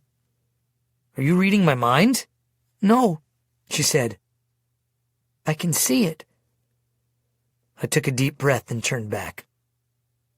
I've never been in love before. I didn't know how to handle that kind of rejection. It was painful. Like when my dad died, painful. "I'm so sorry." "My heart isn't like a light I can just turn on and off." She wiped a tear from her cheek. "You think mine is? You think I wasn't hurting too? I cried almost the whole time we were apart. I wasn't rejecting you. I didn't love you less. I never stopped loving you, not for a second." Taylor wiped both of her eyes. "I once read something about love. That real love isn't that can't live without you sweaty palm thing. Real love is caring about someone else more than yourself. I know it sounds stupid, but the only way I could let go of you was because I love you so much." "You're right," I said. I looked deeply into her eyes. "It does sound stupid." She punched me on the arm. "I was stupid to think I could live without you." "Don't ever leave me again," I said. "I won't." "Promise?" "I promise. Will you?" I looked at her for a moment, then replied, "Ditto." Chapter 30. The Impossible Dream. They say that what happens in Vegas stays in Vegas, And in our case, with the exception of Jack's tattoos and Taylor's in my reunion, that's probably true. They also say that Vegas is a desert mirage, and I think that's true too, because by the time we were on the plane, it already seemed like a dream. A dream headed into a nightmare. We left early in the morning, like 5:30, which meant that none of us got much sleep. In fact, Tessa, Zeus, Tanner, Ian, Nichelle, and Jack never went to sleep at all. They figured that with a 12-hour flight, they could sleep on the way. Pretty smart, really. When Austin and I got to the lobby, Gervaso and 2 white shuttle buses were waiting for us. The all-nighters were already inside, and, with the exception of Zeus, were asleep. Zeus had consumed 3 Red Bulls. Our plane was a few miles from the hotel at a small executive airport. Scott and Boyd, our pilot and co-pilot, walked out to meet us. I hadn't seen either of them since we had separated in Douglas. It was good to see them again. Scott went to hug me but jumped back. "You shocked me." Another reminder that I was getting more electric. Sorry, I can't always help it. Boyd just gave me a salute from a safe distance. "Good to see you, Michael." We helped the pilots load the plane, and we were in the air in less than a half hour. Everyone was kind of grumpy, but I couldn't blame them. First, we were tired. Second, it was like we were just given the shortest vacation in history, and it had already ended. Third, well, we were going to visit Hatch. Not exactly a joy fest. Taylor fell asleep lying against my shoulder. It was good to be back together. I couldn't help but wonder if we were doing the right thing, or if there was a better way of defeating the Elgin. I couldn't think of a better way. Still, it felt like we were marching into hell. That's actually a line from a song my father used to like.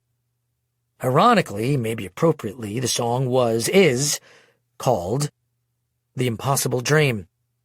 It's a really old song, but still a pretty cool one. It's about doing what's right no matter the consequences. I don't remember the whole song, but I do remember watching my father as he listened to it. Sometimes he would get teary-eyed when it played. I remember that. My father wasn't one to cry. He was a tough guy. But, like those pictures of muscle-bound dudes holding kittens, he had a soft side. He was a good father. I remember that, too. I know that. I wonder how different my life would have been if he hadn't died. And the world will be better for this. That one man, scorned and covered with scars, still strove with his last ounce of courage.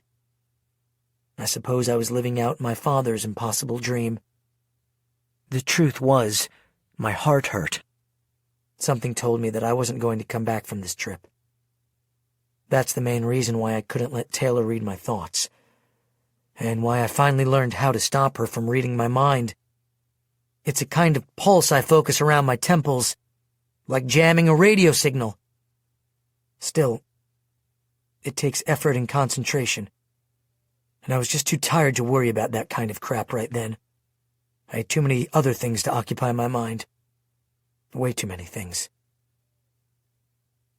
Lately I've been wondering where Wade is. You know, the whole death thing. Life after life. Where do we go after we die?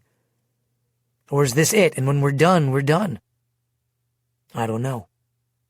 It's possible that Wade and my father are hanging out right now, watching us. Cheering us on. Maybe. It's weird to think about that. But it's possible. I guess one day everyone finds out what death is about. The way things were looking, I might be finding out sooner than I hoped. Chapter 31. Bamboo City.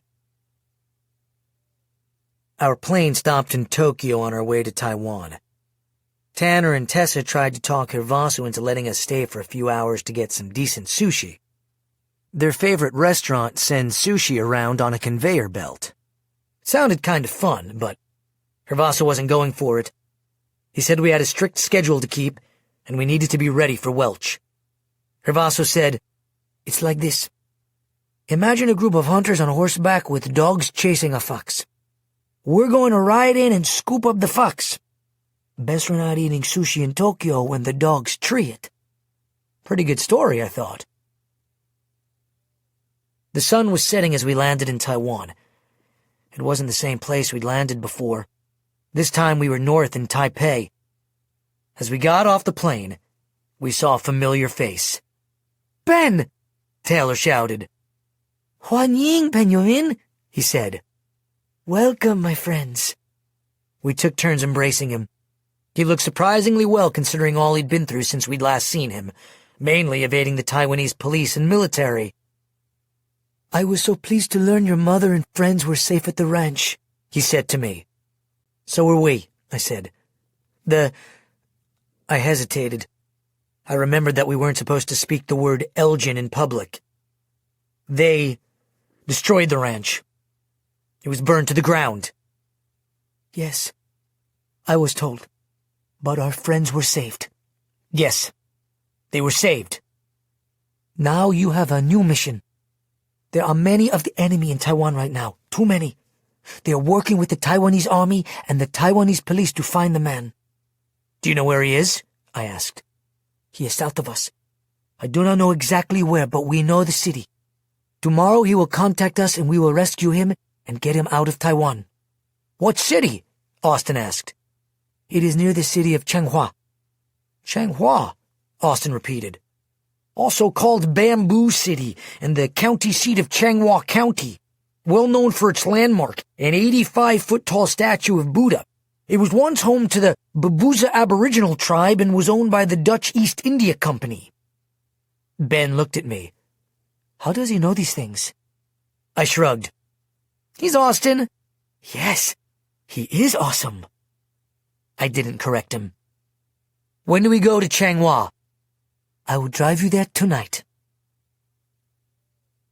There were more of us now than the previous time we'd been in Taiwan, and any time we moved, we required 2 vans.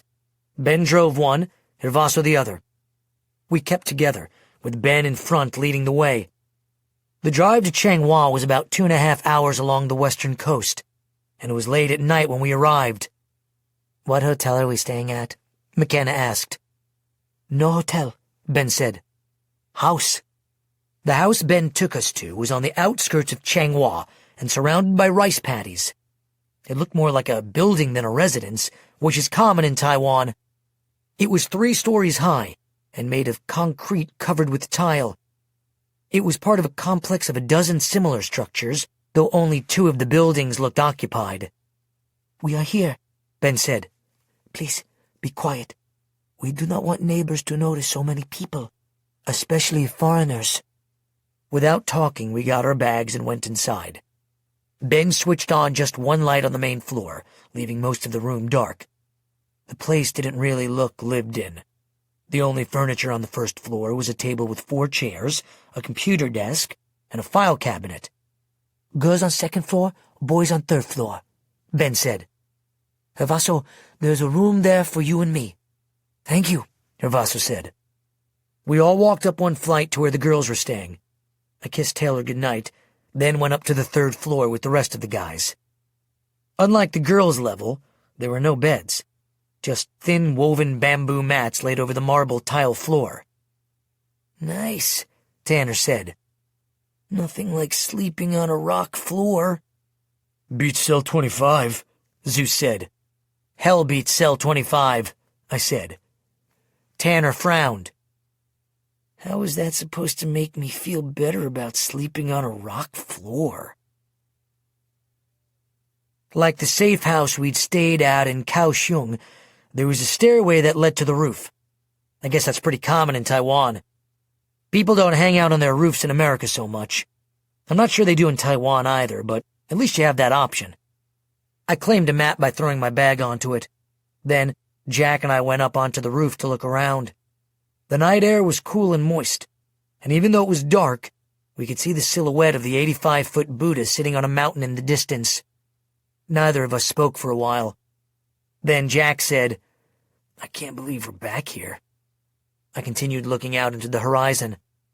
Fight the Elgin, see the world. Jack turned to me. "You're really glowing." I know. I just keep getting more electric. I've tried to imagine what that must feel like. It's bizarre. Sometimes I can feel electricity crackle inside me. He looked at me quizzically. That must feel really weird. Yeah. I took a deep breath. So you've been pretty quiet about things. What do you think about this mission? He hesitated for a moment, then said, I think that if you have something hard to do, it's better to focus on the task at hand than the outcome. Sounds like something Coach Dibble would say. Dibble was always saying junk like that. Don't beat them brains, just sink the basket you're shooting. He said that my freshman year before he cut me from the team. Jack looked me in the eyes, and his voice turned softer. Speaking of shooting, you know I would take a bullet for you. His words shook me. I'd rather you didn't. Well, I'd rather not either. But if it comes to that, I'll deflect it, I said. I can't lose another friend. Even in the darkness, I could see a shadow cross his face. Like Wade. He was a hero, I said. I prefer my heroes alive, Jack said. Sometimes it's dying that makes them a hero. No, Jack said. It's acting courageously in the face of death that makes someone a hero. Dying is superfluous. I looked at him for a moment, then we suddenly both grinned. That's a pretty good word, I said. Yeah, I heard Austin say it. I have no idea if I used it right. We both laughed. Come on, I said. Let's get some sleep. Chapter 32. Statues. We got to sleep in the next morning, which was good because it took me like 3 hours to fall asleep. Around 10 o'clock, Ben brought us breakfast. Sweet sesame seed biscuits with honey inside and hot soy milk. It probably doesn't sound that good, but it was. Or, as the Taiwanese like to say, fei cheng bu tuo. Extremely not bad. Ben said there were a lot of Elgin in the area, so Hirvaso didn't want us wandering around. After breakfast, Taylor and I went up to the roof. It reminded me of our last night in Taiwan. The night we were told Timepiece Ranch had been attacked by the Elgin. The city's traffic was ridiculously loud, as if constantly honking your horn was a requirement. I'd been through some seriously dangerous things, but driving in Taiwan would probably rate high on that list. I tore apart a cardboard box and laid it down on the gravel roof floor for Taylor and me to sit on. Taylor pulled her knees into her chest. She was quiet, as if she had a lot on her mind. What are you thinking about? I finally asked. I don't want to tell you. Us again? I hesitantly asked. She reached over and touched me. No, it's just... I had another one of my bizarre dreams last night. She looked back down at her feet. As usual, I have no idea what it means. Tell me about it. We were in Taiwan. All of us were standing in front of a school. What kind of school? I don't know, like a high school or something. All the students were Chinese and wearing, like, sailor uniforms, you know? The weird thing is, so was McKenna. She looked just like them. And there was some American guy I didn't know. I think it might have been Welch. Then there was an Elgin army. They were about to get us, but suddenly everyone turned into statues. No one was moving. She looked into my eyes. Except you and some girl. The two of you were just walking around between us. A Taiwanese girl? No, she was American. She was our age. Pretty with short blonde hair. And she liked you. How did you know that? I always know when girls like you. It's the curse of my power. She sighed. What do you think it means? I shrugged. I have no idea. It scares me. Maybe it means that everyone's going to die except for you. You and some mystery chick you're gonna run off with. That's not going to happen. Taylor looked back down at her feet. I wish I'd stop having these dreams. It's not like they're helping. I get just enough information to freak me out. Just then, Nichelle walked up the stairs. Hey, there you are. Ian said you guys were up here. There's no such thing as privacy with Ian, Taylor said. I think of that every time I shower, Nichelle said. Doesn't matter if you're showering, I said. He can see through your clothes anyway. That makes me feel a lot better, Nichelle said sardonically. So what's up? I asked. Hervaso says to hurry down. It's almost time to go for Welch. How far do we have to go? Taylor asked. I don't know. As we walked to the stairway, Nichelle turned back and said, All Hervaso told us is that we're meeting Welch in front of a school. Chapter 33. Premonitions and Dreams. By the time we got down to the first floor, everyone else was already gathered. Hervaso and Ben stood next to each other on one side of the room, looking at a map. They both looked up as we came down.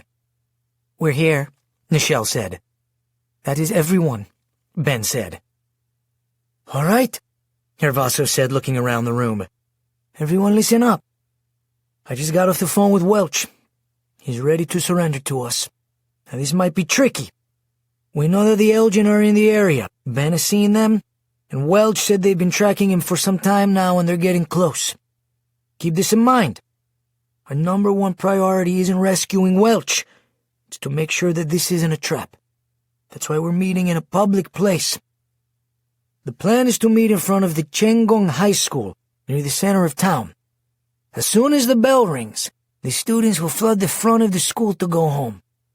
Welch will be hiding somewhere near the school. Once there is a crowd, he will walk out with the students. He turned toward McKenna.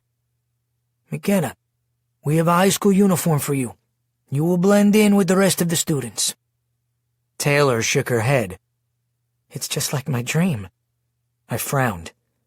Exactly like your dream. I need to tell Hervaso about it. Austin said proudly, The part about McKenna was my idea. McKenna dramatically crossed her arms and turned back to him. Why? Because we Chinese all look alike? Well, you do, Austin said. Genetically speaking, you have the same hue of hair color, dark pigment irises, an unusual relativity of height, and...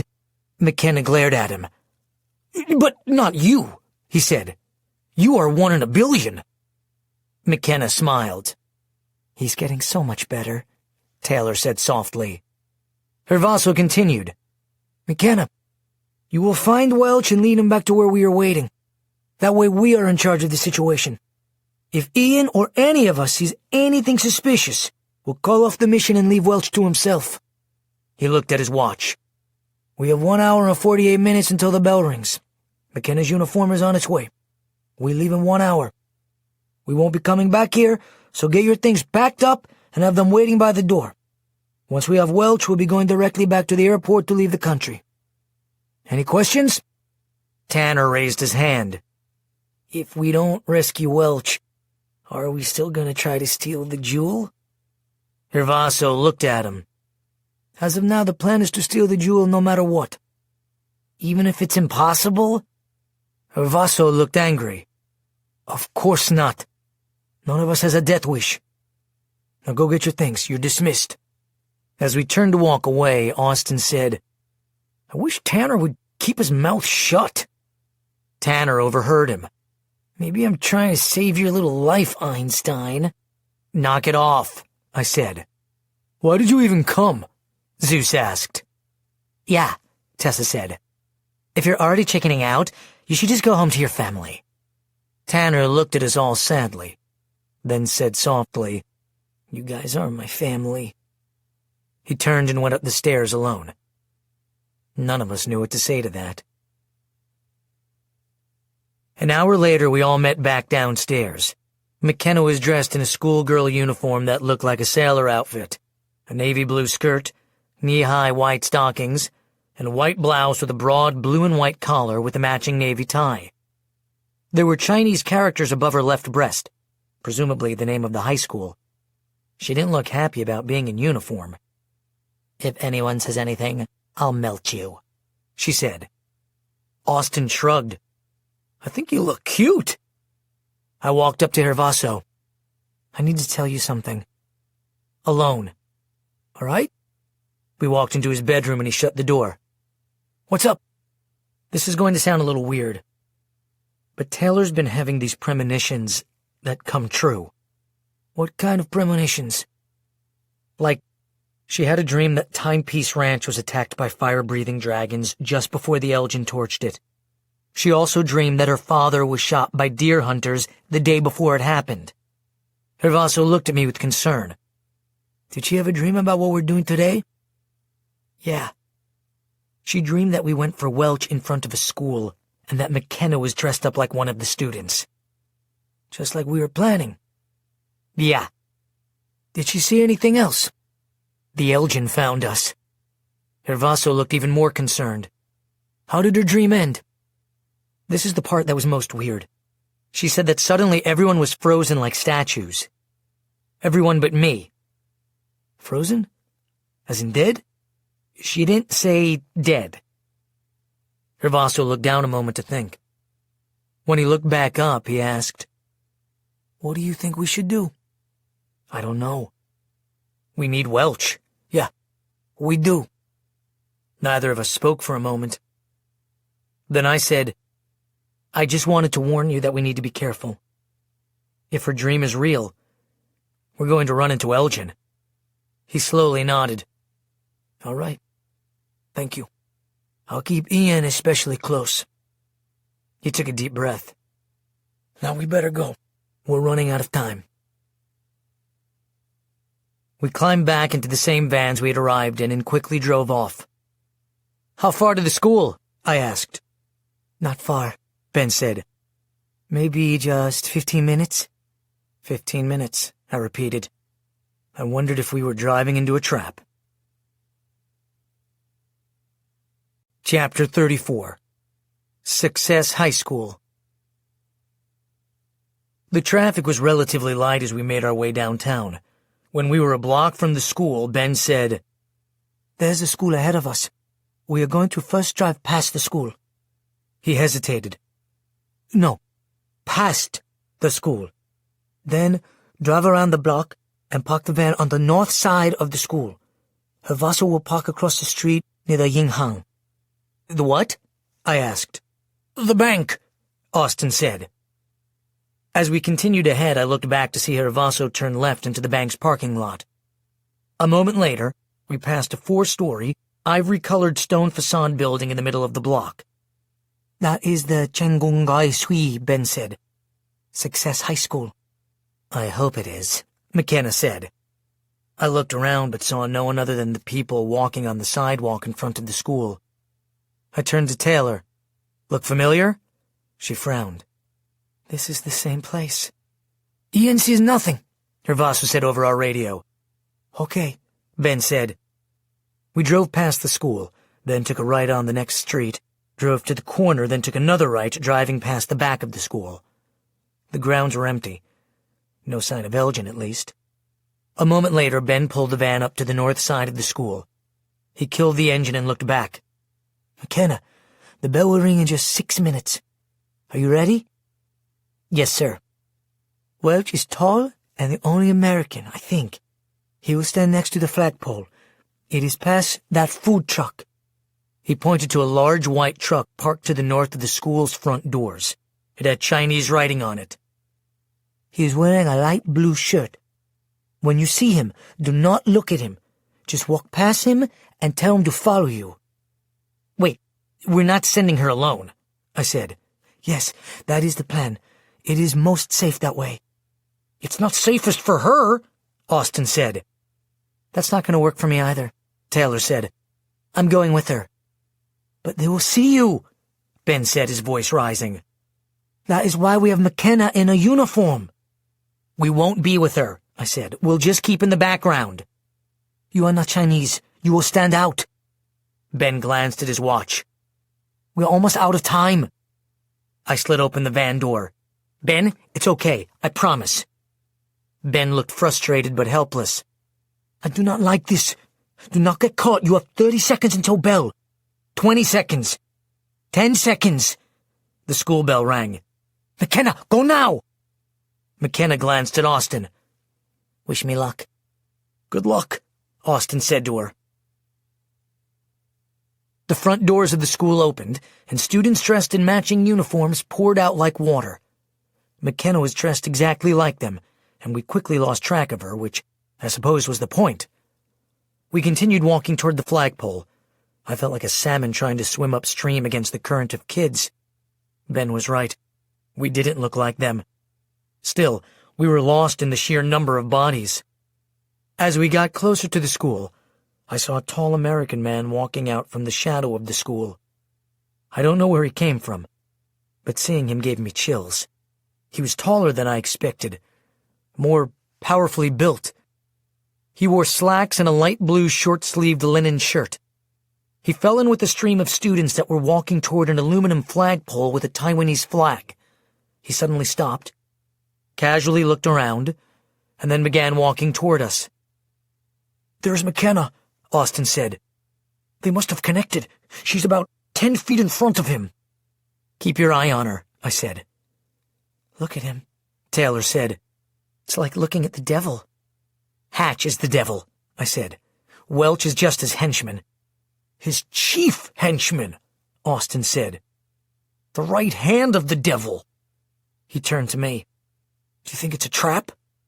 "I wouldn't be here if it was," I said. "Taylor, does any of this seem familiar?" "Something's not right," she said. "What's that?" "Where are the Elgin?" Suddenly McKenna froze. She clutched her chest, then fell to the ground. "Do you feel that?" I asked. Taylor was trembling. "Yes. How can they do that?"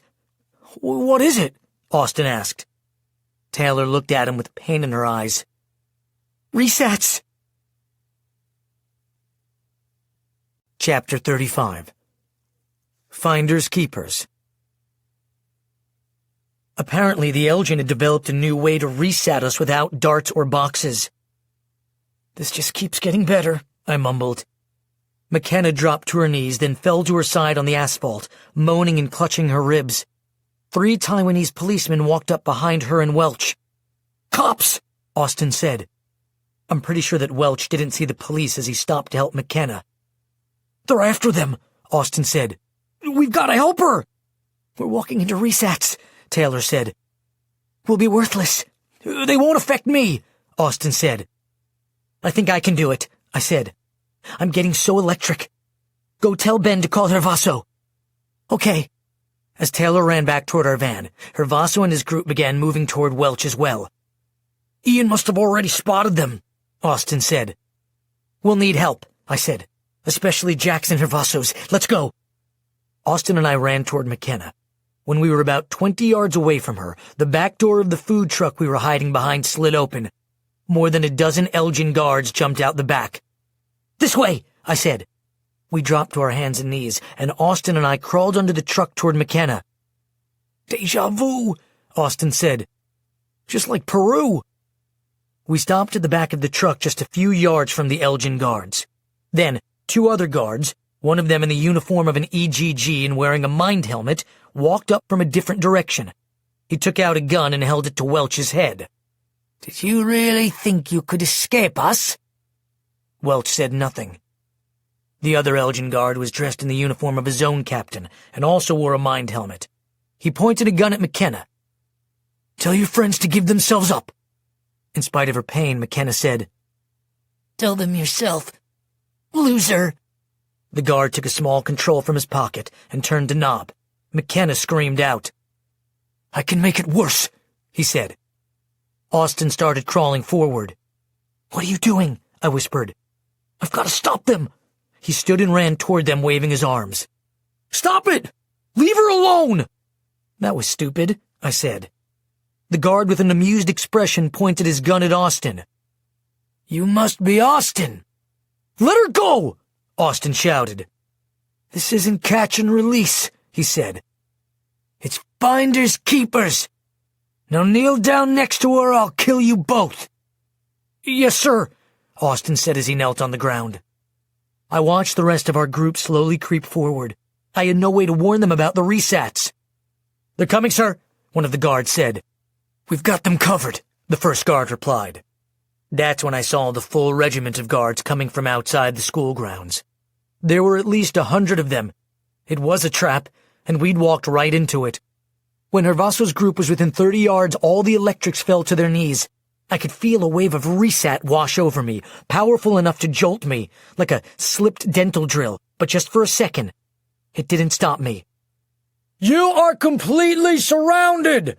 a squad captain shouted. "Don't try to escape or we'll kill your friends! Hands on your heads! You there!" he shouted at Hervaso. He pointed his gun at McKenna. "Bring everyone in or I start shooting!" Hervaso looked furious but obeyed. "Come on, everyone. Put your hands up." Everyone had been captured except for me, Taylor, and Ben. The EGG looked pleased. "Look at this. I swung for a base hit and got a grand slam. The General will be celebrating tonight." It was a trap. Only Welch wasn't part of it. They had set the trap for him and we had foolishly rushed into it. "Let them go," Welch said. "I'm the one you want." "Yeah, I'm not going to do that," Dane said. "How did you find me?" Welch asked. The EGG looked at Welch with disdain.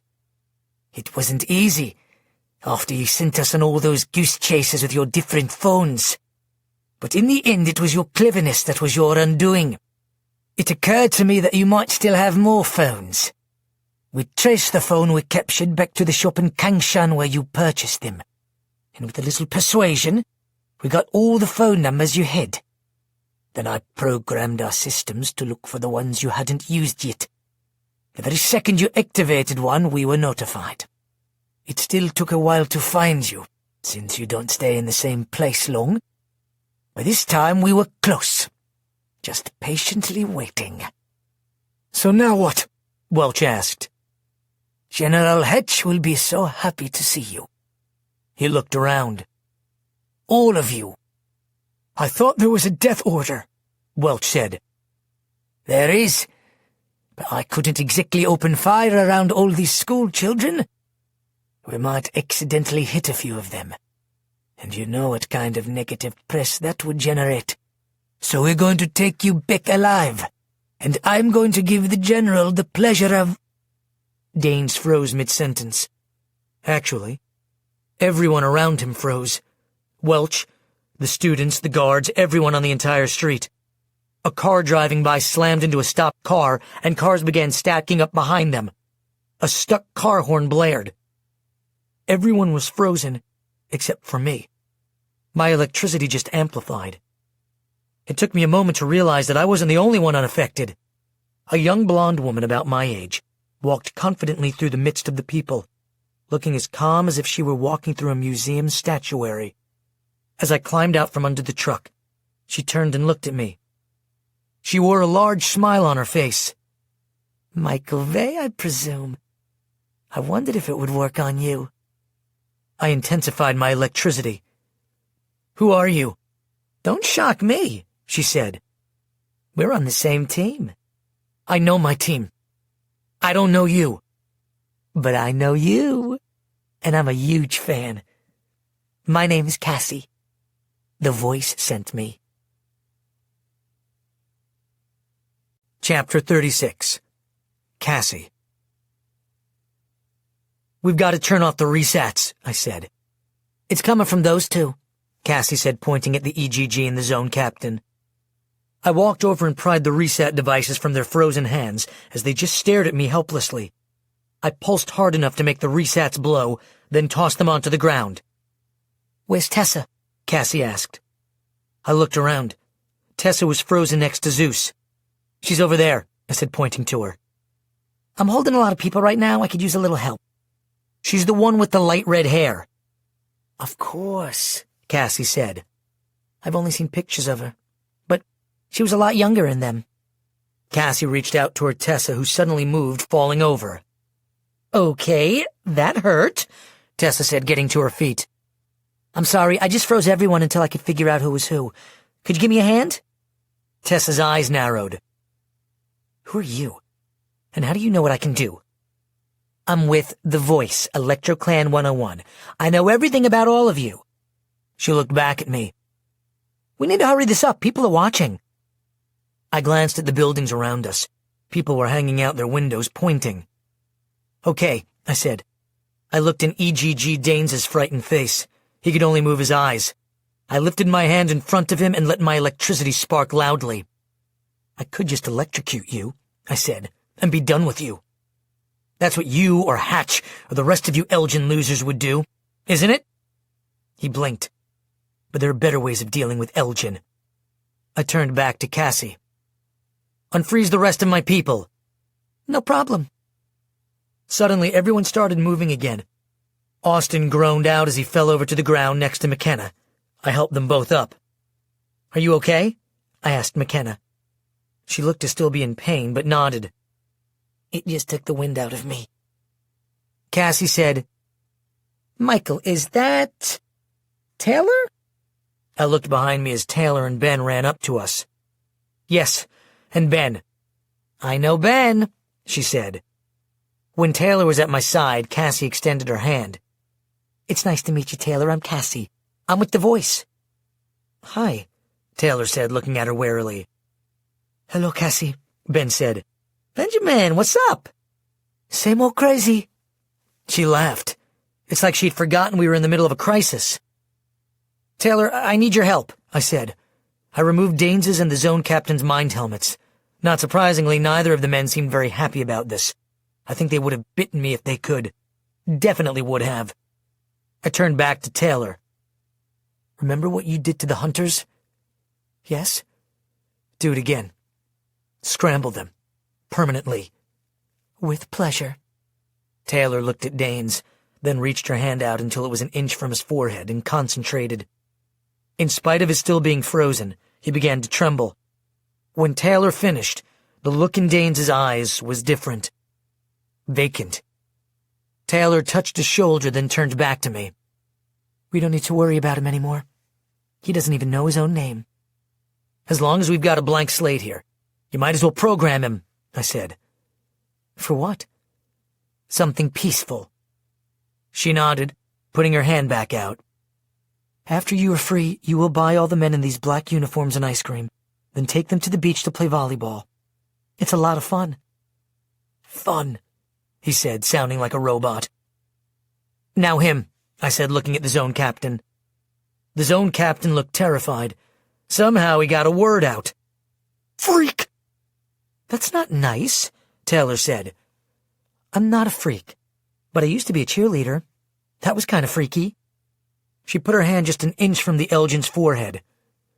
This is for what you did to McKenna. She closed her eyes and the man began shaking. When she stopped, he had the same blank expression on his face as the EGG. Suddenly, Jack walked up to the man and punched him, knocking him over. Scumbag Elgin, he said. Then he walked around punching each of the terrified frozen guards. Is someone going to stop him? Tessa asked. Why? Zeus replied. Tessa said. Hadn't thought of it that way. Taylor looked down at Welch. What about him? Welch, who was still frozen, just stared at her without emotion. I need you to lie detector him, I said. Taylor touched Welch's forehead. Go ahead. I said to Welch. Did you have anything to do with this trap? No. He's telling the truth, Taylor said. He's glad to see us. Especially with the Elgin here, Jack said as he walked back to us, rubbing his red knuckles. I should have used a stick or something. I turned to Cassie. You can release him. We can go. Welch's shoulders dropped and he breathed in deeply. Thank you. He looked at me. The last time I saw you, you were embarrassing my forces at the Taiwan Star Source plant.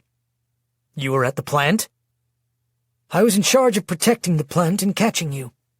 Why do you think Hatch had me arrested? Really, guys, we gotta go, Cassie said. I can't do this much longer. Let's go, I shouted to everyone. I turned to Cassie. Are you alone? Just little me. Come on, we're this way. Wait, her Vaso said. Michael, I want you, Taylor, and... Cassie said. Can we please hurry this up? Cassie, come with us. We need to talk to Welch. Zeus and Tessa, Go with Ben. Got it, Tessa said. Come on, lightning bolt. I don't want to be in the same car as Welch anyway, Zeus said. Can we go with you? Austin asked. We're full, Hervaso said. It's good, Jack said. Abby and I can switch cars. All right, Hervaso said. He turned to Welch. Come with me. We followed him back across the street to their van, which was still parked at the bank. Hervaso unlocked the doors, then said to Welch, Do you have any weapons? He reached into his pocket and pulled out a gun. He offered it to Hervaso. Just this. Hervaso took the gun. Anything else? No. Hervaso looked at Ian. Nope, that was it, Ian said. Okay, right up front with me, Hervaso said to Welch. Welch got into the front passenger seat. Taylor, Hervaso leaned forward to whisper to her. I want you to sit behind Welch and monitor him. We don't know what's going through his head, but I suspect he's volatile. Yes, sir. He walked back to the driver's seat. Nichelle opened the side door and Cassie climbed in first and slid down the first seat of the van. I got in after her, with Taylor next to me and directly behind Welch. Austin, McKenna, Nichelle, and Ian sat in the middle and back seats. Are we all here? Hervaso asked from the front. Everyone's here, Ian said. Jack, Abby, Zeus, Tanner, and Tessa went with Ben. Sweat was streaming down Cassie's face. Seriously, I'm losing it. We've got to go. Shut the doors, Hervaso said, starting the van. Let's get out of here. Ian slid the side door shut, and Hervaso jerked the van forward out of the bank parking lot into traffic, eliciting a few horns. As he did so, Cassie let out a loud gasp. I'm done. After we were away, Austin said, Your power is really amazing. Cassie took a deep breath in and out. Thank you. It's exhausting. McKenna, how are you? Taylor asked. I'm feeling better. That was a little terrifying. Thank goodness Cassie showed up, Austin said. He turned back to Cassie. How far can you keep someone frozen?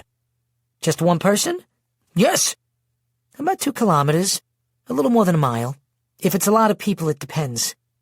That was a lot of people today, I said. Tell me about it, Cassie replied. It depends on what? Austin asked. Different variables. The weather, obstacles, mostly the people. Some people are just more susceptible than others. It makes sense, Austin said. Electricity affects people in different ways. Some people get struck by lightning and live, some die. Where are we going? Welch asked. It was weird hearing his voice. Taipei, Hervaso said. When do we fly to America? As soon as we can, Hervaso said. There's some important things we need to attend to first. What things? Welch asked. Important things, Hervaso said. Welch leaned back in his seat. He doesn't know about Tuvalu, Taylor said softly. Why didn't Hervaso say something? It's not the time, I said. Welch needs to digest things. Taylor asked Cassie, How did you get to Taiwan? I flew commercially. It's not the luxury of a private jet like you guys had, but at least it was first class. I guess, with your power, the Resistance doesn't worry too much about protecting you, I said. No, I've never met anyone I couldn't freeze. Except you. Where did you come from? I asked. Cassie glanced up to the front toward Welch, then back at us. She asked in a hushed voice, You mean, where was I born? No. Where did you fly here from? I can't tell you. It's one of our secrets. The voice keeps a lot of secrets, Taylor said. Which is why the voice is still alive. Then you've seen the voice? Cassie again glanced suspiciously at Welch, then said, We need to keep our voices down. All right, Taylor whispered. So have you seen him? I see him every day. He's my boss. Who is he? I can't tell you. Can't or won't? Taylor asked. Won't, can't, both. Especially with Mr. Elgin sitting 6 feet from me. She looked at Taylor. I know you could read my mind if you wanted to, but trust me, you don't want to. For your own safety. If the Elgin knew that you knew who the voice was, they'd stop at nothing to get that information out of you. She glanced at me. including killing everyone you love. I get it, Taylor said. After we steal the... She hesitated. After we complete our mission. I've been instructed to tell you everything. She paused. Well, almost everything. There are things the voice wants to tell you himself. Austin asked, How long have you been with the voice? Since I was 4. He's pretty much like my father. The Elgin killed my parents, but when they tried to kidnap me, the voice and his people intervened. They were both looking for me at the same time. How long ago did the voice start the resistance? I asked. The voice did it. She stopped herself, and again nervously glanced toward the front. I've said too much. There's someone above the voice? I whispered. Cassie hesitated. No. Taylor glanced at me. I've said too much, Cassie said again. We can talk later. She leaned back against the side of the van. The rest of the trip was mostly quiet except for Austin, who kept grilling Cassie about her power. Austin can think up more questions than anyone else I know. I suppose that's one of the reasons he knows so much. He asks so much. Hirvaso drove us to a hotel called the Hotel Midtown Taipei, which I figure must have been in the middle of Taipei City to get that name. Ben must have known a shorter route to our destination, because he was already there when we arrived, and the van was empty. Hirvaso parked next to the van, then turned back to us. Dinner in the ballroom at 8. Ben walked up to Hirvaso's window. Where is everyone? Hirvaso asked. They have gone to their rooms, Ben said. I have your room keys. Where are our bags? Taylor asked. Your bags will be in your rooms, he said. Ben walked around to the curb, while one of the bell captains opened the door for Welch, then the side door. As we got out, Ben handed us our keys. He said to Cassie, You are alone. No worries, she said. I'm used to it. As usual, Austin and I were together, as were Taylor and McKenna. Cassie got off on the floor before the rest of ours, the 10th. We rode to our floor, then got off. As we walked up the hall to our room, I said to Taylor, Is Cassie the girl you saw in your dream? Yes. And she was lying. About what? About there being someone else besides the voice. There's someone above him. You shouldn't read her mind. I wasn't trying to. Her lie was so obvious that I couldn't not. I'm surprised you didn't see it. I knew she was lying, I said. But if there's someone above the voice, I can see why she wouldn't want to share that. I think she would share everything with you. What do you mean by that? I told you. It's just like my dream. She likes you. No, she doesn't. Taylor's eyes narrowed. I'm not being a jealous, crazy girlfriend. I'm telling you what I know. Her brow furrowed. Or maybe I am being crazy jealous, but I'm still telling the truth. If it wasn't the truth, why would I be jealous? I don't know why you would be jealous. Because she's pretty and cool and powerful, and she thinks you're a rock star. Even Austin was slobbering all over her. I stopped walking and turned toward her. I didn't notice she was pretty. Taylor rolled her eyes. Really? You didn't notice? I really didn't. How could you not notice? Because I wasn't looking. Someone already owns my heart. Her expression changed with my response. Who would that be? Do I need to say it? Taylor took my hand. Yes. I kind of need to hear it right now. You, Taylor Ridley, own my heart. Forever. Taylor leaned forward and kissed me. Sorry, Michael. I'm just feeling really insecure. I know. You own my heart, too, she said. You always will. No matter what happens. Chapter 37. Ancient History. Austin and McKenna were going for a walk in the city, and Taylor wanted to take a shower, so I went to my room to rest. It was dark when Austin returned to get me for dinner. He had McKenna and Taylor with him. I splashed some water onto my face, then we met up with the rest of the Electro clan on the hotel's 14th floor for dinner.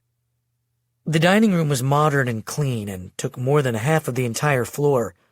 Against the wall was a massive buffet, Fortunately, we didn't look out of place, because there were as many foreigners as there were Chinese. More, in fact. Even though we blended in, we still kept separated in small groups just to be safe. Taylor and I got in line together at the back of the entree line. The food was mostly Chinese. There was duck, chicken, pork, noodles, baozi, egg drop soup, and hot and sour soup with curdled pig's blood. I'm told that's the only way to eat it. They also had xiaolongbao dumplings, one of the foods I liked and remembered from our last visit to Taiwan. "You love those things," Taylor said. "Love them," I said. "So does Austin. I'll have to tell him." "Look, they also have swamp eel." I just threw up in my mouth. She grinned. "Just kidding." While I was lifting dumplings onto my plate, a red-headed American woman on my right side leaned toward me and pointed at the xiaolongbao. "What do you suppose those are?" I looked at her. "They're called xiaolongbao. They're dumplings." "What's inside them?" "They have pork and kind of a broth inside. They sometimes call them soup dumplings." "That sounds interesting.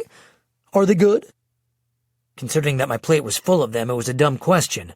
"No, they're sculpted vomit. That's why I filled my plate with them." "Yes, ma'am. I like them." "Then I guess I'll just have to try some. Thank you." I started to move down the line when she asked, "Are you American?" Another dumb question. "Yes, ma'am." "Me too! Where are you from?" "Idaho," I said. "No way! I'm from Idaho. What city?" Now I was feeling a little nervous. "Meridian." "I'm from Eagle. We're practically neighbors. We might have met before. What a small world." Taylor glanced at me anxiously. "Sometimes it is," I said. "What brings you to Taiwan?"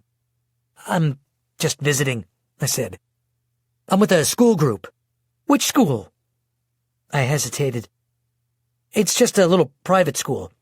You probably haven't heard of it." "My son went to a private school in Meridian. Which one is it?" I swallowed. "The Liss Academy." Her brow furrowed. "I don't think I've heard of that one." Before she could ask another question, I said, "What are you doing here?" "My husband's here on business. His company manufactures steam turbines for electric plants. There's a really large power plant in the southern part of Taiwan that just broke down. We're headed there to—" Her eyes suddenly went blank. Then she pointed at the xiaolongbao and said, "Excuse me, do you know what these are?" I looked over at Taylor. She slightly nodded. "They're called xiaolongbao dumplings," I said.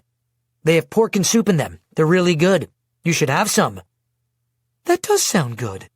I guess I'll have to try some." "Great. Have a good dinner," I said. Taylor and I quickly slipped away. After dinner, we all gathered in Hervaso and Jack's room on the 7th floor. Jack and Hervaso still hadn't eaten, as they were talking with Welch, and Austin and McKenna brought them boxes of food. Taylor, Tessa, and I sat next to Welch on the edge of the bed. Again, Hervaso wanted Taylor to monitor Welch's thoughts without him knowing it. The room was pretty crowded, and so it didn't seem weird that Taylor was slightly touching him. Tanner was sitting by himself against the wall by the closet. He'd been pretty quiet since his last outburst. I felt bad for him. Also, I noticed that Cassie wasn't there, but I didn't say anything. I figured it would only bother Taylor that I noticed. "Mr. Welch has been telling us what he knows about the Elgin movement," Hervaso said. "Especially after they attacked the ranch." "Call me David," Welch said. "The Elgin thought they had destroyed the resistance." "They came close," Hervaso said. "Fortunately, we were tipped off. The ranch was deserted before the Elgin forces arrived." Welch looked ashamed. "That was fortunate." "It was more than fortunate. It was prepared for," Hervaso said. "We are careful." "Of course." Welch looked around the room. "Thank you again for rescuing me. When will we head back to the States?" Hervaso looked around as if to make sure we were all prepared for Welch's reaction. Then he said, "We're not going back to the States. We're headed to Tuvalu." Welch made no attempt to conceal his feelings. "You're not serious? As a heart attack." Zeus said. He looked like he was relishing Welch's pain. "I'm not going to Tuvalu," Welch said. "It's a death trap. The entire Elgin Guard is there right now. No one gets in or out of Tuvalu without Hatch's permission. No one. No one gets in or out of the Elgin Academy, the Peruvian compound, the Ampere, or the Taiwan Star Source plant either," Jack said. "But we did. Notwithstanding, I can't go back. They have a price on my head." "We all have prices on our heads," Hervaso said. "You know that. You put them there." "Only a few of you," Welch said, furtively glancing at me. "What a chicken," Zeus said. I hadn't realized until then just how much Zeus hated Welch. There was clearly bad history between them. "Watch your tongue, Frank," Welch said. "What are you going to do to me, Davy?" Zeus retorted. "Stop it," I said. "Both of you. Whatever history you two have is past. We're on the same team now." I turned to Welch. "We're going back to Tuvalu because of you." He looked at me, then Hervaso, then back at me. "I don't understand." Jack said, "If it wasn't for you, they wouldn't be getting ready to execute Tara, Torsten, and Quentin." Welch looked as if Jack had just slugged him in the stomach. "What?" Hervaso said, "Hatch found out that the three of them helped you escape, and he has them locked up. He originally put Quentin in cell 25.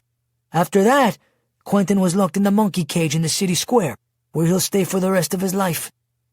Tara and Torsten are scheduled for the Rat Bowl." Welch's head dropped into his hands. When he looked up, his eyes were fierce. "I didn't know. I had no way of knowing." "You do now," Zeus said. "Still want to run away?" I glared at Zeus. "Not helpful, man." Welch took a deep breath and said, "What do you need from me?" "We need your help rescuing them," I said. I purposely didn't tell him about the jewel. "Then I'm with you." Hervaso glanced at Taylor for confirmation. Taylor nodded in the affirmative. "We'll fly out early tomorrow morning," Hervaso said. "We leave here at 0500 hours. We'll fly to Sydney, then Fiji. You have a plane then? We have a jet." Welch nodded. "Good. From Fiji, we've arranged to stow away on one of the supply boats. We'll free Quentin first, then the others. Be aware that the Elgin have spies all around Fiji. Are you sure you can trust everyone on the boat?" "We can trust the captain," Hervaso said. "He's a friend of mine." "All right. I'll help however I can."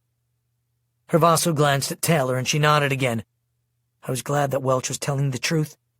It would be good to have someone on our side who knew everything about our enemy. It was still hard to believe that a month ago, he was the enemy. "All right then," Hervaso said. "We leave first thing in the morning. Try to get some sleep. You're going to need it." Chapter 38. Sleeping in the hallway. Again, I didn't sleep well. I had dreams. Nightmares. To make it worse, Austin was snoring like a chainsaw. At 2 a.m, I got up and walked out into the hall. To my surprise, Taylor was standing there in the dark. "What are you doing out here?" I asked. "I heard you say you were coming out." "I didn't say I was coming out." "You thought it." Loudly. "You could hear me?" She nodded. "I think it has to do with how electric you've become. Do you want to go for a walk?" I shook my head. "Not really. I'm exhausted. It's bizarre. I can't sleep, but I'm exhausted." "I know what you mean. Do you want to hang out for a while?" "Yes." We sat down on the floor outside my door, and I lay my head back on her shoulder. "You're afraid," she said. "Yeah. Me too." She ran her hand over my cheek. "Do you think we'll ever come back?" I didn't answer. At least, not vocally. After a moment, she said softly, sadly, "Yeah, me too." She took a deep breath. "You know, part of me doesn't care anymore." I looked at her. What do you mean? When my father was shot and I thought he might die, I was freaked out. But I realized that part of me was happy for him. All I could think of was how lucky he was that he didn't have to worry anymore about the Elgin or Hatch or the end of the free world. I closed my eyes. After a minute, she said, "Me too." "You too what?" I asked. "I don't want to lose you." I sighed. Sometimes I think you're the only reason I want to keep living. Maybe love is really the only reason we have to live. That's profound, I said. Maybe, Taylor said. The two of us fell asleep in the hall. I woke to some Chinese guy dragging his luggage over my foot as he walked by us. He didn't bother to say, "Excuse me," or whatever they say in Chinese. He just ran his bag over me like I was carpet lice. I made a lightning ball, then caught myself and threw it against the wall in front of me instead of at him. I could see from the glowing curtained window at the far end of the corridor that the sun was beginning to rise. We would be leaving soon. Taylor was lying on her side next to me. I leaned over and kissed her, then whispered into her ear, "We need to get ready." She lightly groaned. Then her eyes fluttered open. "Is it time to go?" "Soon," I said. "Just hold me a little longer." I lay back down and pulled her head onto my chest, and she quickly fell back asleep. I didn't sleep. I couldn't.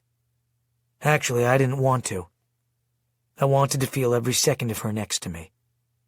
What I had said in the night was true. If something happened to her, I didn't know if I would be able to go on. As I looked at her sleeping, I said softly, "I love you." I gently slid my hand up her neck under her hair. "I would die for you." Taylor sighed a little.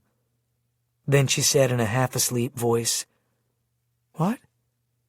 I pulled her in close. "Nothing," I said. "Nothing." Chapter 39. The Monster's Lair. "Hey, Michael!" Austin said. He was in his underwear, looking at me from out our door. "You awake?" "I am now," I said, taking a second to remember where I was. "Thought you had left me. We just got a call from Hervaso. We've got 40 minutes to eat and go." "I'll be right there." Austin nodded and disappeared back into our room. I kissed Taylor on the forehead. "It's time to wake up." "Do we have to?" "This time we do." She groaned, then slowly pushed herself up. I sat up, stood, and then helped her up. "What time is it?" Taylor asked. "I don't know. Austin says we've got 40 minutes. Or we did a couple of minutes ago." "Okay." She leaned in and we kissed. Then she stepped back. She looked like she might fall over. "I'll see you in a little bit." She walked to her room and knocked on the door. McKenna opened it. "Good morning," she said. "I was about to come looking for you." She waved to me. "Hi, Michael." "Morning." I turned and pushed open my door and went inside to shower. Almost a half hour later, Taylor and I walked into the dining room. Hervaso was sitting at a table near the door with Jack, Abby, and Cassie. He waved us over. "Hey, Tay," Jack said. "Mike." "Hey," Taylor said. Cassie was smiling at me. "Good morning, Michael. Do you go by Michael or Mike?" "Michael. I'm only Mike to Jack." "My man," Jack said, sounding like Denzel Washington. "I got privileges." "Michael it is," Cassie said. "I think it's cuter anyway." She laughed sweetly. Taylor shot me a look. "I'd like to talk with you sometime. I have a lot of questions," Cassie said.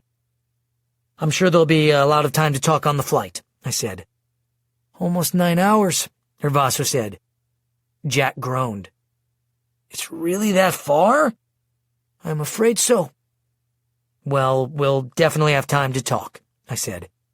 "Speaking of time," Hervaso said, "we need to leave in 8 minutes, so we fast." "Sorry," Taylor said, glancing at Cassie. "We slept in. Together." Cassie bit her lower lip but said nothing. The tension between them was palpable. "We'll just grab a sweet roll or something," I said, trying to lighten the mood. "There will be food on the plane, too," Hervaso said. "Great," I said. "Has Austin come up yet?" "He's back in the corner with McKenna," Jack said, pointing. "Thanks. Come on, Taylor." We walked over and grabbed plates. "Didn't I tell you she liked you?" Taylor said. "She's just being friendly," I said. "Very." She turned and walked away. I grabbed a cherry Danish, a hard-boiled egg, some toast, and a glass of orange juice, and carried it over to where Taylor had gone, next to Austin and McKenna. Taylor looked embarrassed. "Austin said he found you guys sleeping in the hall," McKenna said. "It was quieter than sleeping next to Austin," I replied. "I talk in my sleep?" Austin said. "No, you snore, like a chainsaw." He turned to McKenna. "I don't snore." Yeah, you do," I said. "Why are you making these cruel accusations?" "Because I had to sleep in the hall," I said. "And I got run over by some Chinese dude in a psychedelic green jacket. You definitely snore. If you don't believe me, we can prove it scientifically." "How would you do that?" "Easy, we could record you." "What, with a phone recorder?" "No, I was thinking more of a Richter scale." McKenna and Taylor both laughed. "It's okay," McKenna said. "Real men snore." Austin smiled. Then he said to me, "Hey, you should try your Danish baked with butter, the way your mother used to make them." "I would if I had an oven." McKenna's eyebrows rose. "Excuse me, but what am I?" "Sorry, but I don't usually think of you as an oven." "Give it to me." I put a pat of butter on top of my pastry, and then pushed the plate to McKenna. She put her hand on it. Within seconds, the butter was bubbling, and the Danish was slightly toasted. She stopped and pushed the plate back to me. "There you go. Be careful, it's hot." "Thank you." I'd only taken a few bites of my Danish when Jack walked up to our table. "Hervaso says it's time to head down." I downed my orange juice in one gulp, then grabbed a napkin and my sweet roll, and we all walked out to the elevator. Taylor and I stopped on our floor and grabbed our bags. Then we went down to the lobby. Ian and Hervaso were standing near the hotel's front doors. "That's everyone but Welch," Hervaso said. "He's waiting for us outside," Ian said. "He's reading a newspaper." "All right, let's go." After we were in our vans, Welch casually put down his newspaper and walked over to our vehicle and got in. I didn't think that he was being overly cautious. If I had Hatch and his whole army after me, I'd be careful too. The drive from the hotel to the airport took about a half hour. We set what little luggage we had near the back of the plane, then boarded. Scott closed the cockpit door, and within 15 minutes we were in the air. I think that's the best part of a private jet. There's not a lot of sitting around, and you don't have to bring your seat up for takeoff. Once the plane had settled on a cruising altitude, Hervaso stood up in the aisle at the front of the plane. He steadied himself by holding on to the seats on each side. "Listen up, all. The flight to Sydney is almost 9 hours, so you've got some time to relax. You all look pretty tired, so I suggest that you rest now, and we'll talk a few hours before we land. There's some important things we need to go over." "Sounds good to me," Taylor said softly. "At least the resting part." We reclined our seats, and she laid her head against me to sleep. We were headed to the monster's lair. Chapter 40. Black Mambas, Hatch, and Other Deadly Things. We ended up taking the long way to Sydney, Australia. Usually, pilots look for the shortest route between two dots, but in this case, that would have basically taken us through a hurricane. An hour into the flight, our pilots informed us that there was a Category 5 tropical cyclone, which Austin explained meant there were winds of above 130 miles per hour, in the area of the Marshall Islands, which were about 1,000 miles from Tuvalu and close enough to Sydney that all air traffic had been delayed or rerouted. We ended up flying from Taipei to Dili, the capital of Timor-Leste, a country I'd never even heard of. Austin, of course, had not only heard of the country, but knew more about it than any normal non-Timorese wanted to know. He informed us that Timor had been a Portuguese colony since 1520, except when during World War II, the nation was invaded and conquered by the Japanese, but Timor was returned to Portugal after the war. 30 years later, it declared its independence from Portugal. 9 days after that, it was attacked and conquered by Indonesia, which made it part of their country. Kind of like Tuvalu, which was open to attack from the Elgin after they declared their independence from England. Maybe sometimes it's better to just live with the devil you know. We didn't do anything in Dili. We didn't even get off the plane. It was raining hard, and we waited on the runway while the ground crews refueled our jet, and then we took off again. From Dili, we flew south over Darwin, Australia, then overland to the Australian east coast in Sydney. Once we were over Australia, Austin began vomiting facts about the country. Did you know that Australia was England's penal colony? It's basically where they dumped all the people they didn't want. That's why modern Australians call people from England pome. What's a pome? Jack asked. It's something that rhymes, Tessa said. Not po-em, Austin said. Pome. It stands for Prisoner of Mother England. Austin continued without taking a breath. There are more than 1 million wild camels in the Australian outback, and even Saudi Arabia imports camels from Australia. That's not true, Tanner said. Completely true, Austin replied. Before humans arrived, there were 9-foot-tall kangaroos. Now he's just making things up, Tessa said. Australians have 3 times more sheep than people, and wombat poop is the shape of a cube. What's a wombat? Abigail asked. Something that poops cubes, Jack said. A wombat is a plant-eating marsupial that looks like a badger with shorter legs. Is it dangerous? Tessa asked. Does it sound dangerous? Zeus said. No. Austin nodded. They have been known to charge humans and bowl them over. Oh, that sounds scary, Tessa said, rolling her eyes. Getting run over by a short-legged, cube-pooping badger.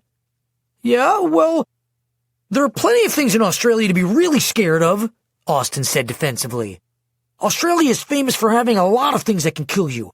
It has more species of venomous snakes than any other country, including one of the most venomous of all land snakes, the inland taipan. One bite has enough venom to kill 100 people. How do they know it can kill 100 people? Tessa asked. Tanner joined in. Is that like exactly 100? Because maybe it's really like 97 people. Or what if it's 100 huge people versus 100 little people? The whole exactly 100 people thing sounds suspicious. Didn't we already have a snake conversation in Peru? Taylor asked me. Yes, I said, but this is a new country. Is the taipan as dangerous as the black mamba? Nichelle asked. Yes, but it's not as cool. Austin's brow furrowed. Why do you say that? Who doesn't like to say black mamba? Everyone laughed except for Austin, who was trying to analyze her point. He eventually gave up and continued. Just so you know, the black mamba isn't necessarily black. The inside of its mouth is. Good. That way I'll know it's dangerous after it bites me, Tanner said. What is the most poisonous snake in the world? Tessa asked. Snakes aren't poisonous. They're venomous. Poison is something you eat. I wouldn't eat it, Tessa said. If you eat poison, you die, Jack said. I know, Austin said. Jack pressed his point. But you just said poison is something you eat. It is. But no one would eat it, Tessa said. That's the point. Poison is something you eat, Austin said. Venom is something you inject. Again, Tessa said. I wouldn't inject it. You're talking in circles, Zeus said. What is the most venomous snake in the world? Jack asked. The Belcher sea snake is number 1, but it's not the most dangerous snake in the world. What does that mean? Only about 25% of Belchers carry venom, and those that do don't really like to bite. But if it does and it's venomous, you're toast. One bite can kill 1,000 people. That doesn't make it more dangerous, Zeus said. What does it matter if it can kill 1,000 people or one? Either way, you're dead. He's got a point, Nichelle said. I never said it was more dangerous. You asked which snake was most venomous. He's got a point, too, Nichelle said. The point is, Zeus continued, it doesn't matter if the entire universe implodes on itself or you swallow a grenade. Either way, you're dead. Who would swallow a grenade? Tessa asked. A grenade would never fit down your throat, Nichelle said. Tessa nodded. It wouldn't even fit in your mouth. That's not the point, Zeus said. You just said it was your point, Nichelle said. Zeus groaned. I'm leaving this conversation. It might fit into Austin's mouth, Tessa said. It's pretty big. Thank you, Austin said, though I'm not sure why. Back to the snakes. Oh, thank you, Taylor said. I was afraid you'd forgotten. There's the brown snake, which is known for its bad temper and aggressive nature, which makes it very dangerous. The mulga snake, which puts out 10 times the amount of venom in one bite as the tiger snake.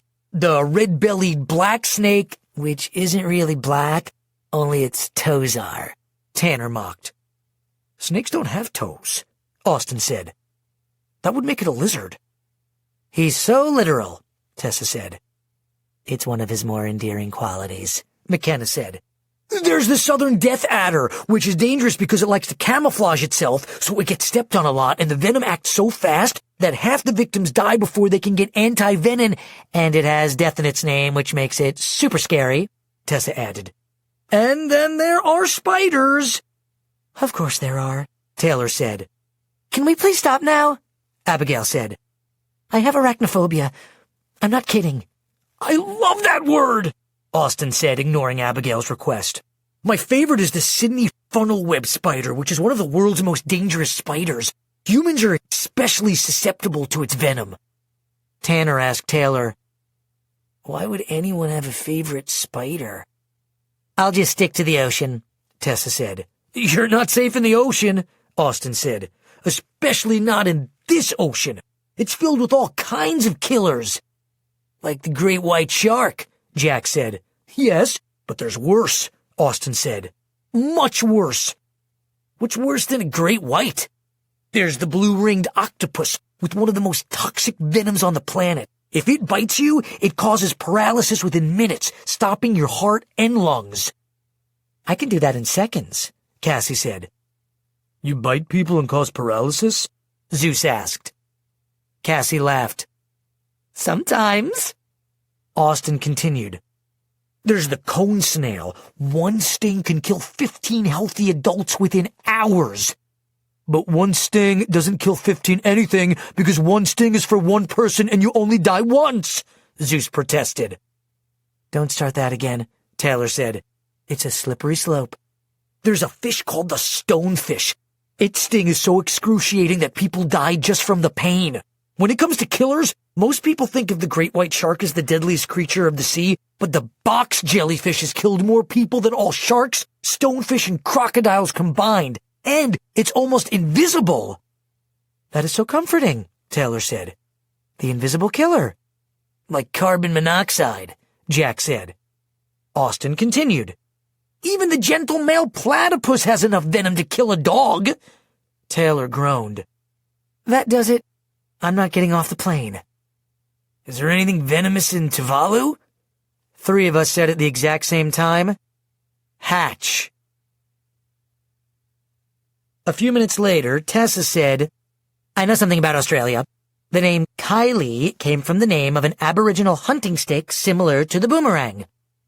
So, Kylie just keeps coming back, Zeus said. All I know about Australia, McKenna said, is that they have koala bears, a whole lot of kangaroos, and that famous place where they hold concerts. That would be the Sydney Opera House, Austin said. Did you know that if all the sails of the Sydney Opera House roof were combined, they would create a perfect sphere? A spear? Jack said. A sphere! You know, a ball. The architect was peeling an orange when he came up with the idea. A ball or an orange? Jack asked. They're both spheres, Austin said. Then why didn't you just say an orange to begin with? Yeah, Zeus said. You can't peel a ball? I peeled a golf ball once, Tanner said. It had like 1,000,000 elastics inside. It moved like it was alive. This is making me hungry for oranges, Tessa said. We should eat more bananas, Taylor said. I've been slacking off. No one ever designed anything to look like a banana, Jack said. Tessa shook her head. Can you blame them? Austin sighed. Also, some shopping malls play classical music in their parking lots at night to scare off teenagers. That would scare me, Nichelle said. More than a wombat. Much more than a wombat, Tessa agreed. In spite of everyone pretty much dissing Austin, who now looked as if he might lose his mind, I was glad for the conversation. Somehow it made me feel hopeful. I suppose in times of danger, it is helpful to cling to mundane things, like holding on to a life raft in rapids. While everyone was talking, I looked over at Welch. He was sitting alone, quietly watching us. He had a grim look on his face. I wondered what was going on in his mind. The reality of him being with us was a strange one for all of us, but it had to be especially strange for him. It was hard to believe that this was the same man who had hunted us in our childhood. He didn't look so frightening now. In fact, other than his size, he looked just like any other man you might walk by and not notice. I remember hearing something from the Bible that said, "Is this the man that made the earth to tremble, that did shake kingdoms?" This was the man who made us tremble, who was calling the shots against us in Peru and Taiwan. Now he was sitting with all of us, quietly listening. I wondered what it felt like, to be cast out from your tribe and to seek refuge among your former enemies. Among the Elgin, Welch was a traitor. I suppose the real question is, you can take the man out of the evil, but can you take the evil out of the man? Still, the fact that he was going with us to Tuvalu spoke volumes about him. I wasn't sure what Hatch would do with us, but it was a guaranteed death sentence for Welch. Back in Dilley, Jack had asked me if I thought we could trust him. What are the odds of Hatch forgiving him? I asked. 0, Jack replied. Less than 0, -0. That's why we can trust him. I'm going to talk to Zeus, I said. Taylor scooted back so I could get around her, and I walked down the aisle. Tessa was asleep next to him, listening to music with earbuds. Hey, can I ask you something? Yeah, bro. You don't need to answer if you don't want. Ask away. What is it between you and Welch? It feels like there's bad blood. Zeus's eyes narrowed as he glanced towards Welch. Yeah, there's bad blood. A freaking river of it. What happened? You mean other than he was the one who kidnapped me and killed my family?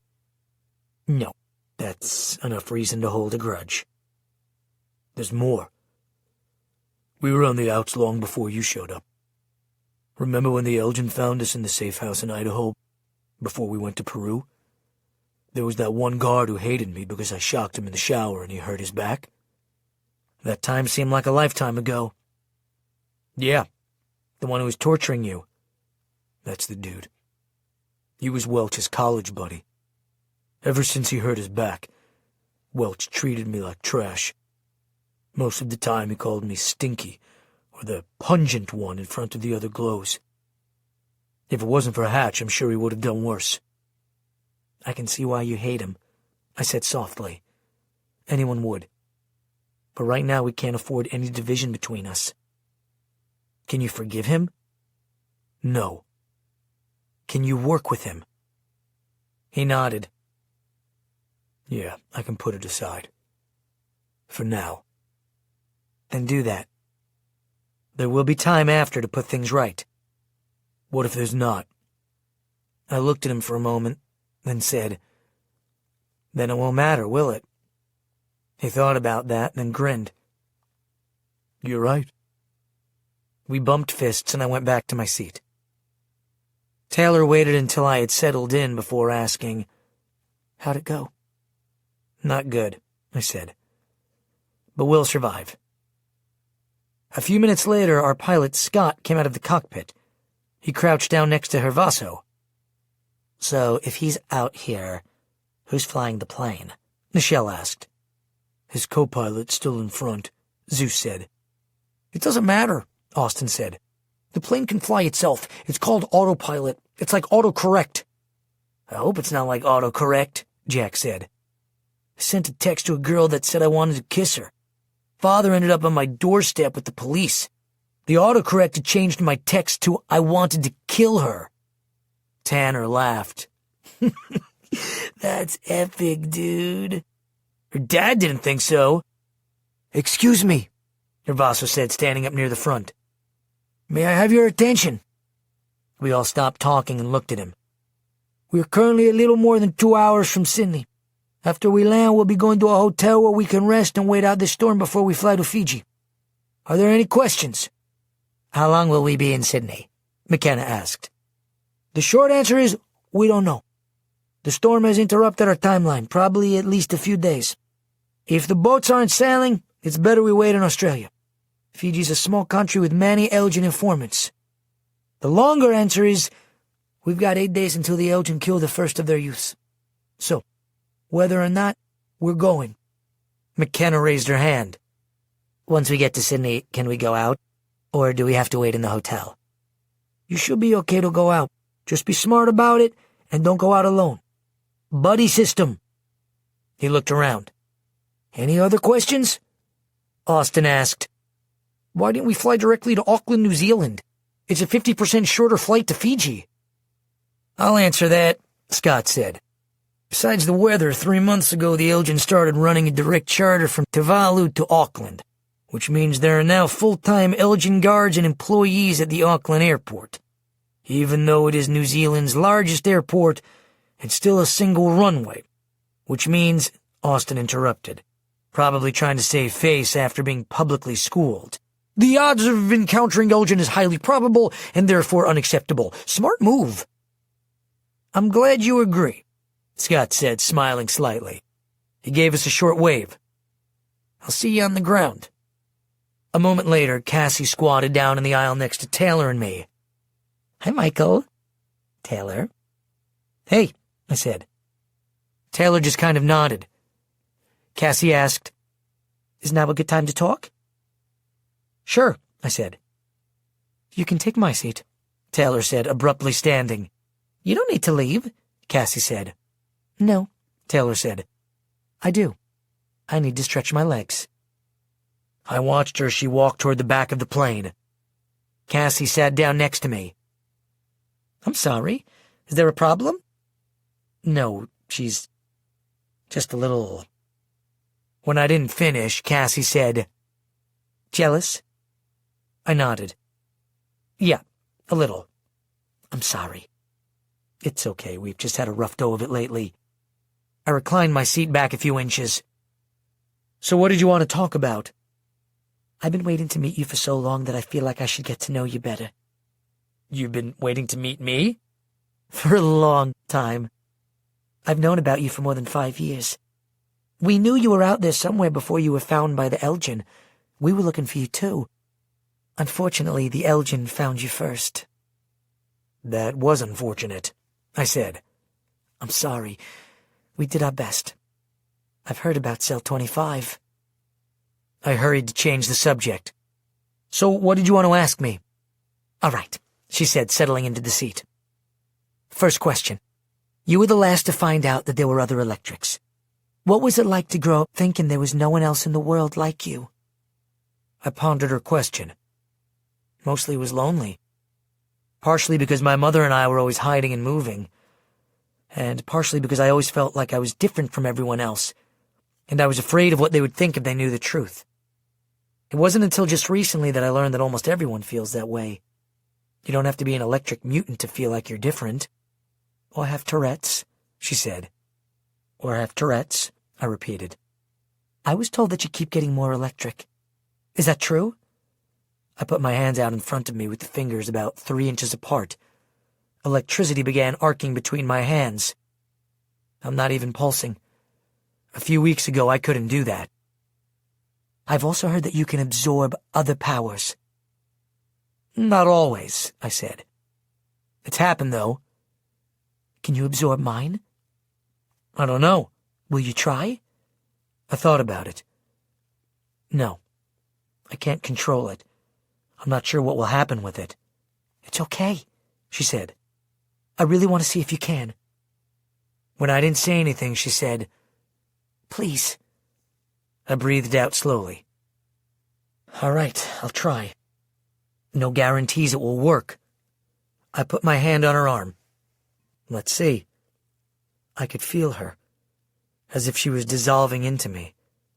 Then suddenly she froze. Completely. Her eyes didn't blink or move. She wasn't breathing. Cassie? She couldn't speak. Cassie! I took my hand off and she fell sideways, completely still. She looked dead. Hervaso! I shouted. Hervaso jumped up. What's wrong? Cassie passed out or something. He grabbed Cassie by the shoulders and lifted her. Recline her seat all the way. I pressed her seat button and he laid her back. She's not breathing, Hervaso said. What happened? She wanted to see if I could freeze her. Her heart stopped, Ian shouted from the front. Hervaso began giving her CPR. It's not working, Ian said. Her blood's not flowing to her brain. Hervaso pushed harder. Still nothing, Ian said. We're losing her. Let me shock her, I said. Hurry, Hervaso said, leaning back. I put my hands on Cassie's chest and pulsed. Her whole body jumped. Then she began trembling and gasping for air.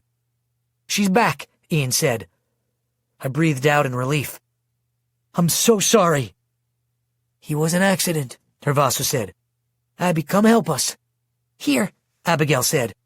She put her hand on Cassie's head and Cassie's body immediately began to relax. After a few seconds, Cassie opened her eyes and groaned. Everyone was quiet. She looked up at Abby and me. Are you okay? I asked. What happened? I froze you. I'm so sorry. I didn't mean to hurt you. Abigail rubbed Cassie's shoulder. Are you okay? Yes. Thank you. You have a beautiful gift. Thank you. How does she look, Ian? Hervaso asked. Heart, lungs, and blood flow look normal. Hervaso still looked concerned. How do you feel? I think I'm okay. Just a headache. He felt her forehead, then said, All right, just rest. We'll see how you are after we land. He got up and went back to his seat. I really am sorry, I said. I wasn't trying to kill you. I shouldn't have done that. It took a moment for her to answer. It's not your fault. I made you do it. That's the problem with taking someone's power. They've been using their powers most of their lives. For me, it's like riding a bike for the first time. A little while later, Taylor came up the aisle and knelt down next to Cassie. She put her hand on her arm. Are you okay? I think so. I'm sorry I've taken your seat. I don't think I can walk just yet. No hurry, Taylor said softly. I just wanted to make sure you were okay. Thank you. Taylor glanced at me, then went to the back of the plane. After a moment, Cassie said, That was nice of her. She's a good person, I said. I know. She closed her eyes again. I've wondered what it felt like to be on the other side of my power. It's not so great. You do a better job of not hurting people, I said. I'll have to remember to go easy. I think you just went through more than most, she said softly. I know. I think I died. What? My heart stopped, right? I looked at her quizzically. Yes, but you were unconscious. How did you know that? My body was unconscious, but I wasn't. What do you mean? I left my body. I was like floating above my body and I could see what everyone was doing. You reclined my seat and Hervaso gave me CPR. Ian shouted from the front that my heart was stopped and that blood wasn't getting to my brain. Then you shocked me. I looked at her in amazement. That's exactly what happened. I could see everything. Austin was working on a crossword puzzle. He was writing Probos something. I looked back over my seat. Austin. Yeah? Are you doing a crossword puzzle? I was. Why? Did you write? I looked at Cassie. What was that? Probos, she said, struggling with the word. Proboscis, Austin said. 11 across, a 9-letter word for a mammal's long nose or snout. That's when I stopped to see how you were. How did you know that? Lucky guess, she said, leaving Austin baffled. She looked back at me. The really weird thing? I was able to go outside the plane and travel as fast as it was. Even faster. I went to the front of the plane and watched the pilots. The younger one is asleep. The other one was eating a Hershey's chocolate bar. Her brow fell. Do you think I was dead? I've heard that when you die, you're supposed to see a light. I didn't see it, she said. But maybe it's because I wasn't supposed to die. Maybe, I said. I'm glad it wasn't your time. That's a good omen, right? About our mission? I thought about it. Yeah, I think so. Cassie took in a deep breath. I still don't feel very good. I think I'll rest a little. She lay back and closed her eyes. Within a few minutes, she was asleep. I picked up a popular science magazine and read. About a half hour later, she woke, rubbing her eyes with her hand. How are you feeling? I asked, setting down my magazine. Better. I wanted to ask you something, I said. Go ahead. What's it like, living with the voice? I've been treated really well. I guess I've always considered myself lucky. In what way? You know, the Elgin could have found me first. I might have been fighting against you right now instead of with you. What do you do with the voice? I'm mostly his bodyguard. This mission is one of the few times I've left him. He made you come? No, I volunteered. Really? You volunteered for this? Didn't you know how dangerous it was? She nodded. I knew. Then why would you volunteer? Why did you? I shrugged. Someone had to do it. Exactly. A moment later, she added, and maybe I was bored. If you were bored, you could have found something safer to do than attacking the Elgin, like skydiving without a parachute. She laughed. I think there was also some guilt involved. Who made you feel guilty? You. Not that I'm blaming you. It's just, you and your friends have been out here fighting this whole time while I'm living safe and in luxury. When I was little, the voice read a quote to me. It was something like, you should be ashamed to die without winning some victory for humanity. I looked at her with surprise. I know that quote. I think it was important to my father. She slightly nodded. Then you understand why I needed to prove myself. Proving yourself could cost you your life. Is it worth it? She smiled a half smile. Ask me that after I die. I grinned. I think the real question is an unproven life worth living? As I thought about the question, she touched my arm. I think I should give Taylor his seat back. She started to stand up. Cassie. Thank you. For what? For being courageous. She smiled. I had good examples.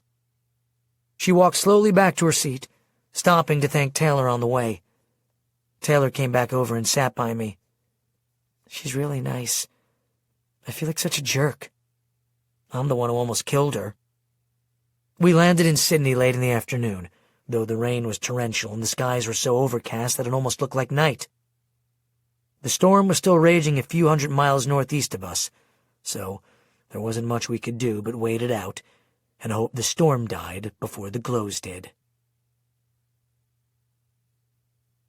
Chapter 41. Vegemite and Spiky Echidnas.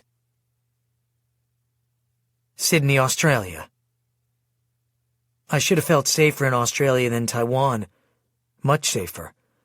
As far as we knew, the Elgin had no presence in the country, and except for the accent, We pretty much looked and sounded like everyone else. But I didn't feel safer.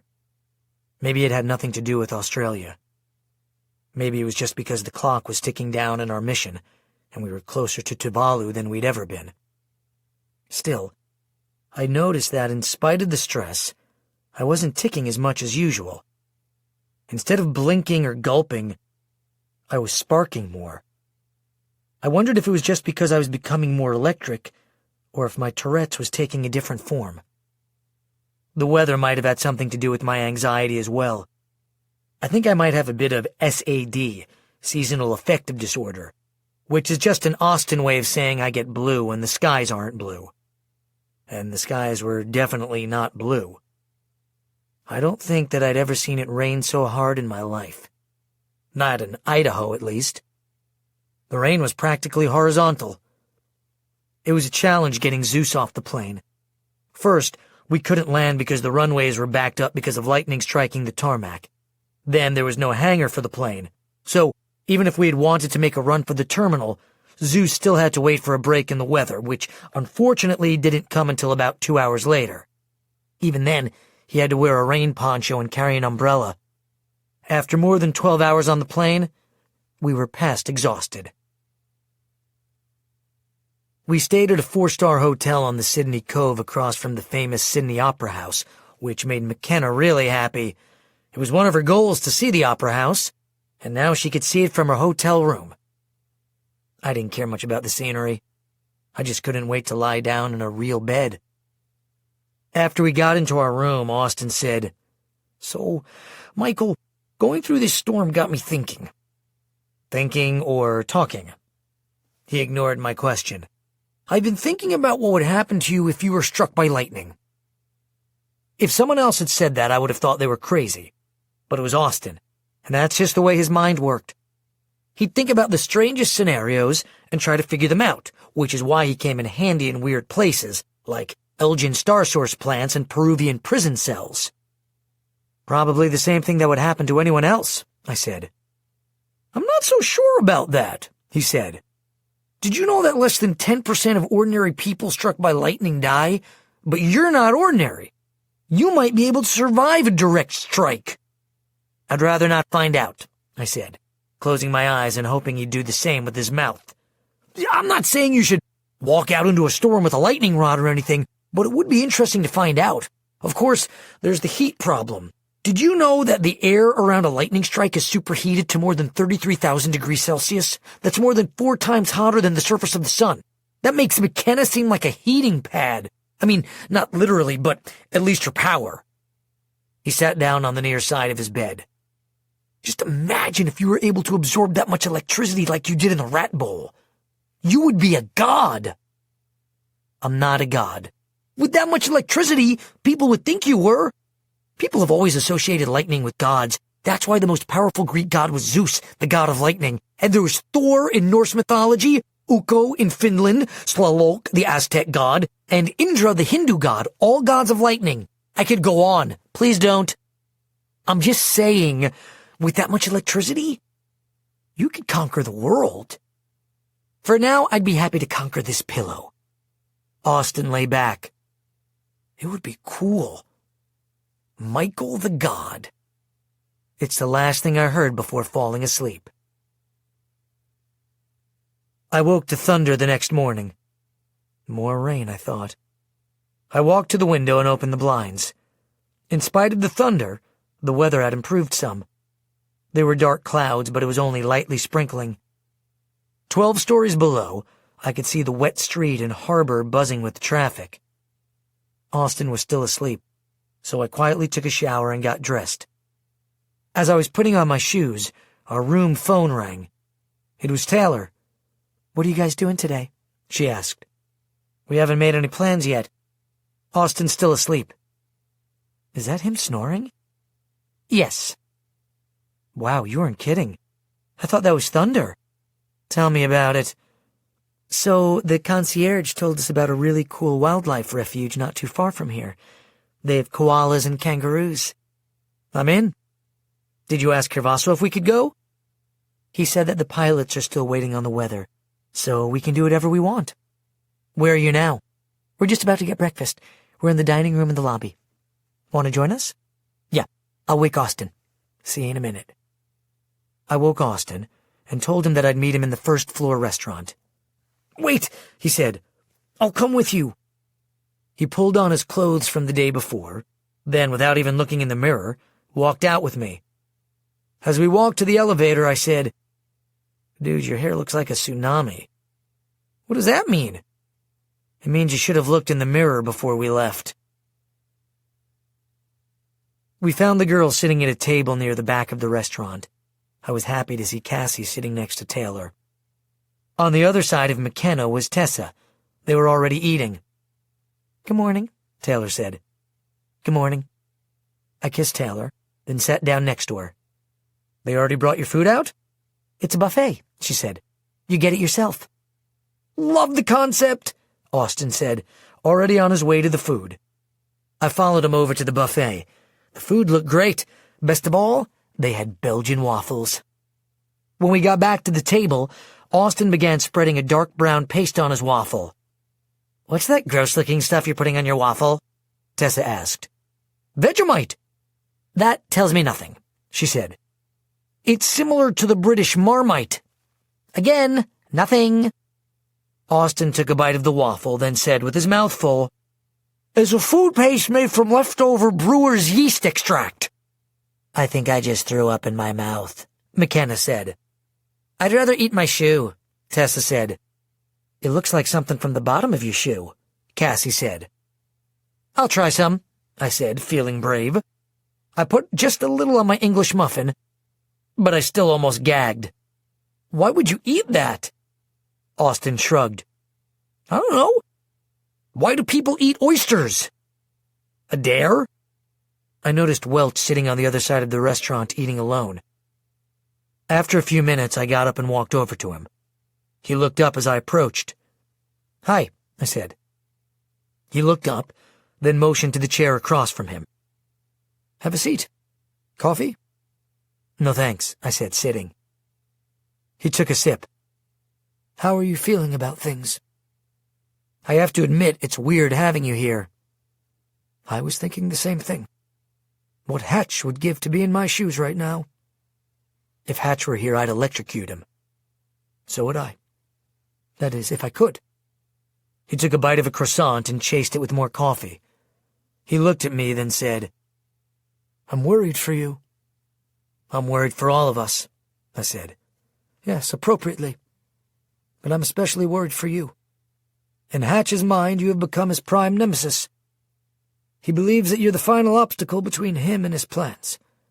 He doesn't just want you dead. He wants you to pay for the humiliation you've caused him in the Elgin." "I'll keep that in mind," I said. "I wouldn't if I were you. It might slow you down. The only way you'll ever be safe is to kill him. Keep that in mind." He went back to his meal as if I wasn't there. Nice chat, I thought. I got up and rejoined the others. After everyone was done eating, except Austin, who was technically never done eating at an all-you-can-eat buffet, we walked out to the front of the hotel to get taxis to the wildlife refuge. There were 9 of us, as Abigail, Ian, and Nichelle had joined us, so we took 2 cars. "What's the place called?" Austin asked. Featherdale, McKenna said. It sounds cool. She grabbed his arm. I get to see a koala. Austin was smiling, not because of the koala, but because McKenna was holding his arm. "Where's Zeus?" I asked Tessa. Tessa pointed to the sky. "He's staying in. He and Jack are playing video games." "And Tanner?" She shrugged. "Who knows?" Featherdale Wildlife Park was 40 minutes from the hotel and was worth the ride. The park was cool and the crowds were light, probably because of the rain. Australia not only has the most dangerous animals, it has some of the strangest ones. I mean, a platypus? It's like a failed cloning experiment. At McKenna's insistence, our first stop was the koala sanctuary, where Taylor and McKenna got to hold a koala. Then we went to the crocodile feeding, followed by a visit to the kangaroos, wallabies, potaroos, and paddymmelons. I had never heard of the last two animals, but they were also marsupials, and basically looked like rabbit or hamster-sized kangaroos. There was also an animal called a quokka, which looked like a rat but walked like a kangaroo. The animal came from the island of Rottnest near Perth, which was so named because a Dutch explorer thought the animals were rats and called the island Rattenest, Dutch for rat's nest, which was later changed to Rottnest. Next, we went to the echidnas exhibit. I had never heard of them either, but they were pretty awesome. They looked like tiny anteaters with big snouts and spiky quills. They walked funny, sticking their legs straight out like alligators. Echidnas and platypuses are the only surviving mammals that still lay eggs, Austin said. Echidna babies are called puggles. I thought a puggle was a mix between a pug and a beagle, Taylor said. That's just a designer dog thing, Austin said. Echidna puggles came first.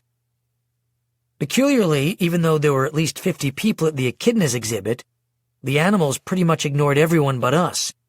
At one time, I had 6 of the animals trying to crawl on me. Look, Taylor said. They like us. That makes sense, Austin said.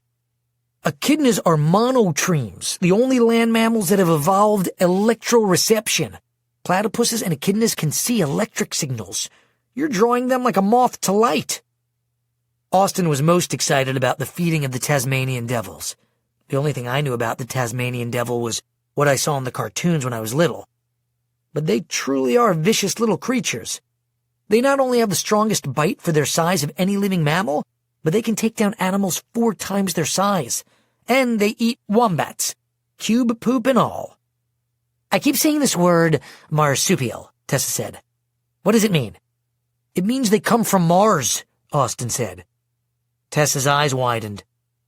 Really? No, there is no life on Mars.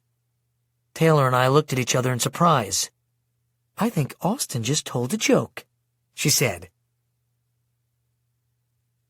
The park was a nice reprieve from the dread I'd been carrying around. The only time I felt jolted back to reality was while we were eating lunch at the cafe and McKenna said, I want to take a koala home. We're not going home, Tessa said. Everyone went quiet. After a moment, Taylor said, I am. Before going back to the hotel, we took the taxis a little farther to see the Blue Mountains, so called because of a peculiar blue haze in the air around them. Austin told us that the mountains are covered by eucalyptus forests, and the eucalyptus oil in the air causes the bluish-gray hue. We got back to our hotel around 7. We ate dinner at a nearby Chinese restaurant called Fortune Village, then headed back to the hotel. We girls are going window shopping, Taylor said. Do you want us to go with you? I asked. Only if you really want to shop. I thought about it, then said, I'd rather cut that little thing under my tongue with rusty scissors.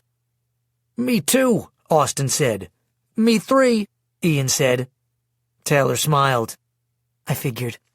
See you back at the hotel. As Ian, Austin, and I walked back to our rooms, Hervaso stopped us in the hallway. How was your day? He asked. His voice and expression were somber. Something was clearly on his mind. It was good, I said. We went to the wildlife refuge. He slightly nodded. I just talked to the pilots. The storm in the South Pacific has been downgraded again. We leave for Fiji tomorrow. What time? Austin asked. Noon. Spread the word. He turned and walked off. Noon it is, I said. Chapter 42. A Poor Hand. The next morning, Austin and I went down to breakfast together. Tanner, Jack, Zeus, Tessa, and Abigail were already there. Everyone looked tired. Good morning, I said. Is it? Tanner replied. I ignored him. How was the park? Zeus asked. Kangaroos and koalas, I said. What's not to like? Did you know kangaroos can box? Jack said. I'd like to try boxing one. I hear they're pretty good. It's cruel, Abigail said. Boxing is cruel, Jack replied. That's the point. I didn't know it had one, Abigail said. Sounds like everyone's having grouchy flakes for breakfast, Austin said. No one's cheerful on death row, Tanner said. I'm out of here, I said. Austin and I walked over to the buffet tables. I got a stack of pancakes and some link sausage. While I was waiting for the chef to make me an omelet, Taylor walked up behind me. What's up with the cheer squad? She asked. You talked to them, huh? They could use a cheerleader. Know any? Not anymore. McKenna and I saved a table over there, far away from the table of gloom. I'll be right over, I said. By the time we finished eating, the rest of our group was in the restaurant, including Hervaso and Welch, who sat alone in a corner and spent more time talking than eating. I couldn't hear them, but their facial expressions seemed especially tense. When Hervaso stood, we all got up to leave. Hardly anyone spoke as we took our bags out to the shuttles and drove to the airport. The weather had cleared up, with just a few scattered clouds, not that you could tell. We had brought our own storm cloud. Only McKenna seemed cheerful. I don't think she had rose-colored glasses. She just preferred being happy. I was grateful for that. We boarded the plane at 11:45. Even Scott and Boyd, the pilots, seemed more sullen than usual, taking our luggage from us without the usual greetings. After we were airborne, Hervaso stood up at the front of the plane. Let me have your attention. We've had a few days of reprieve and anonymity. Those days are gone. From here on out, we are on the battleground. My contact in Fiji informs me that the islands are crawling with Elgin, many of whom are not in uniform. Fiji is Tuvalu's front porch, so the Elgin are making a point of knowing who is playing in their yard. They will want to know who you are and what you are doing there. So take no chances and stay invisible. That means no wandering off, no being alone. Talk to no one. Under no circumstances are you to speak, type, or write the word Elgin. If someone asks you why you are there, you must assume they are informants. Our flight is 4.5 hours. Tonight at dinner, we will be meeting with my friend who will be sailing us into Tuvalu. He's taking a great risk in transporting us, both to his job and his life. I do not want him endangered any more than he has to be. His name is J.D. And as I said back at the ranch, he took a bullet for me. I do the same for him. Don't make me. He looked around the cabin. All right then. Captain Welch has asked to say a few words. Welch stood. It's no surprise to any of you that I consider this a highly risky mission. I did not say suicide mission, but I do not suspect that we will all return. This is our Normandy beach. The Elgin do not expect us to make such a bold move. If they did, I would call it off immediately. I agree with Hervaso that it is our best chance to deal the Elgin a fatal blow. But make no mistake, this is like walking into a rattlesnake den with a machete. No matter how many snakes you kill, someone is still going to get bit. So you know I will not be captured. For me, perhaps for all of us, being captured is the same as death, only one that Hatch can prolong and enjoy. So the only option for me is to fight to the death. I suggest you come to a similar conclusion. I hope it doesn't come to that. With that, he sat down, leaving us all in a state of despair. If that was our pre-game inspirational speech, Jack said, I can wait for halftime. The clouds inside the plane were thicker than those outside it. Then, in the midst of it all, Austin turned encyclopedia on us again. Hey, it's time for facts about Fiji. Did you know? I don't know why he asked that, as we never did. Fiji has a population of almost 1 million people and is made up of 332 islands. About 1/3 of them are inhabited. The international date line runs through the Fiji island of Taveuni, so you can be in 2 days at the same time. Also, there's a red and white flower in Taveuni that blooms nowhere else in the world.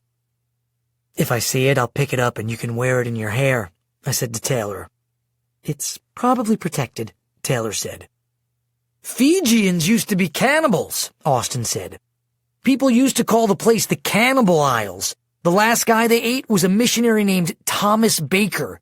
Natives said he was doing okay until he touched the chief on his head. That's a big don't do in Fiji, so they ate him. The lesson I'm taking from this is don't touch anyone on the head, Taylor said. So you can eat people, but you can't touch them on the head? Jack said. That's messed up. Crazy messed up, Tessa said. So, Michael, they won't arrest you if you pick that flower. They'll eat you. They don't eat people today, Austin said. That was a long time ago. But they still sell cannibal forks. What's a cannibal fork? I think that's pretty self-evident, Tanner said. It's a fork for eating people. Can we not talk about eating people? Abigail said. It sounds like something Hatch would do. Don't give him ideas, Nichelle said. Hatch doesn't need help coming up with evil ideas, Tanner said. He's a freaking evil idea factory. Austin continued. The cannibal fork, or as it's called in Fijian, the Aikulani Bokola, was used during ritual feasts by those considered by the tribe too holy to touch food, such as their chiefs and priests. One of the Fijian tribal chiefs' most important ceremonies was the eating of their tribe's enemy. Since the chief couldn't use their hands for this important ritual, they came up with the special fork. Forks became a way to show the chief's power. The fancier the fork, the more important the owner. That's some freaky kind of status symbol, Tessa said. I'd like to see them try to eat me, Zeus said. I'd light them up like a Christmas tree. They wouldn't eat you, I said. They'd worship you. You'd be the Fijian god of lightning. Were the people of Tuvalu cannibals? Tanner said. We should ask Welch. I know things about Tuvalu, Austin said. Of course you do, Tanner said. We should ask Welch. Austin ignored the slide and continued. Did you know that Robert Louis Stevenson visited Niutau? That's the island we're going to, the one Hatch named Hades. Who's Robert Lewison? Tessa asked. Austin raised one eyebrow. Oh, please, really? What did they teach you at the academy? How to take over the world, mostly. I'm down with that, Jack said.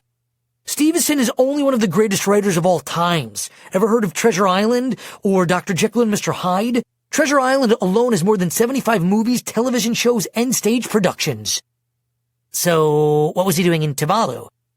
He was visiting Australia when he decided to book a trading steamer called the Janet Nicole. They anchored off Niutau for a while to take on Capra. Who's Capra? Zeus asked. I know this one, Tessa said. He's that movie director. He did that one Christmas movie where that guy rips off a bank, then meets an angel. It's called It's a Wonderful Life, Taylor said.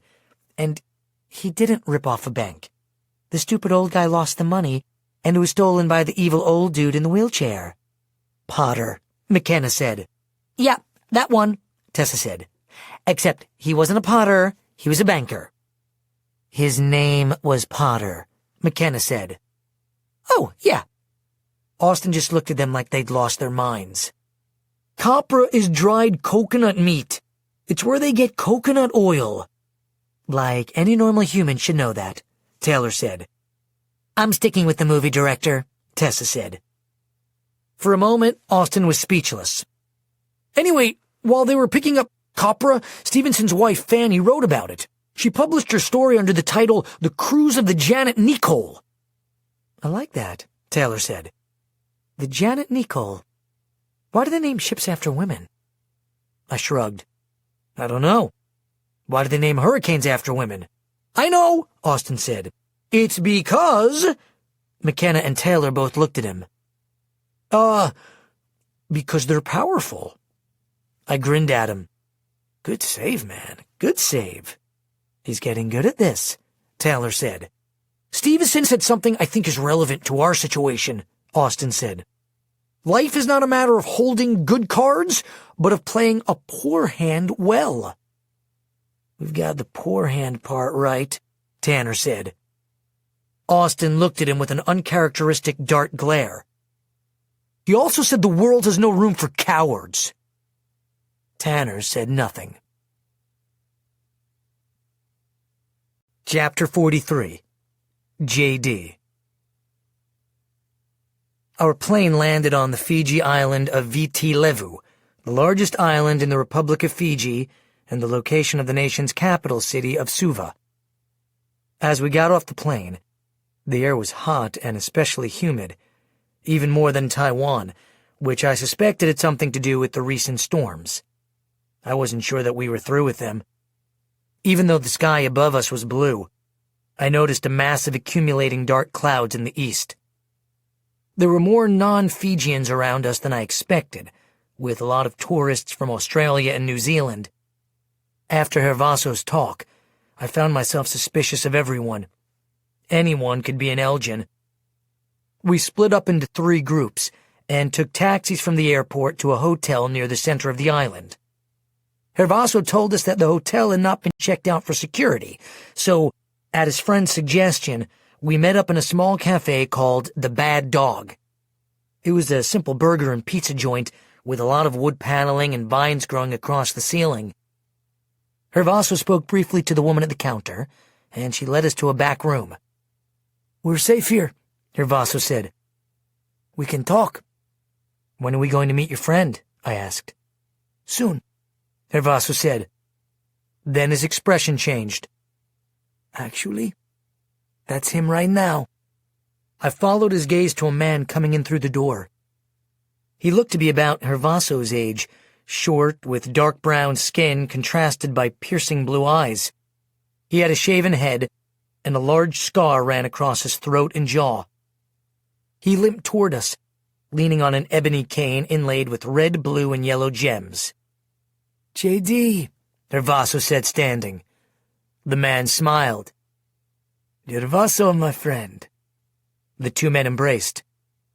"I did not think I would see you in my part of the world. Appropriately, fate is not through with us," Hervaso said. He turned toward us. "Everyone, this is my friend Captain J.D." He looked back. "J.D., these are my friends." J.D. nodded. "Your friends? My cargo." As his gaze panned over us, he stopped on Taylor. "And beautiful cargo." Taylor blushed a little. The captain stepped forward, offering his hand. "Lovely lady. What is your name?" "Taylor," she said, extending her hand uneasily. He raised her hand to his lips and kissed it. "I might just have to keep this one for myself." Taylor looked uncomfortable with his comment. Blinking, I stood up and put out my hand so he would release Taylor's. "I'm Michael." He took my hand but suddenly jerked back. "You shocked me!" Hervaso frowned at me even though I honestly hadn't intended to shock him. "Must be static in the air," I said. J.D. grinned. "Indeed. You must be Michael Vey. Am I to understand that this ruby belongs to you?" "She's my girlfriend," I said. "Not a rock." He raised his hands. "Forgive me. I meant no offense, brother. You are a lucky man." "Thank you," Taylor said softly.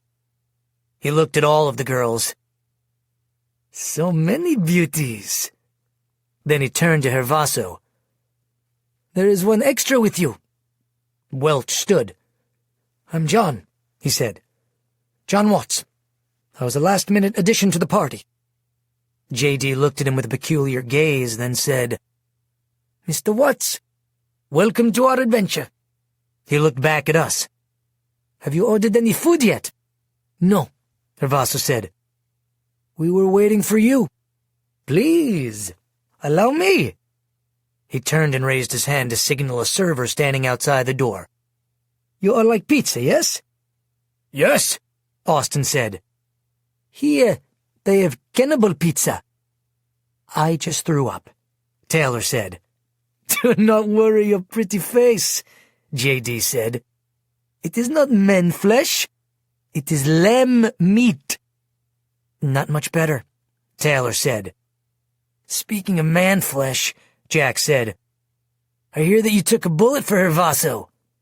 J.D. cocked his head. "Oh? Where did you hear that?" "Hervaso?" Jack said. J.D. lifted a fork and rammed it into his leg so it stuck. McKenna screamed and JD smiled. "Yes, I took a bullet, but I got this leg as a souvenir." "Always dramatic," Hervaso said. "You always were." A waitress walked into our room, and JD ordered 8 pizzas and 5 garlic breads, plus bottles of water and grape juice. Surprisingly, the cannibal pizza was actually my favorite. By the time we finished our meal, it was dark outside, and the restaurant was mostly empty. Hervaso walked over and looked out the door, then shut it. "Ian, keep an eye out," he said. "Yes, sir." "I'd like you all to hear from Captain JD, Hervaso said. "He will go over our plan." "Thank you, my friend," JD said. He looked us over. "You missed a very big storm. There was a lot of flooding. It's just today that the city is back to normal. As you know, this adventure we are on is very risky. The plan was to leave tomorrow. That is, if we are crazy enough to stick to that plan." "What do you mean?" Hervaso asked. "When you got off the airplane, did you see the clouds in the east? There is another big storm coming. It is scheduled to hit the islands about 3 days from now." Hervaso's face turned pale. "The same time we arrive in Tuvalu." "That means we can't sail back," Zeus said. "We can in the Jewel," I said. Hervaso breathed out heavily. "How long will the storm last?" "The weather service says 3 days." "We never survived 3 days in Tuvalu. So what are our choices?" "We stay in Fiji another week." "And abandon Tara and Torsten," Welch said. "They'll be fed to the rats by then." "Better them than us," Zeus said. "There's another choice," I said. "We leave as expected and steal the jewel. Wasn't that the plan all along?" "But this way there's no backup plan," Tessa said. "I know." I breathed out heavily. I think we all know that there never was a failure or retreat option.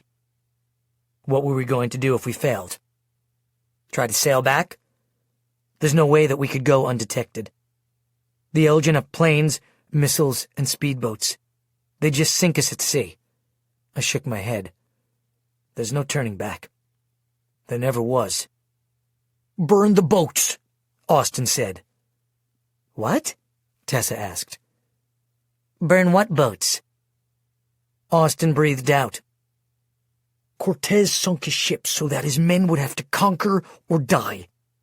He looked around at all of us with a serious expression. "It's happened throughout history. The Chinese warlord Zhang Yu at the Battle of Julu ordered their ships to be burned so there could be no retreat. So did the Burmese king Bayunong when facing a superior army. They both went on to win their battles." He looked at me. "There is no other option. We burned the boats." I think that might have been Austin's most courageous moment. Hervaso looked around the room, then turned to JD. "Will you sail?" He thought for a moment, then nodded. "If you will go, I will sail." Hervaso took another deep breath. "If anyone wants out, now is the time. Just raise your hand." I looked around the room. I kind of expected Tanner to raise his hand, but he didn't. No one did. After a minute, Hervaso said, "Okay, we leave first thing in the morning. May God sail with us." As the rest of us were leaving, Austin walked up to JD. "I'm Austin. I don't mean to bother you, but I was wondering how you reached a contractual relationship with the Elgin. Did they come to you or did you go to them?" JD looked at him with an annoyed expression, then turned away without answering. "It was a valid question," Austin said softly. That night, most of us gathered in Jack's room to play cards. In the middle of our second game, Austin said, "I've got a bad feeling about this JD guy." "Why?" Zeus said. "Because he stuck a fork into his leg?" "Prosthetic," Austin corrected. "He's rude, and I don't like the way he looks at me. He's got the look of a cat outside a birdcage." Maybe he just hates teenagers, Zeus said. He doesn't hate Taylor. Don't go there, Taylor said. Maybe he just hates you, Zeus said. That's understandable, Tessa said. Austin looked at her. What do you mean by that? I changed the subject. No, Austin's right. I can't explain it, but he seems a little off. Hey, the dude saved Hervaso's life in Iraq, Jack said. He took a bullet for him. What more endorsement do you want? After a moment, I said, You're right. It's probably just nerves. How far are we from Tuvalu anyway? Hervaso said it's a 3-day trip from Fiji, Ian said. If we leave around noon tomorrow, we'll arrive Saturday night. There's nothing to do, so you might want to get some magazines. Lots of magazines. And seasickness pills. Taylor nodded. Lots and lots of seasickness pills. Chapter 44. Leaving Fiji. Wednesday morning I woke to the crack of thunder. I sat bolt upright in bed. I showered, which seemed a little redundant since the entire outside world was already water, and I'd no doubt be sick of it by the end of the day. At least this water was hot. We met up for breakfast at the cafe across from the hotel. I had a loaf of native sweetbread and some Fiji Grom tea. Tessa looked out at the weather. I thought it wasn't supposed to rain for another 3 days. That's when the tropical storm hits, Austin said. This is nothing. It's just inclement weather. Inclement, Tanner said. Why can't you just say bad weather like a normal person? Because intelligent people use the most exact word to precisely communicate their intentions. I don't suspect you know anything about that. Tanner was speechless. Touché, Tessa said. Taylor glanced over at me. Never seen that before. He's figuring it out, I said. After breakfast, we all followed Hervaso down to the harbor. As we walked down the dock, our boat bobbed up and down in a turbulent sea, pounding against the rubber tire bumpers on the dock. Are we really going to sail in this? Taylor asked. JD says it's no problem. I looked into her eyes. At least we won't sink. Just throw up a few 100 times, Taylor said. I should have gotten some of those seasickness patches. I can help, Abigail said. Seasickness is a specialty of mine. Maybe the bad weather will help conceal us, I said. I turned toward Zeus. He already looked green. How are you doing? This isn't gonna be good, he said. I shook my head. No, it's not. You sure you want to do this? I'm sure I don't want to. I hear you, Zeus. I hear you. Chapter 45. Nike Landing Team. In spite of the weather, the first day sailing was boring and uneventful, which, all things considered, was a good thing. It rained most of the day, so we were stuck together below deck. Nobody had much to say. Maybe the boredom wasn't such a bad thing. At least it made us hungrier for action. Jack had brought his playing cards, and we played like 100 games of Texas Hold'em. We even let Ian play, which is kind of ridiculous, since he could see through the cards and always knew what everyone else was holding. The second day was a little better. The weather calmed some, and although the skies were still gray, the rain only fell intermittently throughout the day. Zeus even came up on deck for a while. We tried fishing. Jack borrowed poles from one of the deckhands, and Ian was especially useful. He'd tell us where the fish were, or if one was about to bite.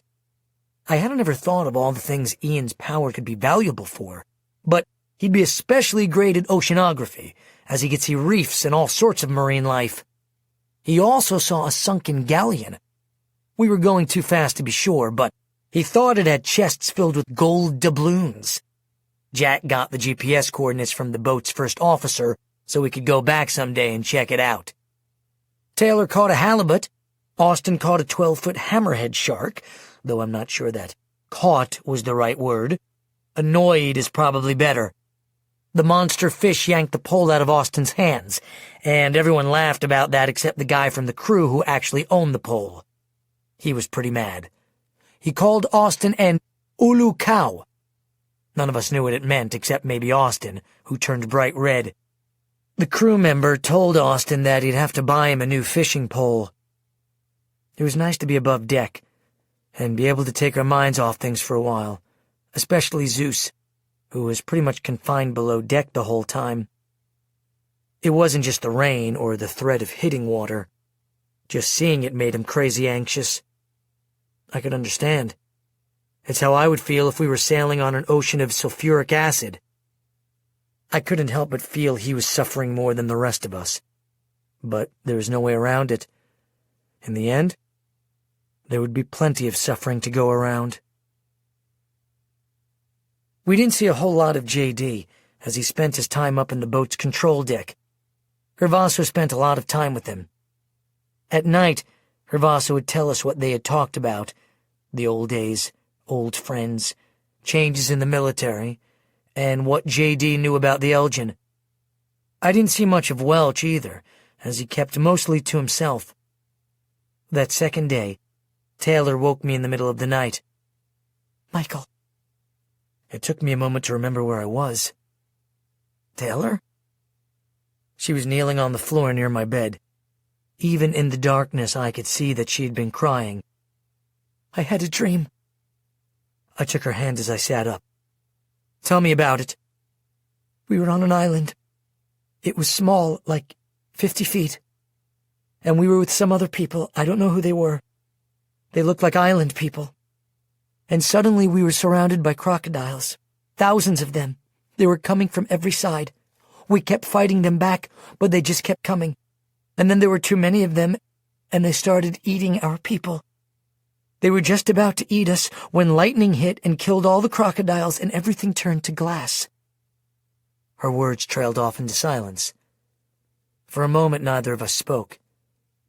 Then I said, "That's good then, right?" The crocodiles were killed. Taylor looked into my eyes. No, it's not good. The lightning hit you, and I couldn't find you. Her eyes welled up. "Come here," I said. She climbed up onto my berth with me and I held her. "It's just a dream," I said, forcing the words. "It doesn't mean anything. It's just a dream." I barely slept the rest of the night. Late afternoon of the third day, the storm returned in force. At times, the waves were big enough to make me wonder if the ship was going to tip over. We were all seasick. The sky was dark long before nightfall, and as we neared Tuvalu, the rains were torrential. We knew we were close as we huddled beneath the deck, trying to get a little sleep before our first test. A little after 10 at night, Hervaso came and found me. "Michael, it's time we brought everyone together. We're an hour from docking on Nike." "Any sign of trouble?" "No. The Elgin are expecting us." He corrected himself. "Hopefully not us. The boat. We'll meet in the mess in 10 minutes. I'll get Welch."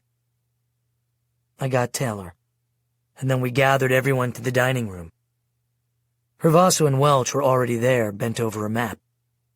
They had taped the corners of the map to the main table, and were drawing on it in pencil. They stopped when we arrived. "Hurry in," Hervaso said. "Gather around the table. We haven't much time." We surrounded the table. "The original Nike landing team consisted of Michael, Taylor, Ian, Zeus, Tessa, McKenna, and Jack, with Michael leading. But with this weather, we'll have to take Zeus out of the mix." Zeus looked too sick to care. "I think we should bring Nichelle to take out the cameras," I said, glancing at her. "She'll also be valuable in case Quentin decides not to cooperate." "Good call," Hervaso said, looking at Nichelle. "You good with that?" "I'm good," she said. "May I drop Quentin once, just for old time's sake?" I looked at her. "No." She grinned. Never hurts to ask. I'm coming too, Welch said. Quentin should see that I'm with you. He's going to be disoriented enough. Like you being with us won't be disorienting, Jack said. Just us rescuing him is going to be disorienting, I said. But I agree that Welch should come. In case things go wrong, he knows the Elgin procedures. Irvaso said, That leaves me, Zeus, Cassie, Austin, Abby, and Tanner to hold the boat. We can do it, Zeus said. If our cover is blown and they attack the boat, our goal is to get on shore. We'll have better odds fighting on land. Michael, if that happens, we'll radio you, and your team could flank them from the rear. We can do that. Hervaso leaned back over the map, touching it with a pencil. This is where we'll be docking. The landing team will be wearing rain ponchos and getting off the boat with the rest of the loading crew. Then they'll gather here behind the warehouse. The central square is less than a quarter-mile from the dock. You'll use this trail right here. It's an old goat path the natives use. It's not lighted. You can take it all the way to here, the outer wall of the square. He touched the end of the pencil to a point near the center of the map. From here you'll take out the lights and cameras, then advance to here. Taylor will reboot the guards, and Michael and Jack will take them out. With pleasure, Jack said. I can help, Welch said. Good, Hervaso said. Michelle, we're going to use the weather to our benefit. Don't take out the lights and camera until there's a lightning strike. Then, with Tessa's help, blow them. With luck, the Elgin will assume it's the weather. At that precise moment, Taylor will reboot the guards, and Michael, Jack, and David will take them out. Jack and David at the Prime Minister's cage to the west, Michael at Quentin's cage to the east. Once they're down, McKenna, Tessa, and Nichelle will come around to the back of the cage. The cage has a built-in door lock and also a chain with a padlock. McKenna will melt through the bars and chain to get Quentin out. He's not going to be in very good shape, so you'll probably need to help him walk. You might even have to carry him. As soon as you have him, get back to the boat as soon as possible. He looked around the table. All clear? Crystal, I said. Good. He leaned back. You know, this weather is a blessing. Chances of running into anyone out there are much less likely. Where do we get our ponchos? I asked. Come with me. You'll suit up with the boat's crew. The rest of you? Eat a banana or something. Part 8. Chapter 46. A bonus. Captain J.D. had planned to reach Niulakita, the first of the Tuvalu Islands, around 7 p.m., but the weather had set the boat back nearly 4 hours. When the island was within sight, J.D. radioed in. Come in, Nike Port. This is risky business. Do you copy? Risky business, this is Elgin Base, Nike Port. We copy you. Provide passcode. Yes, Elgin Base. ILKME. Passcode clear. What do you have to report? Cargo is secure and complete. I am prepared to deliver. We are pleased to hear that, risky business. And tell the General that I brought him a bonus. You can tell him yourself, risky business. There was a brief pause. Then a new voice came over the headset. This is Admiral Hatch. Captain J.D. was a bit ruffled to have Hatch actually speak to him. Admiral, this is an honor. What is this bonus you spoke of? The man you've been looking for. The one they call Welch. I understand there's $1 million bounty on his head. Hatch couldn't believe his good fortune. Please repeat, Captain. I have the fugitive E.G.G. Welch. He is with the children. A dark smile crossed Hatch's face. And to think I said there is no God. Everything changes today. He turned back to the microphone. You just earned $1 million, Captain. What is their plan? They first plan to sell to Nike to rescue the Glow, Quentin. Then they sell to Hades to rescue the other 2 Glows. Torsten and Tara, the radio man said. We could sink the boat before it reaches us, the zone captain behind Hatch said. Admiral, Please, don't sink my boat, JD said. We won't sink your boat, Hatch said, even though he was considering it. After a moment, he said, No. Let them follow through with their plan. Alert no one. I don't want them to know we're aware of them. We attack them in Nike? The zone captain asked.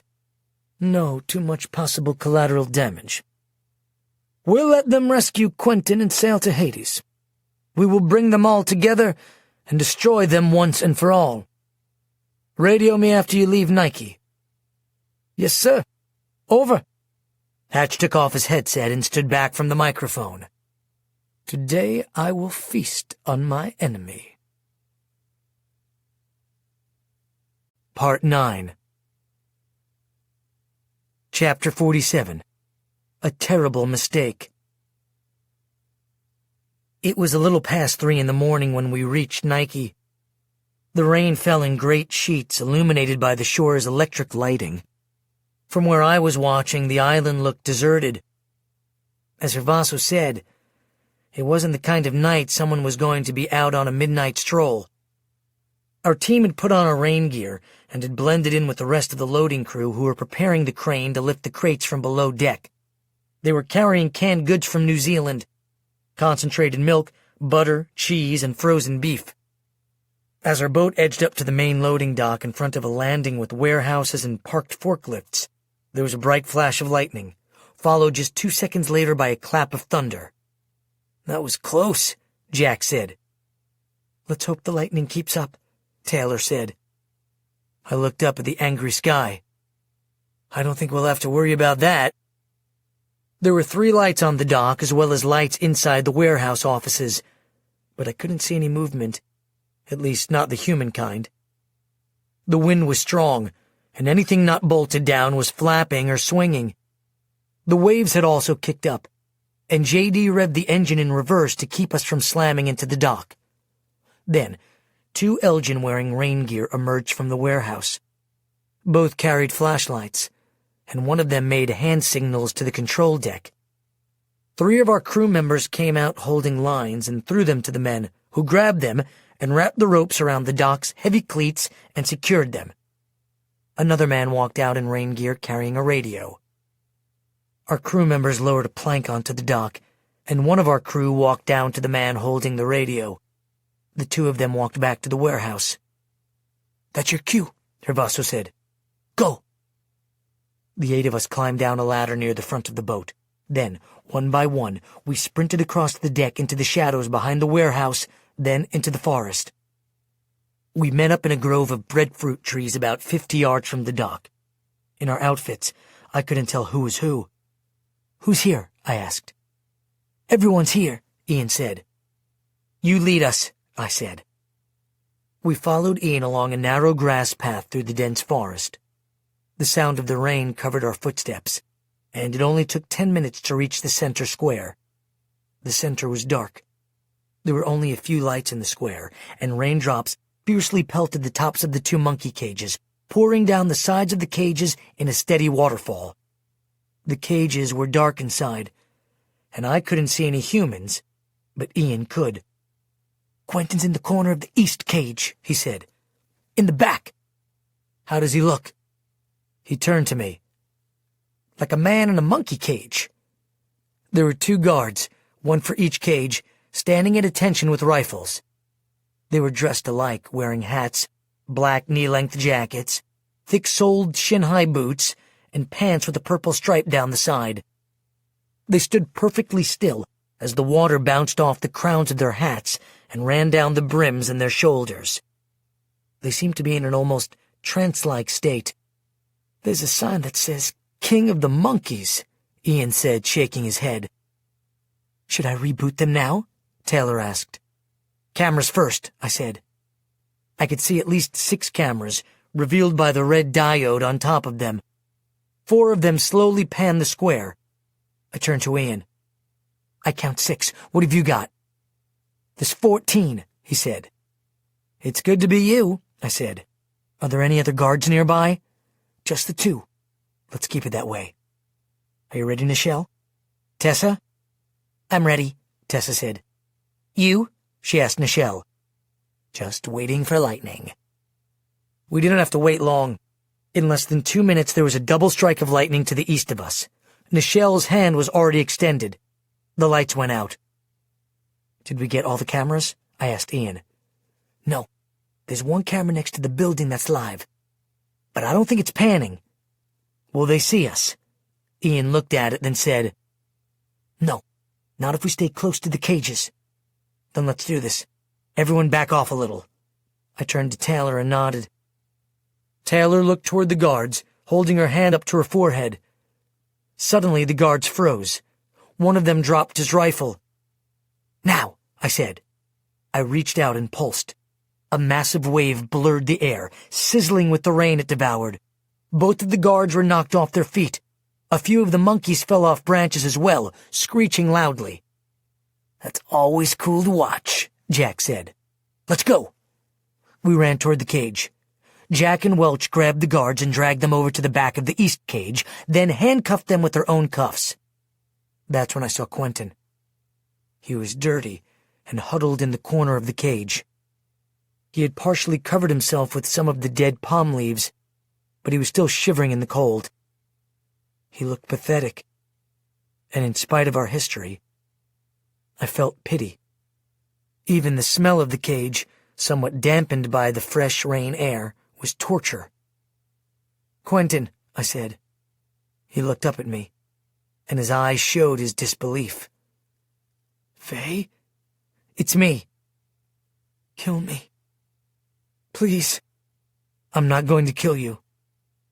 Welch walked up behind me. Quentin, it's me. We're getting you out. Quentin rubbed the water that was running down his face. Why are you with Faye? I'm already losing my mind. No, Welch said. We're working together. Now, move away from the back of the cage. Hurry. As soon as he did, there was a brilliant orange-blue light behind him, followed by the sound of water hissing and monkeys screeching as they fled to the far opposite corner of the cage. Even 15 feet away, I could feel the air warm up around me. McKenna stood on the platform behind the cage with Tessa supporting her, McKenna holding the metal chain in her hand, which was too bright to look at. In less than a minute, the chain slid from around the cage's bars like a metallic snake, then fell to the ground. That's one, Ian said. Now the door lock. McKenna examined the lock assembly, not quite sure where to touch. She put her hand on the bolt and heated up. The entire unit turned orange-red, but didn't collapse. The heat was intense enough that we were all sweating, but still the lock held. McKenna's power was different from Brian's, as Brian could force heat in a direct, concentrated path, while McKenna created more heat, but in a broader circumference. After a minute, I said, "This is taking too long." "I can't do it," McKenna said. "Ian, what's wrong?" I asked. He looked at the door for a moment, then said, "McKenna, ignore the lock. The weakest part is the hinges. Other side." McKenna and Tessa moved on the platform. McKenna could get her fingers around the hinges, which meant she could better control the heat between them. I looked around the square, then at Jack. "Anything?" "Nothing," he said. "We're alone." Luck seemed to be on our side, which was something I wasn't accustomed to.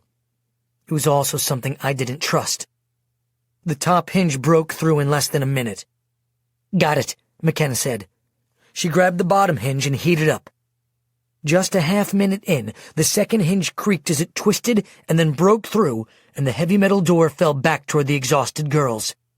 Welch must have guessed what was going to happen, because he had run up behind them and grabbed the heavy door as it fell, pushing it to the side. The door landed with a sharp crash on the wet cobblestone below. "That could have cut off my leg," McKenna said. "It didn't," Welch said. "Now get back." Tessa helped McKenna down to the base of the steps, where Nichelle handed her 2 open bottles of water. "Q," Welch said. "Let's get out of here." Quentin forced himself to his feet.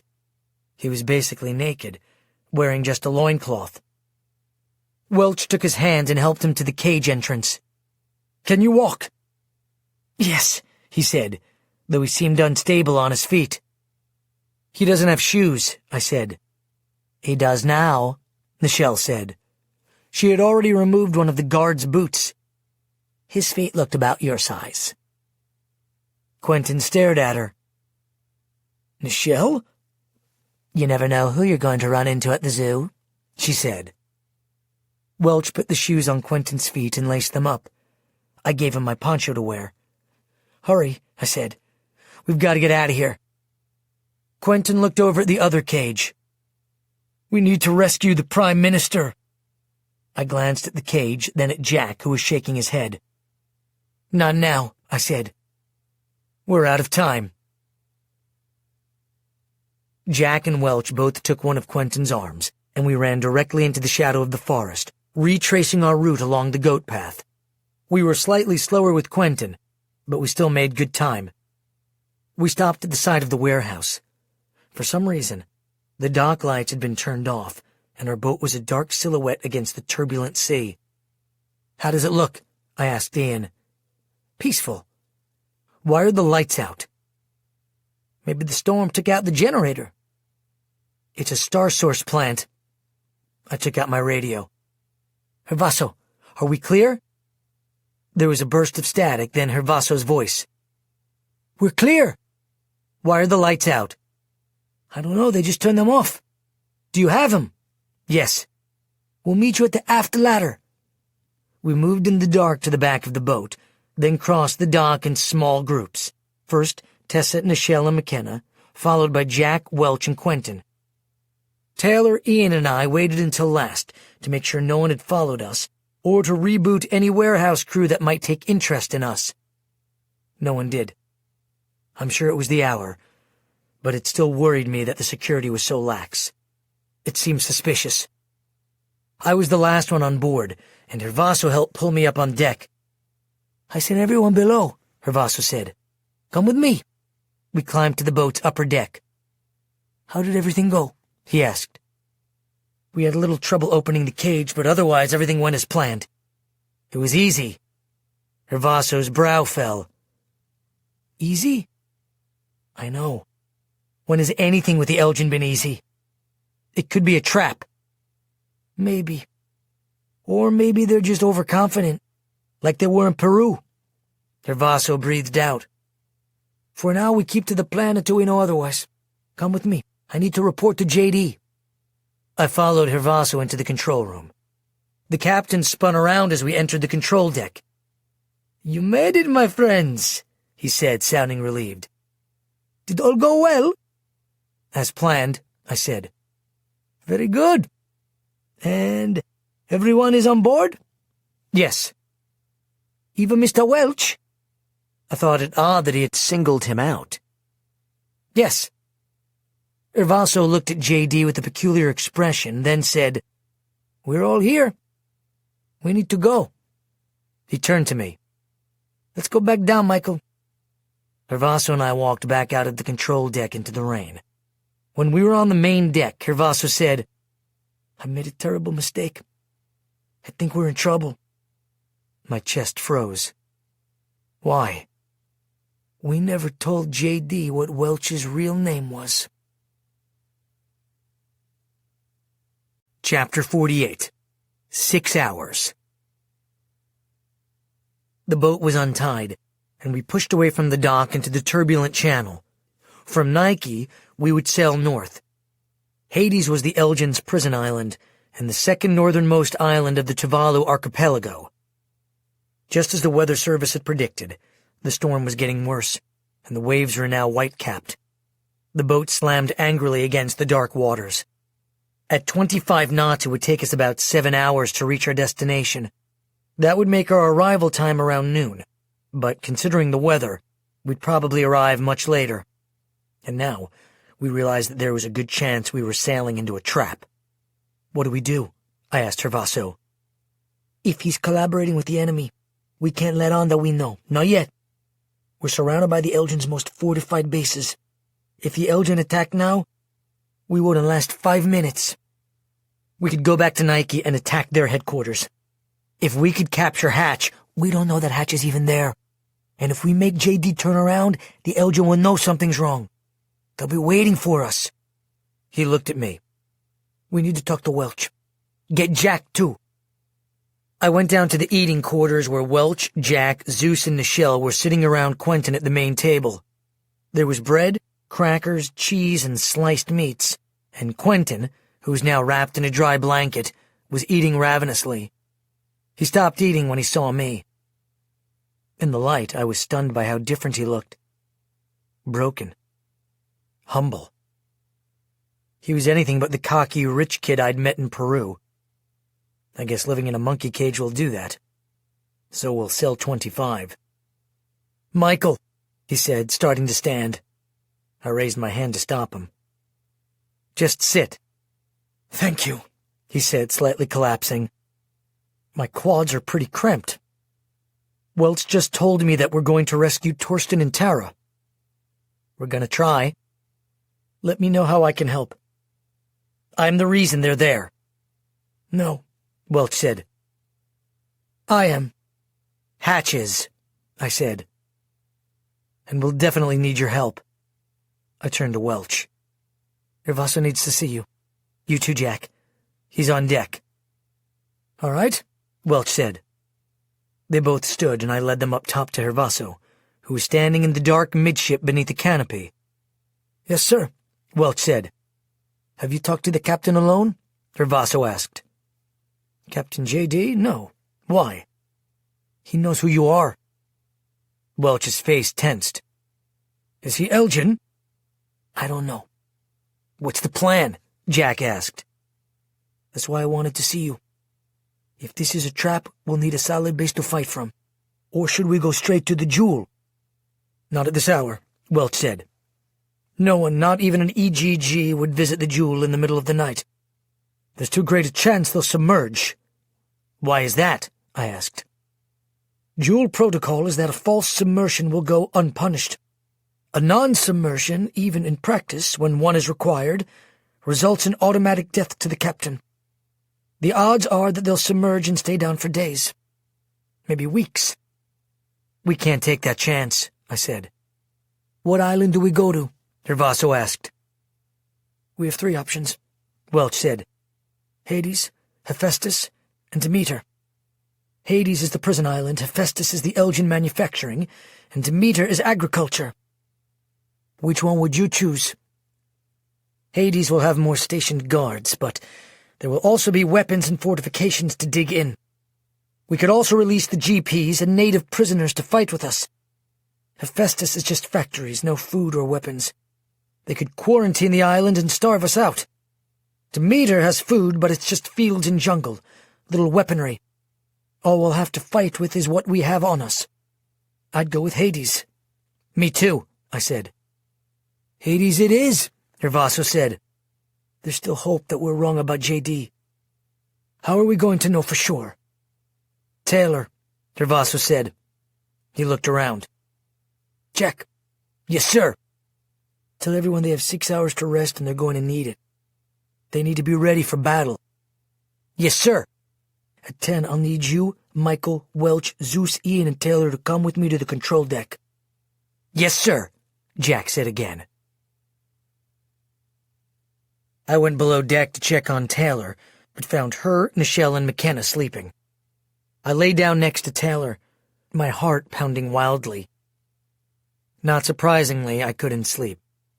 And an hour later, I got up and went back up top. In spite of the weather, Welch was sitting on a bench smoking. I sat down next to him. For a while, neither of us spoke. Visible to the east of us was a long strip of land. "What island is that?" I asked. "Hatch calls it Plutus. It was Nukufitau. It's where he's building the bullion depository. His own private Fort Knox." Even though our visibility was limited by darkness, rain, and fog, I could see that there were cranes and massive construction going on. "Look," Welch said softly, pointing to a shadow in the water. "There she is." What I saw looked like a large rectangular buoy. "What is it?" "The Jewel." I had seen the Jewel only once before, in Lima, just before we sank the Ampere. Only this time it was mostly submerged, exposing only the conning tower. Again, it was docked close to shore. Welch took a long drag from his cigarette and stared out in silence. "I thought Elgin guards didn't smoke," I said. "They don't." He offered me the cigarette. "Want one?" "I'm 15, I said. "Not tonight, you're not." "I'll pass," I said. After a few minutes, he said, "I hope I get to die slowly of cancer." After a half hour, I went back down to our quarters. Austin was asleep and snoring loudly, which this time made me happy. It was familiar and peaceful in its own way. I worried about him. Quentin felt remorseful that he'd dragged Torsten and Tara to their deaths. But in my own way, I was just as guilty. Austin wouldn't have been here if it wasn't for me. He'd probably be graduating from Harvard at 17 and getting a job with the highest bidder, Elgin Inc. That's what I was thinking about when I fell asleep. Chapter 49. A Cannibal Fork. "Michael, wake up." I looked up to see Hervaso standing above me. "It's time." It took a moment for recognition to sink in. I was hoping the night before had just been a nightmare. It was, just not the sleeping kind. It was 10 o'clock in the morning. Not early, but I'd still only gotten a few hours of sleep. And it didn't look like morning. There was no sign of the sun. After I got up, Hervaso and I went around waking everyone and telling them to eat and prepare to dock. Then Welch, Jack, Taylor, Ian, Zeus, and I followed Hervaso up to the control deck. Austin came as well, even though he hadn't been invited. Outside the door to the control deck, Hervaso said to Taylor, "I need you to stand next to JD. I need you to read his mind." We still hadn't told everyone else about our concern, so Taylor looked surprised. "Why?" "We have reason to believe that he's working with the Elgin." Taylor blanched. "I'll stay close." We walked into the control deck single file. There were 3 crew members along with Captain JD, who was in his chair. The men were speaking in Fijian, but stopped as we entered. "Good morning, friends," JD said. "You see our destination ahead? Just as planned." Ahead of us in the far distance was a sliver of land. It looked bleak, like a South Pacific version of Alcatraz. It had a 500-meter-tall radio tower held up by guy wires stretching hundreds of yards in each direction. A series of red lights flashed near the top of the tower. A light plume of steam rose above the island, mixing in with the dark, low-lying clouds. The Elgin had burned almost every tree on the island, leaving it black and desolate. "There's your Hades," JD said. "Yeah, it looks like hell," Jack replied. "Why is there steam coming off the island?" Taylor asked. "It must have a small star source plant," Austin said. We were all quiet. There was a dark foreboding, made more so by the lightning and weather. "Did you see that?" Taylor asked. "Lightning just struck the tower." "It's the tallest thing around for 1,000 miles, Austin said. "It probably gets struck hundreds of times a year, and technically it's a mast, not a tower." "What's the difference?" I asked. "Towers stand on their own. Masts have wires that hold them up." "It's a tower," Jack said. As we neared the island, we passed several Elgin shuttles. One of them looked like some kind of a prison barge with barred windows. "Where's the prison?" I asked. I'd seen a map of the island, but it was different seeing the land in real life. "It's on the other side of the island," JD said. "There are 2 docks, an old one and the new dock for the prison. We will dock on this side, otherwise we will be seen by the prison guards." I turned to Ian. "Can you see anything?" "There's activity at the far dock. Must be a changing of shifts. There's a boatload of guards leaving." "Maybe that's a good thing," I said. The new guards will just be settling in. I don't see new guards, he said. They wouldn't come and go at the same time, Austin said. The old guards won't leave until the others have taken their place. That's what I mean, he said. I don't see any guards at all. I see a lot of prisoners in their cells, but no guards. That sounds like an evacuation, not a shift change, Hervaso said. Why would they all be leaving? I asked. J.D. glanced at me. You never know, Mr. Vey. The Elgin are always changing their ways. We've got trouble, Ian said. There are two very large boats coming our way. I've never seen them before. Welch's brow furrowed. What do they look like? One of them looks like a destroyer. The other one has a huge deck with helicopters on it. Welch's brow furrowed still deeper. It's the Edison and the Franklin. Hatch's new attack boats. It's no problem, J.D. said. They're just on patrol. Are you sure? Taylor asked, walking up close to the captain. J.D. put his hand on Taylor's shoulder. Don't worry, honey. Everything will be just fine. Taylor's face turned ashen, and then she shoved the captain away from her. J.D. laughed and turned to me. You have a feisty girl there, Mike. You were right, Taylor said to us. He's betrayed us. He sold us out to Hatch. Jack and Welch pulled out guns. One of the crew members reached for a gun, and Zeus blasted him against the wall. What is this about? J.D. said, trying to act innocent. You tell us, Hervaso said. Tell us why you betrayed us. Why would I do that? You are my friends. He even sounded like a liar. He's not a friend, Taylor said. He's a traitor. He sold us all out for money. He wants the $1 million bounty for Welch, and he asked Hatch if he could own me. As his pet. I'm going to electrocute him, I said. Before I could shock him, Hervaso knocked him out of his seat with a punch. Then Hervaso jumped on him and continued to beat on him until his face was bloody. Tell us what you did! J.D. cried out. Okay. I will tell you. Hervaso leaned back, his fists red and covered with blood. Are the Elgin waiting for us? J.D. looked up at us from his back, terrified. Yes! We're dead, Jack said, taking over the boat steering. Not before he dies, Zeus said. I'm going to fry him slowly. No, Hervaso said. Not yet. We need to know what he's arranged. Taylor, come, touch the scumbag. I need to be sure he's telling the truth. I'd rather touch vomit. He is vomit, Jack said. Hervaso turned back to J.D. If you lie once, Zeus will burn off your feet. Do you understand? Just give me the word, Zeus said, grabbing the man's ankle. His voice quivered. I understand. What arrangement did you make with the Elgin? I told Hetch that I would bring all of you to him. Jack groaned out. Why didn't the Elgin attack us at Nike? I asked. Hetch wanted you to get to Hades. Then he was going to send his forces to surround the island. To capture us? J.D. didn't answer. Hervaso repeated more forcefully. To capture us? No, he intends to kill everyone in battle. He glanced at Taylor. Except this girl. And Vey. He has ordered Vey to be taken alive.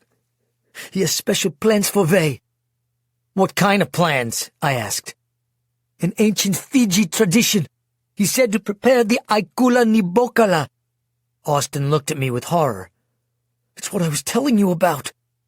It's the cannibal fork they used to eat people. For a moment I was speechless. Hatch is planning to eat me? Taylor covered her mouth as if she were going to throw up. The general plans to serve you for the feast to celebrate the end of the resistance. I looked at J.D.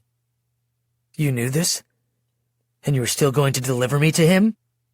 What he does with you is not my business. How much do they pay you for us? Jack shouted. 30 pieces of silver? How could you do this?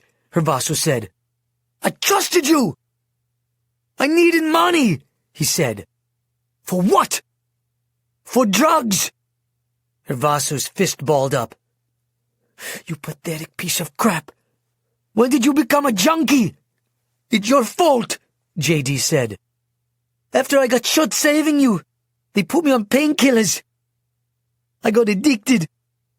When the painkillers stopped working, I needed something stronger. If it hadn't been for you, I wouldn't be a junkie. You share the blame."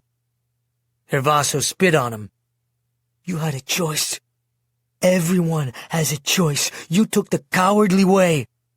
And if you couldn't handle it, you should have put a gun to your head instead of ours." JD was quiet for a moment, then said, "You're right. I should have. But I didn't." "No, you didn't. But before we're through, you're going to wish you had." Chapter 50. Marching with Providence. Hervaso took control of the boat, while Jack, Zeus, Ian, Taylor, Welch, and I rounded up the rest of the risky business crew and brought them down to one of the berths. We tied them up, leaving them in a row on their stomachs. Everyone except for JD, who we kept tied up on the control deck. "If the boat sinks," Jack said to the crew, "you drown. Choke on that karma."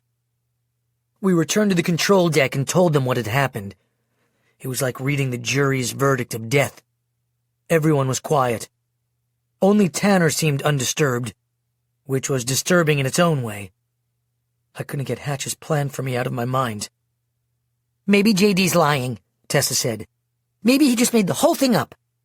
"That would be like confessing to a murder you didn't commit," Jack said. "He's not lying," Taylor said. "He sold us." "We've got to get out of here," Welch said. "We've got to turn the boat around." "And go where?" Hervaso said. "We don't have enough fuel to get anywhere. We're not fast enough to escape their boats, and even if we could, the cannon on their battleship can shoot more than 20 miles. They'll just blow us out of the water." "Then where do we go?" Tessa asked. "The Jewel?" "No, we don't have that option now," Hervaso said. "It's too far. Our best chance is to dig in at Hades and defend ourselves. Hatch built an inescapable prison to keep people in. Let's see if it can keep them out." "They'll surround us," Jack said. "We're already surrounded," Welch said. "What if they decide to just starve us out?" Tessa asked. "The prison's got to have food and supplies," Welch said. "No," Quentin said. "Hatch isn't that patient. He'll fight." "We've got to reach the island and break into prison before they reach us," Hervaso said. "Jack, get us there." "Yes, sir." Jack pushed the boat's throttle all the way, and the front of the boat lifted with our speed. "What do you see, Ian?" Hervaso asked. "The Faraday's being loaded with soldiers. It looks like they're bringing their whole army." 15 of us versus 10,000 of them, Welch said. 17 of us, Quentin said. "We've got Tara and Torsten." "And the prisoners and GPs, Welch said. "They'll fight. There are at least 200 being held captive. They'll fight for their lives." Hervaso turned to Welch. "Is there anything we should know about how the Elgin will fight?" "Hatch likes spectacle. There's no other reason why he didn't just sink our ship. He did the same thing to me.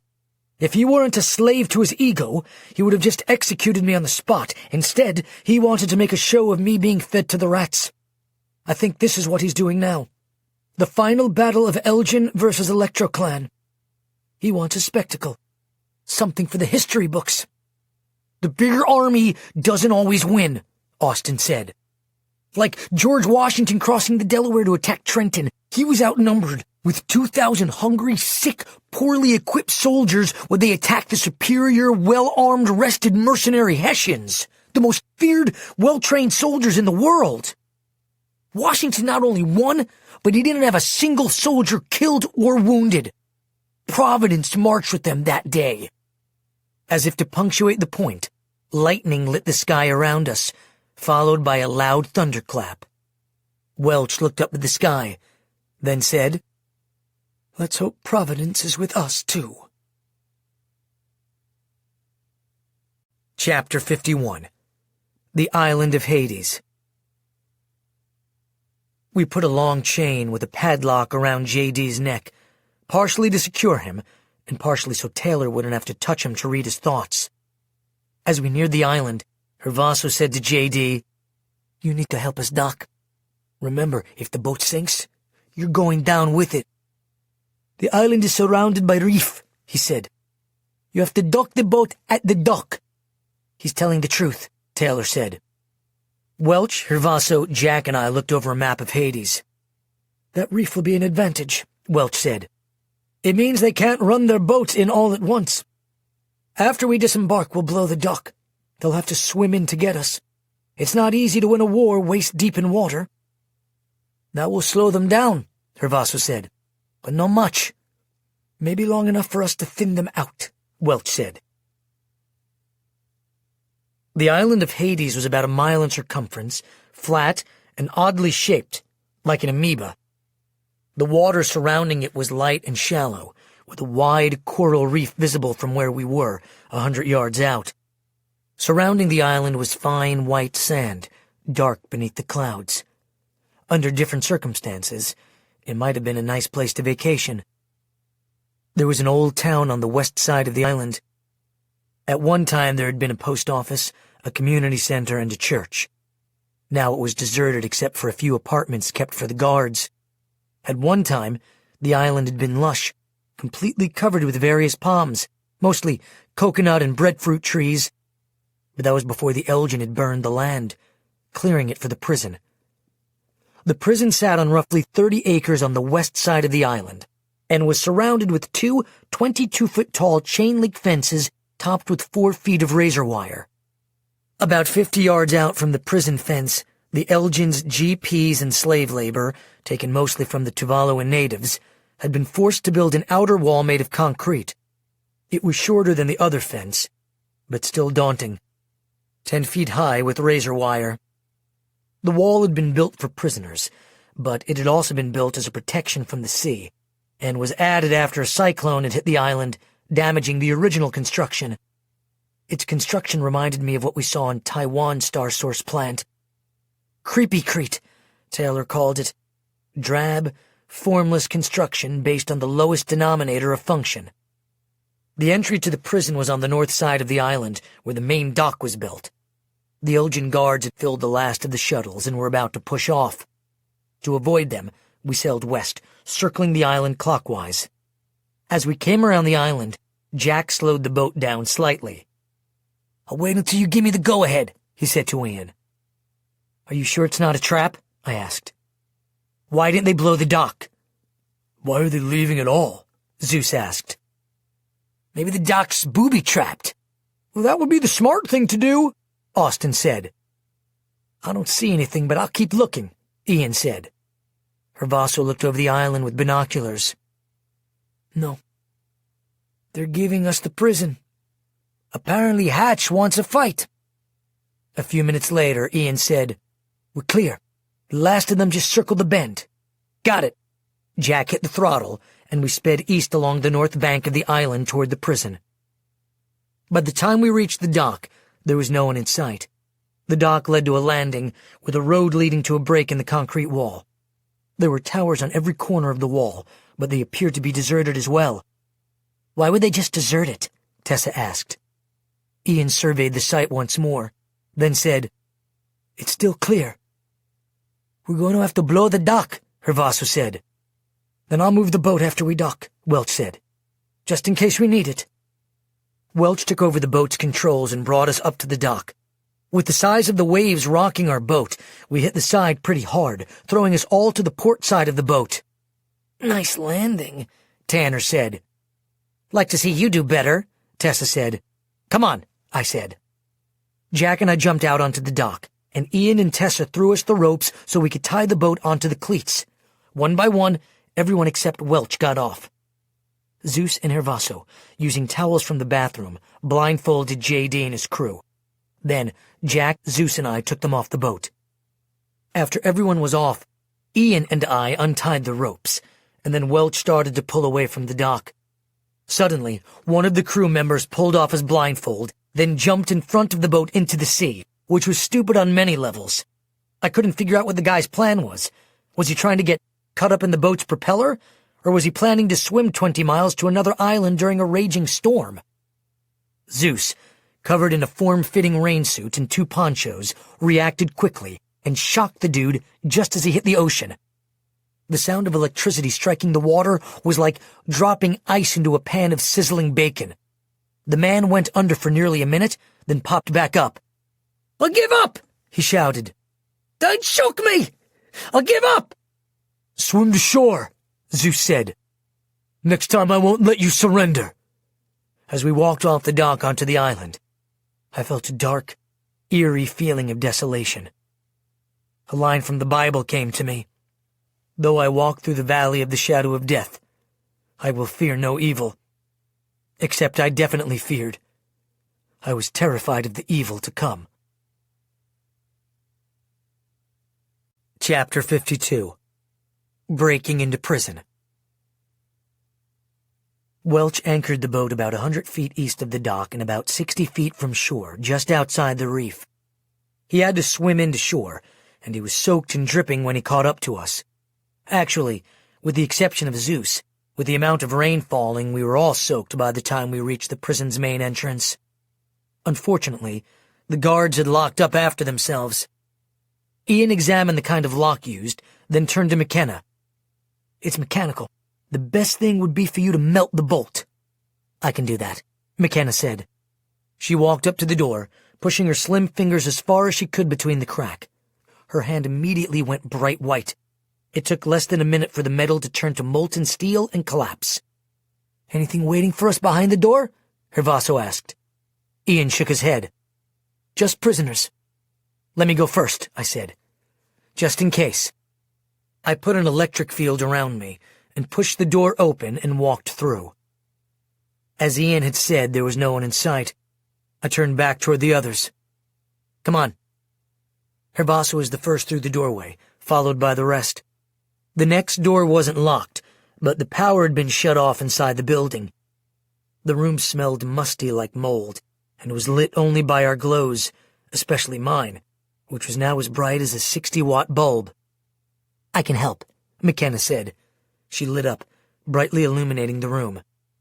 "How do we turn the power back on?" Hervaso asked Welch. "The place is powered by a mini star source plant," Welch said. "Whenever there's a plant, there's a central power office. It should be near the entrance." He turned to Ian. "Just look for a room with thousands of wires moving into it. All roads lead to Rome, you know? Just find a wire and follow it." Ian began panning across the room, then stopped.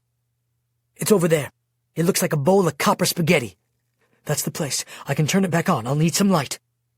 "I'll go with you," McKenna said. "Me too," Austin said.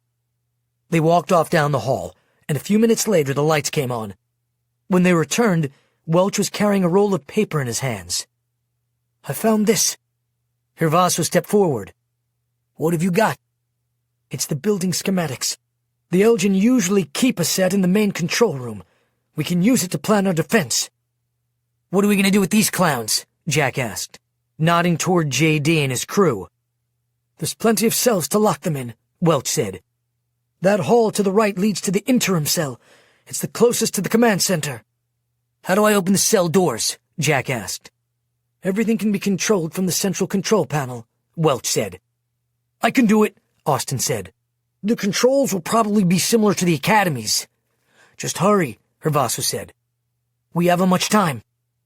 Jack and Zeus hurried off down one hall with J.D. and his crew, while Austin and McKenna returned to the hallway they had just come from. Welch took the plans over to a desk and laid them out. The paper had a complete diagram of the prison complex, including the apartments outside the main walls. The prison was shaped like a U, with the open end facing west.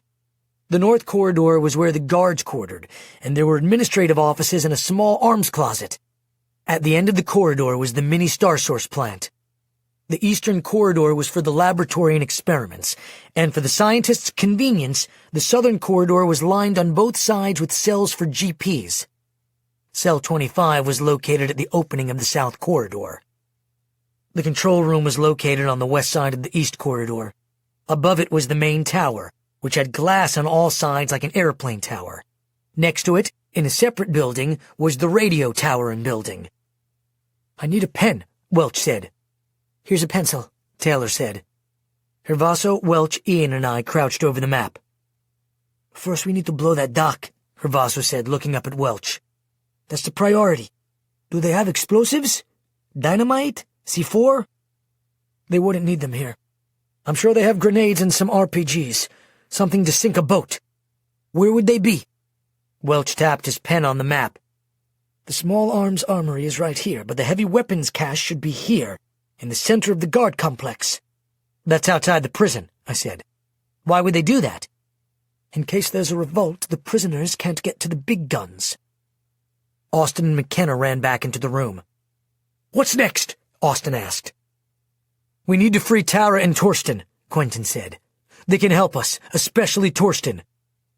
Nichelle, Taylor, and I will go with Quentin to free Tara and Torsten, I said. What about me? Ian asked. We need you up in that tower, Hervasu said. With Tanner. He turned to Welch. We'll need radios. Radio should be in the prison armory with the weapons, Welch said. Jack can free and arm the rest of the prisoners, I said. Just like he did at the academy. Zeus and Tessa can go with him. What if they have electric collars? Austin asked. We'll have to shut them off. That's work for you. Just like the academy, Austin said. After I find the explosives, I'll blow the dock, Hervasu said. As soon as I return, we seal off the place.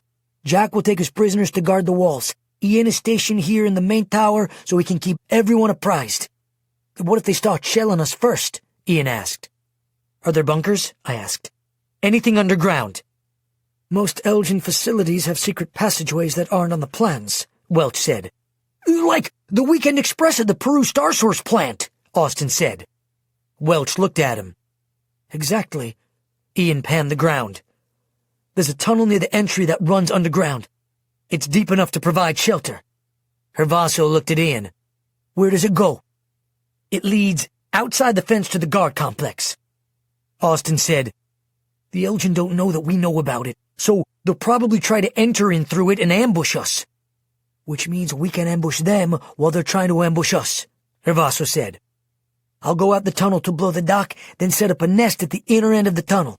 How do I get to the tunnel? Austin looked at the map and said, North corridor. There's a utility closet next to the arms closet. There's a trapdoor on the floor.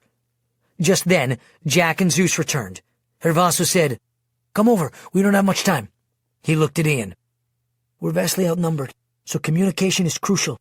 We'll move to wherever the Elgin are so we're always matching them. We'll break into 4 groups. Michael, after you and Taylor help free the prisoners, you, Ian, Tanner, Nichelle, and Taylor take the main tower.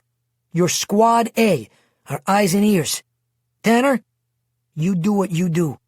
Just one aircraft could take us out. Tanner looked at us dully, but said nothing. Hervaso looked at him. You good? I'm good, he replied. Then Hervaso turned to Jack. You, Zeus, Tessa, Cassie, and Abby are Squad B. You take the prisoners, arm them, and set up defenses on the ground inside the outer wall. Jack, you're the general. I want you and the others commanding from up in the towers. I don't want any of you in the line of fire. Just keep the Elgin outside the concrete wall. If they break through, push them back. That's where the real battle is. If we can keep them from breaching the wall, we can win this. What about us? Austin asked. You and McKenna take the command center. You'll have access to all the cameras, communication, sirens, hydraulics, door locks, and electrical power. You can cut power where needed and use the cameras to help communicate to us what's going on. Welch and Quentin will take Tara and Torsten and guard the north gate. After I blow the dock, most of the attacks will probably come from the east. If that changes, Ian will know long before they reach us, and Jack will send his forces to back you up. Welch said, If Hatch hasn't executed them yet, there's at least 12 former Elgin guards in the cells. I can take them as well. They're well trained and they know how the Elgin fight. Perfect. Just keep those gates closed. There's a problem, Quentin said. I put some of those prisoners in here. They're going to want to kill me, not fight with me. Times have changed. They can fight with you or die at the hands of the Elgin. Guys, we're missing the point, Austin said. We all looked at him. Jack crossed his arms at his chest. What point? Austin adjusted his glasses. We came to steal the jewel and end the Elgin. What better chance will we get than right now when the entire Elgin guard has us surrounded? There won't be anyone left to guard the jewel. It's ripe for the picking. Yes, Except they have us surrounded, Jack said. So how are we supposed to get away from the island? Easy, Austin said. We could assume that Hatch is expecting JD to drop us off and head back to Nike in the risky business. Therefore, Welch, Quentin, Tara, and Taylor can take JD and sail right through the blockade. They'll steal the jewel and come back for us. Jack shook his head. We're hopelessly outnumbered, and you want to send away some of our best fighters? Well, that's the point, isn't it? Austin said. We're hopelessly outnumbered. We're probably going to lose the battle, but this way we can still win the war. We were all quiet for a moment. Then I said, He's right. I looked at Welch. What do you think? It might work. Hervaso? He frowned. Austin's right. It's our best chance to capture the boat, and we've got a better chance of escaping than fighting. No offense, Jack said, looking away from Welch.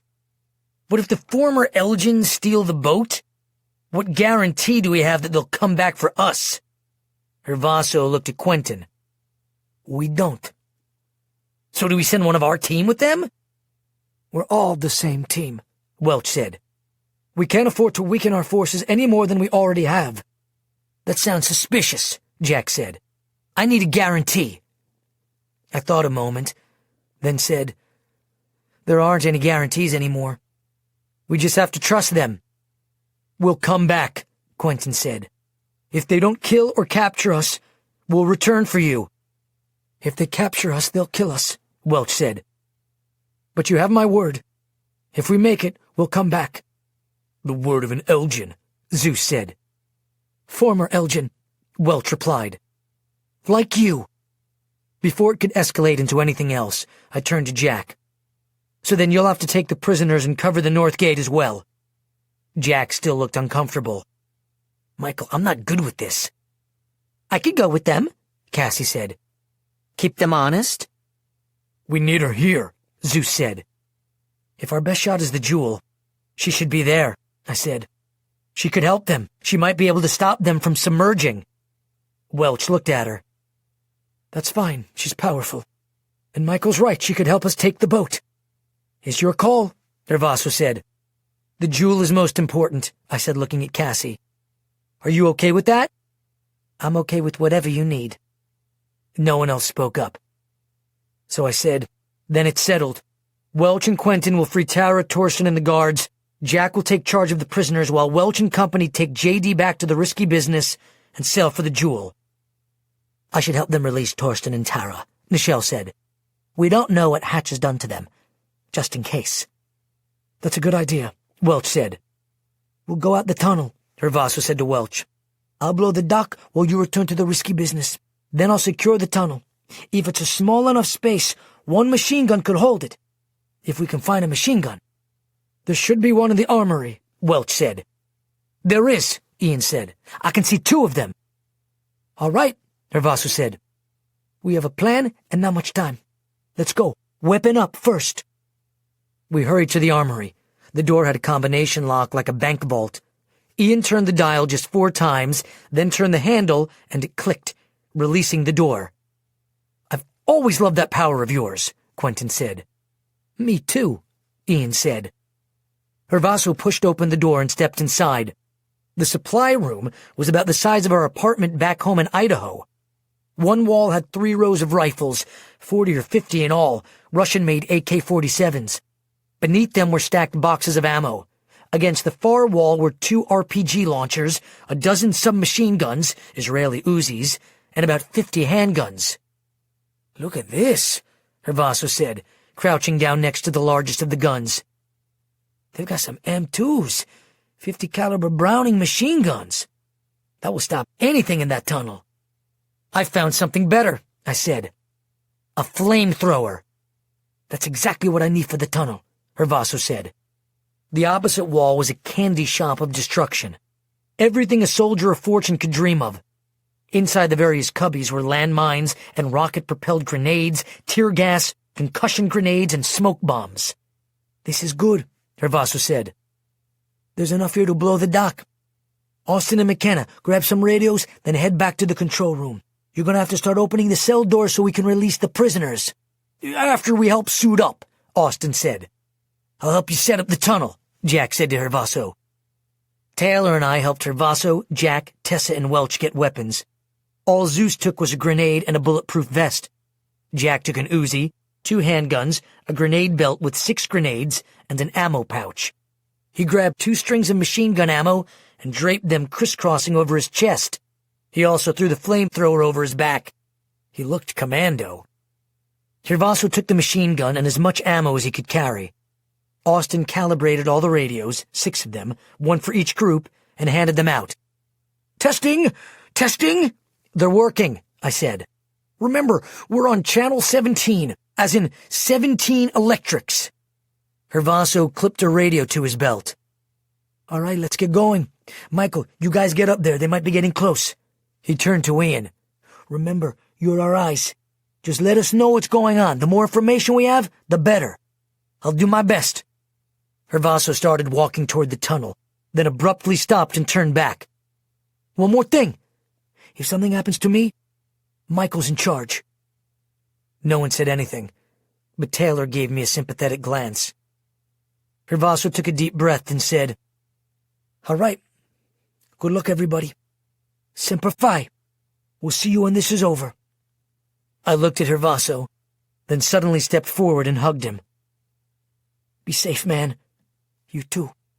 Keep them all safe. After he was out of sight, Taylor turned to me. You don't think you're going to see him again? Of course I will. She knew I was lying even without touching me. Chapter 53. Releasing the Prisoners. We need to help them release prisoners. Then we'll join you up top, I said to Ian and Tanner. No worries, man, Ian said. They left for the tower while Taylor, Cassie, and I joined up with Welch, Quentin, and Nichelle near the end of the southern corridor. They were just about to enter one of the cells.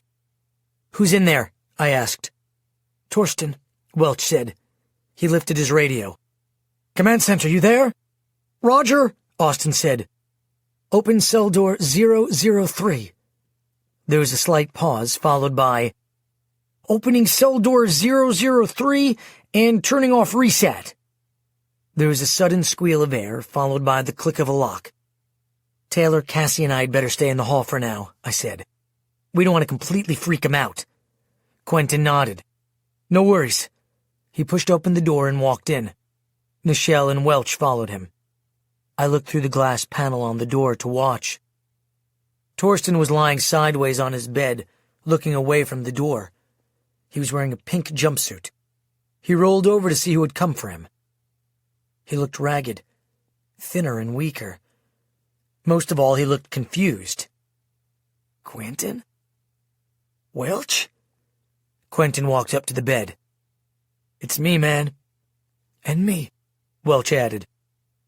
What are you doing here? Torsten asked. What's going on? We've come to rescue you. His expression changed when he saw Nichelle. What's she doing here? Calm down, Microwave, Nichelle said. We're on the same side. Who do you think freed your bro here? She's telling the truth, Quentin said. Michael Vey and the Electro Clan freed us, but we're going to have to fight our way out of here. Vey? Taylor, Cassie, and I stepped into the room. Yeah, us. Torsten just stared at us for a moment. Tara? No, I'm Taylor. We're on the same side now? We're all against Hatch, I said. That puts us on the same side.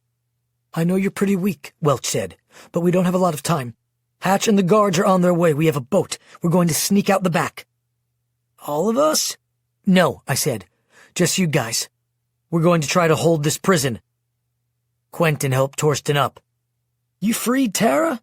Torsten asked. That's where we're going next, Welch said. We walked out of the cell. Taylor looked inside the slit of the door 2 cells down. There's my sister. I lifted my radio. There was ambient noise and talking from Jack and Zeus, who were gathering up the GPs. Austin, this is Michael. Do you read me? Copy, Michael. Open cell 005 and turn off the reset. On it. The door clicked. Quentin pushed the door open, and he, Torsten, and Nichelle stepped inside. I stood with Welch and Taylor in the doorway. Tara was also dressed in a pink jumpsuit. She looked like she had aged 10 years. "Q?" "I'm so sorry," Quentin said. He walked over and hugged her. "I never should have dragged you into this." Tara looked afraid and confused. "Where's Hatch? Is he dead?" "No. The Elgin are on their way. We're going to fight them." "Us?" She lay back down. "We can't beat them. No one can stop Hatch." "We can," I said, stepping forward. "I've beaten him. I'll do it again." "Faye? And I'm here," Taylor said. Tara stared at her twin. "What are you doing here?" "I came to save you." "But I'm your enemy. You're my sister. Let me help you." Tara looked at her twin in disbelief, then fell into Taylor's arms and wept. Chapter 54. The First Wave. "You guys need to get out of here fast," I said. "Do you have any food?" Tara asked. "Yeah, we're starving," Torsten said. "I'll take him to get something to eat," Cassie said. "I'll go with you," Nichelle said. "Michael," Welch said. "Come with me to free the guards. They should see me first." We passed a room where Abigail was alone arranging tables in long rows. "What's she doing?" Quentin asked. "Turning it into a hospital," I said. Welch, Quentin, and I freed up 9 Elgin guards who had run afoul of Hatch. Welch thought there were more. There were, but they had already been executed. Not surprisingly, the remaining guards wanted revenge on Hatch. "Listen up," Welch said. "Hatch and your former brotherhood are descending on this island. They will not be taking prisoners. Neither will we.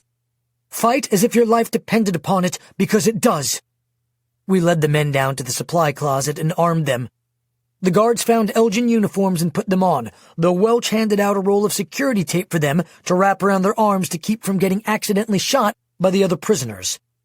As we were finishing up, Jack, Tessa, and Zeus returned. "The tunnel is armed," Jack said.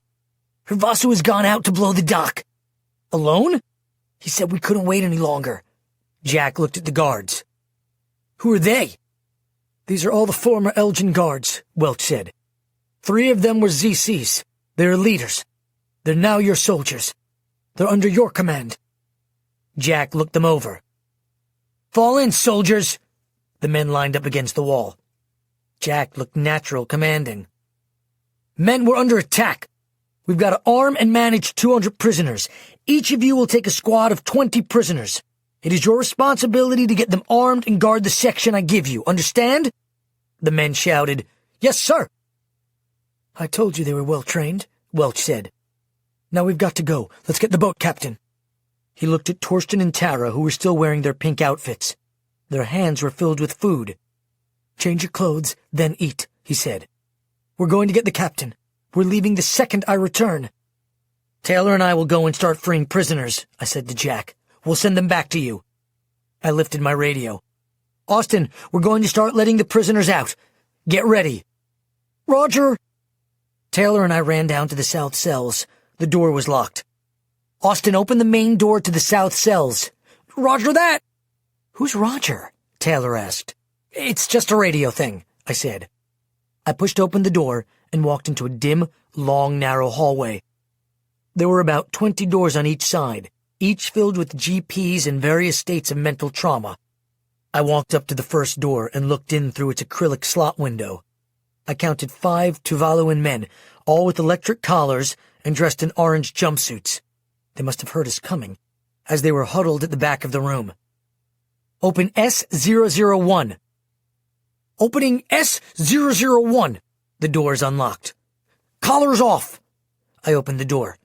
The GPs didn't move. "Deja vu," I said. "Just like the academy." I looked at the men. "You can speak." No one did. "Maybe they don't speak English," Taylor said. "I speak English," one of them said with a British accent. "Good.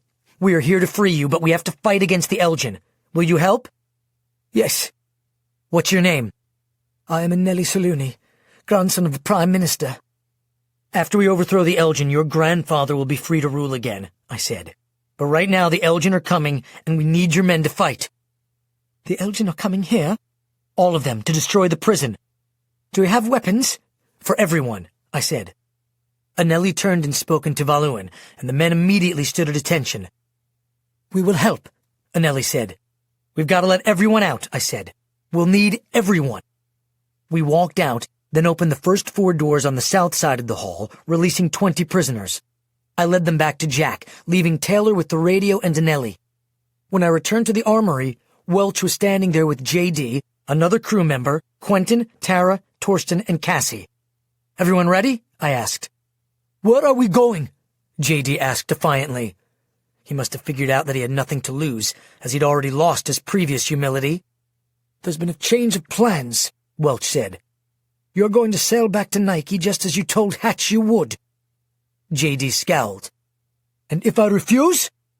Welch's eyes narrowed. Imagine what it would feel like to have your hand in a microwave oven for 60 seconds. Torsten can show you how that feels, and then he will melt your eyes, your tongue, then your brain in that order. Do you understand? J.D. swallowed. Yes. Yes, what? Yes, sir. Torsten, these are Hatch's friends and collaborators. If they make one wrong move, melt them. Slowly. Just give the word, Torsten said, staring hatefully at J.D. Let's go. Welch lifted his radio. Come in, Hervaso. Hervaso, copy. This is Welch. We're headed down the tunnel. Just didn't want you to shoot us. I'm headed out for the dock. Good luck. Roger, Welch said into his radio. Then he turned to his group and said, Let's go. I looked at Cassie. Good luck. I'll make sure they come back if I have to drive the boat myself, she said. As we were parting, our radios squelched. This is Ian. We've got small rafts landing on the west side of the island. 3 of them. Here they come. Looks like some of our guests arrived early, Welch said. Let's get this party started. As the others began climbing down the ladder to the tunnel, Welch turned to me. If we don't come back, it's because we failed or are dead. You can trust us. I do, I said. Good luck. Just hold out. He turned and followed the rest of his group down the tunnel. Jack and his soldiers were standing quietly, sizing up the GPs. That's all there is? One of the guards asked. It's just the first group, I said. We think there's about 200. Not all of them speak English. Not all of them are fit to fight. Jack turned to the GPs and asked, Who speaks English? 3 of the men raised their hands. Get up here, he said to the biggest. You're second in command of the squad. There was at least 1 English speaker for every 10 natives, which was all we needed. While Taylor and I were releasing prisoners, Jack had established a chain of command with the guards and gone over the map of the installation, establishing their battle stations. He had also distributed radios to each squad captain. With the guidance of a former Elgin zone captain, Jack created a plan to hold the outer wall. The group of prisoners I had just brought were assigned a leader, and the man created the first squad, arming his men and leading them out to defend the west wall where the Elgin had started landing. By the time I returned to the south corridor, Taylor and Anneli had released nearly 100 prisoners. We better stop for now, I said to Anneli, a little nervous of so many unstable men roaming free. We'll need a little time to assign them to squads. Do not worry, Anneli said. They will follow directions. I led the men back to the armory where Jack and the guards divided them up while Taylor and Anneli freed the rest. There were more prisoners than we expected, 232 in all, so Jack created an extra squad with Anneli in charge. After all the men had been sent out in squads, Taylor and I climbed the stairs 4 stories to the central watchtower. As we entered the observation room, we saw Tanner sitting cross-legged on one of the shelves, looking out through binoculars. He was wet, and there was a pool of water beneath him. He had opened a window and rain was blowing in, drenching him. He's lost it, I thought. Nichelle was on the west side of the tower, and Ian was on the east side talking into his radio. He didn't need binoculars. It didn't even matter what side he sat on. He turned toward us. Guys, this rock is starting to crawl. I'm having trouble keeping track of them all. The first major wave is about to hit the west shore. Did you get my message about the early rafts? Yes, we heard it. Did you warn Hervaso? I don't know if you heard me. He didn't answer. If you saw them, he turned his radio off so he wouldn't give himself away. Tanner spun around on the counter. Hey, kidlings, there are more binoculars over there on that shelf. These things rock. Thanks, Taylor said warily. We each took a pair, then I walked over to Nichelle. How are you? You know, the sea scares me. I didn't want to tell you that on the boat. Thought it might worry you. But I think the devil rides the waves. I looked out and saw the first flotilla of Elgin boats approaching the island. He definitely is today, I said. How's Tanner? She just shook her head. Just then, over the radio came, Ian, this is Hervaso. Do you read me? Part 10. Chapter 55. Blowing the Dock. After Hervaso had established his machine gun nest at the inside neck of the tunnel, he grabbed the backpack he'd filled with explosives and, carrying just a Beretta handgun, crawled out the outer end of the tunnel. Just as he was about to surface, his radio squawked. Come in, Hervaso. Hervaso, copy. This is Welch. We're headed down the tunnel. Just didn't want you to shoot us. I'm headed out now for the dock, Hervaso said. Good luck. Roger. Hervaso turned off his radio and climbed out of the tunnel. The rain was pouring down, and the ocean looked pitted from a million raindrops. He didn't see anyone, so he crossed the road to a row of charred bushes and began crawling toward the dock. When he got there, he waded into the water beneath the dock, carrying his backpack. To blow the dock, he would have to link the explosives together, connecting them close enough to each other so they would trip each other, resulting in complete annihilation. Because of the turbulence of the sea, the waves kept slamming him into the underside of the dock, and it took Hervaso nearly 20 minutes to set the explosives, 10 minutes longer than he had planned. It made him nervous. He suspected that the Elgin would be landing soon, if they hadn't already. After he finished setting the detonator, he again looked around to make sure he was alone, tossed his backpack into the sea, and then climbed to the top of the dock. He stopped to look out toward the sea. Through the rain and darkness, he could see the Faraday about 800 yards out. That meant serious trouble. The Faraday was capable of transporting more than 3,500 soldiers. If they all were allowed to dock, men would pour out faster than they could handle. The prison would be overrun. He looked around. The risky business was still where Welch had left it. He wondered where Welch was. He lifted his radio and turned it back on. Ian, this is Hervaso. Come in. This is Ian. We've got Elgin to the north in the Faraday. They're going to try to dock. I can see it. Does the dock still stand? I'm about to blow it. Did Welch get out? They're out of the tunnel. He shouldn't be far from you now. Roger. Over. Over, Ian said. Hervaso returned the radio to his belt. He knelt down on the dock and hung over to check his wiring once more, then stood. As he turned to go, he saw the shadows of Welch and his team creeping beneath the cover of the wall. Finally, he thought. Hervaso raised his hand and shouted in a muted yell, Good luck! The shadows stopped. Then a gun opened fire, hitting Hervaso in the chest and knocking him back onto the dock. Bleeding, Hervaso slowly pulled himself around to see who had fired on him.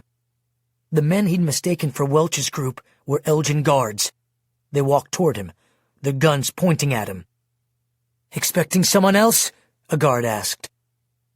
Hervaso feebly lifted his handgun, but was hit 2 more times from Elgin bullets as the squad stepped up onto the dock. Hervaso gasped for breath as he reached into his pocket and rolled over to his stomach, bracing for the next round. Finish him, the captain said to one of his men.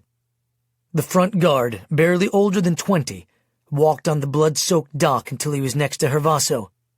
He pointed his gun at the back of Hervaso's head. Goodbye, man. Hervaso rolled over to look the young guard in the eyes. In his hand, Hervaso held a grenade, its pin already pulled. Yeah. Goodbye. Hit the deck! The guard shouted, but it was too late. The grenade blew, igniting the chain of explosives. The entire dock exploded in a blinding flash. When the smoke cleared, the dock, the Elgin, and Hervaso were gone. Part 11. Chapter 56. The Fall of Hervaso. "Hervaso!" Ian shouted.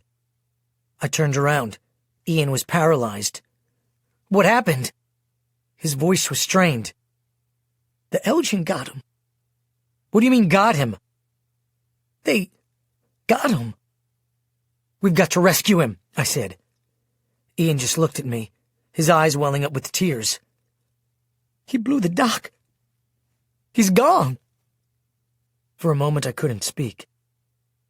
Then I leaned over, resting my hands on my knees. "No." Tears began to fill my eyes, then fall, spattering on the already wet floor. "No!" "I'm sorry, Michael." Taylor put her hand on my back. After a minute she said, "You're in charge now." I stood back up. I caught my breath, then lifted the radio. In the strongest voice I could muster, I said, "Everyone, this is Michael. Hervaso is gone, but he blew the dock. He gave his life for us. Remember that. Don't let him die in vain." I could hear Jack scream out over a distant radio. The sound of it made me feel even sicker. Jack had already lost Wade, now Hervaso. Hervaso was his hero, his mentor, a second father, a better father than his real one. I radioed Jack directly. "I'm sorry, man. I knew I shouldn't have left them," he said. "I'm going to take them apart myself." "I know," I said. "Just keep it together. We've got a long night ahead of us." The radio snapped. "This is Austin. We're going to need someone to take the tunnel. Hervaso has the gun nest set up, but it's wide open. I'm detecting movement near its mouth." "I'll take the tunnel," Zeus said. "Roger that," I said. "Zeus has the tunnel. Don't let anyone in." Chapter 57. Outnumbered and outgunned. The Faraday docked as close as it could get to the island without hitting reef, about 200 yards out to sea. I wished I had something to blow it up with. The Tesla, the Elgin's landing tender, had begun transporting troops to the reef, dropping them in the water, then returning for more. More guards came from the west, arriving on rafts and smaller boats. Within a half hour, there were hundreds of troops surrounding the compound. "They just keep coming," Taylor said. "Like ants at a picnic." Suddenly Ian shouted, "We've got 2 helicopters inbound. They got missiles." "Where?" Tanner asked. 3 o'clock. Tanner lifted his binoculars. "There they are." "How far out can you bring them down?" I asked. "Now," he said. He reached out his hand. "Lead helicopter is down," Ian said. "I'll get the next." "You got it," Ian said. A moment later he shouted, "Missile was launched!" A fiery streak hit the outer wall of the compound, exploding loudly and throwing concrete and twisting rebar. When the smoke cleared, there was a hole in the wall the size of a truck. "There's a break in the west wall," I shouted over the radio. "We see it," Jack shouted. "Concentrate fire at the hole. No one gets in." Through the haze I could see fire spewing through the hole from the mouths of Elgin machine gun barrels, answered by our own troops. Then Elgin guards began running in through the hole. Dozens fell before Jack's forces, but the Elgin kept pouring into the break. Even though the prisoners had stopped hundreds, they were soon overwhelmed, outnumbered, and outgunned. Jack's men were forced to fall back behind the chain-linked fences, which separated them from the guards, but not their bullets. Then the Elgin turned their guns on the towers. They couldn't hit me, as I could repel everything they had, but I was concerned for the others. "Everyone down!" I shouted. "I don't want to deflect something into you." The number of Elgin in the yard just continued to grow. Our tower sounded like it was being chipped apart, piece by piece, splinters and plaster and dust clouding the air. I lifted the radio. "Jack, fall back!" I shouted. "Get your men into the buildings! The Elgin have taken the grounds!" I looked out over the flow of Elgin guards. "There's nothing we can do to stop them!" "They're going to set explosives on the prison walls," Ian said. "We're so dead," Tanner said. "Shut up!" I shouted. "Stop saying that!" Part 12. Chapter 58. The Cavalry. From the center of our fortress, Austin and McKenna watched the attack unfold around the compound on a panel of screens. If it wasn't for the occasional sound of explosions rattling the room's walls, it would have seemed more like a movie than an actual battle. "They've breached the wall," Austin said calmly.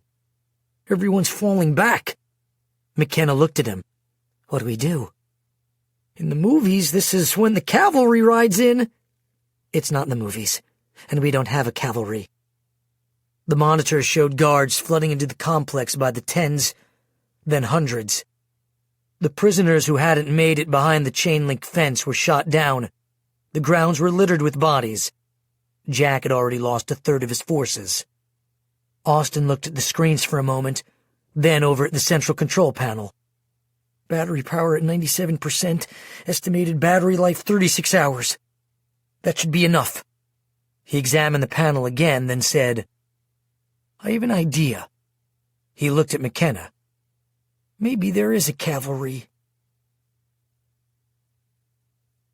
Part 13. Chapter 59. Already Lost. The dark grounds below us were chaos. The screaming of fallen prisoners echoed amid the hellish landscape of rain, smoke, and fire.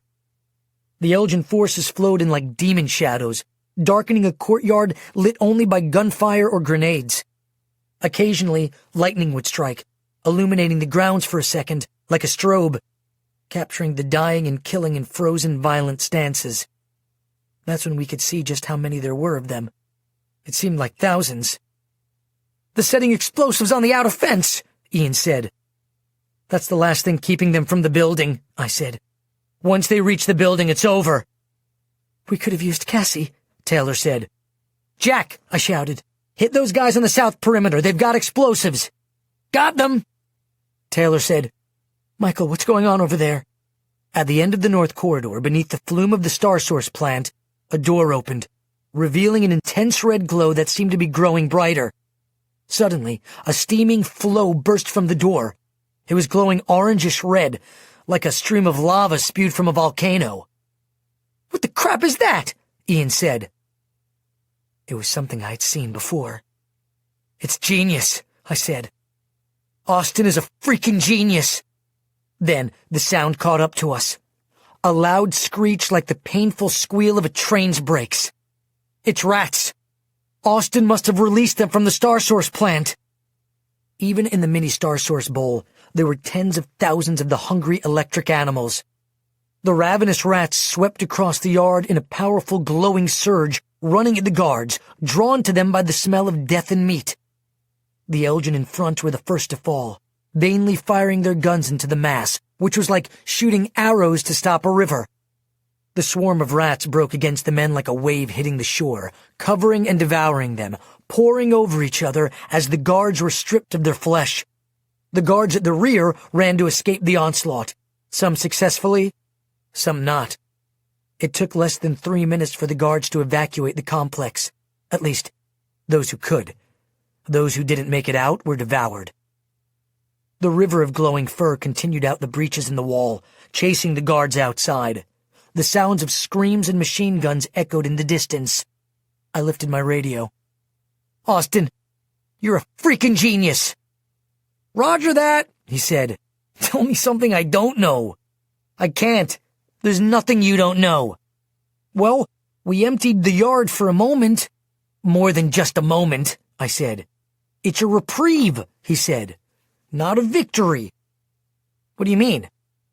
I noticed that the glow below us had begun to dull. I looked through my binoculars. The rats were falling to their sides, steaming and twitching, until the entire ground was a gray, writhing carpet of wet, smoldering fur. "What's going on?" I asked. "It's the rain," Austin said. "Water kills them." I looked around. "Jack, let's get the prisoners back out there and collect the Elgin weapons. Let's get their machine guns on the breaches. They'll be back." "Sooner than you think," Ian said. Just then, a loud explosion rocked our perch. At first I thought lightning had struck the grounds, because smoke was rising from below us. But when I looked out toward the fence, I saw a large gap wide enough to drive a tank through. Then another blast hit. "It's mortar fire," Ian said. "They're shelling us." Another projectile hit the tower to our east and blew it apart, leaving just a few bricks and mangled rebar. Then a second tower was hit. "We've got to get out of here," Taylor said. "They're aiming for the towers." "Too late," Ian shouted. "Incoming!" A mortar round broke through the glass of our tower. I reached out to deflect it just as it blew. The shrapnel scattered away from me, covering the western wall. The explosion rang in my ears as smoke filled the room. After a moment, Taylor coughed, then said, "You saved us." I rolled over to my side, trying to catch my breath as the smoke cleared. "Oh no," Nichelle said. "Tanner?" I sat up. Through the smoke, I could see Tanner lying on top of a desk against the west wall. His arm was dangling over the side, and I could see blood dripping from his fingers. "Tanner!" I shouted. All of us ran to his side. He was mostly covered in the chalky plaster of the wall, except where the red of his blood had seeped through and stained his clothes and the dust crimson. There were holes all over his body. Shrapnel. I looked over at Ian, who looked horror-struck. He lowered his head as he shook it. Somehow Tanner was still conscious. I touched his shoulder, one of the few places not soaked with blood. "I'm so sorry." Tanner grimaced in pain, then said softly, "You were right, man." His chin quivered, and a thin stream of blood fell down from the corner of his mouth. "I tried. I just couldn't do it. All those people I killed." "It wasn't your fault," I said. "It was never your fault. Hatch made you do it." "Maybe God will see it that way." He looked into my eyes. Then his gaze froze and his hand went limp. "No," I said. "Tanner, I'm sorry." Taylor started crying. "I killed him," I said. Nichelle put her hand on my arm. "No, you didn't. The Elgin did." I stood there, the world spinning around me. I had already lost 2 friends. No matter the outcome, I had already lost. After a minute, Ian said, "Come on, Michael. We've got to get out of here." I just knelt down next to Tanner's body. "I'm so sorry." Taylor put her arm around me. "Please, Michael. Ian's right. We've got to go or we'll all die." I looked back up. Ian and Nichelle were looking at me, and there was fear on their faces. "Come on," Taylor said, gently pulling me. "We've got to go." I forced myself to my feet. We took the stairs back down into the prison, barring the door behind us. At the end of the hallway, we could see a group of GPs crowded inside. The lights inside the building were flickering. I was having trouble concentrating. "Ian, what's going on?" "The guards have taken the grounds again. There are more of them. They just keep coming." Just then, Tessa's voice came over the radio. "Michael, they broke through the north gate. We can't hold them. We're falling back inside." "The second fence is down," Ian said. "Everyone into the prison," I said. "It's going to be hand-to-hand combat," Ian said. I looked at him. "No, it's not. They're going to bury us alive." Just then, the ground beneath us shook. "It came from over there," Ian said. "It's the tunnel." "Zeus!" I lifted my radio. "Zeus, are you there? Zeus, what happened?" Nothing. "Zeus!" There was a burst of static, then, "I'm here! I couldn't hold them anymore, so I blew the outer tunnel. I'm coming up." I breathed out in relief. "Meet us in the east corridor. Austin, Jack, everyone! Meet in the east corridor! Now!" A horrid little voice said to me, "We'll die together in the east corridor." Chapter 60. The Radio Tower. The prison's east corridor was crowded and full of panic. The few GPs who had survived were terrified or unconscious. Most were injured, some dying. Abigail was walking around the cafeteria caring for the wounded, comforting as many as she could. She had run a wire between a dozen injured men and was holding the end of it, taking away their pain. She was trembling and pale. "Abby!" Taylor shouted. "Come with us!" Just then there was an explosion, and the door at the end of the south corridor blew across the hall. Almost immediately, dozens of guards started running in. "They're inside," Taylor said. At that moment, something inside me cracked, and rage as hot as lightning pulsed through my body. I felt insane. My Tourette's went crazy, and I started twitching uncontrollably. The guards immediately set their guns and began firing at us, at me, the glowing target. But I was so electric that nothing could hit me. Nothing could hit any of us. Then I shouted, "Stop shooting at us!" I reached out at them and pulsed with all my anger. The shockwave I emitted rattled the walls and broke against them like an explosion, evaporating everything that had stood in the path. "Michael!" Taylor gasped. I looked down at my hand. It was flashing between flesh and electricity. At moments I could see through it. I was pure electricity. "What's happening to you?" Taylor asked. My body was now glowing brighter than a light bulb. "I don't know. But don't touch me." "Michael," Ian said. "They just took the south and north wings. We need to evacuate." "To where?" Taylor said. "There's no place else to go." I looked around. There was only one place left, the radio room next to where the radio mast was mounted. "Outside," I said. "Where's the rest of the clan?" I lifted my radio. "Everyone hurry!" Just then Austin and McKenna ran up, followed by Tessa and Zeus, who was covered in dirt. Then Jack came. He was covered with dirt, and his shirt was torn and bloody where a bullet had grazed him. "Everyone outside," I said. "To the radio building." Fortunately, the walk to the radio building and tower was covered by a fiberglass canopy, which provided shelter for Zeus. "What are we going to do out here?" Taylor asked. "I just need to think," I said. "Away from the chaos." "We shouldn't be by this mast," Austin said. "If lightning strikes, it could kill us." "As opposed to the Elgin?" Jack said. "Lightning never strikes the same place twice," Taylor said. "I already saw the tower get hit." "That's a myth," Austin said. "The Empire State Building was once hit 48 times in less than a half hour." "Michael, what's going on with you?" Jack asked. "You're like electric." "I know." I looked up at the tower. "Austin, are you serious about this tower getting struck by lightning?" "As a heart attack, man, we need to move." "I'd rather be electrocuted than shot," Ian said. "Give me odds," I said. "What are the odds this will be struck again?" "Too good," Austin said. "That thing's 500 meters. We've got to get away from here." "Give me odds." "I can't," Austin said. "There are too many variables. For once in your life, just guess."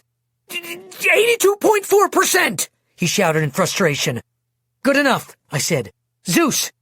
"Yes, sir." "When you blew the tunnel, did you blow the whole thing?"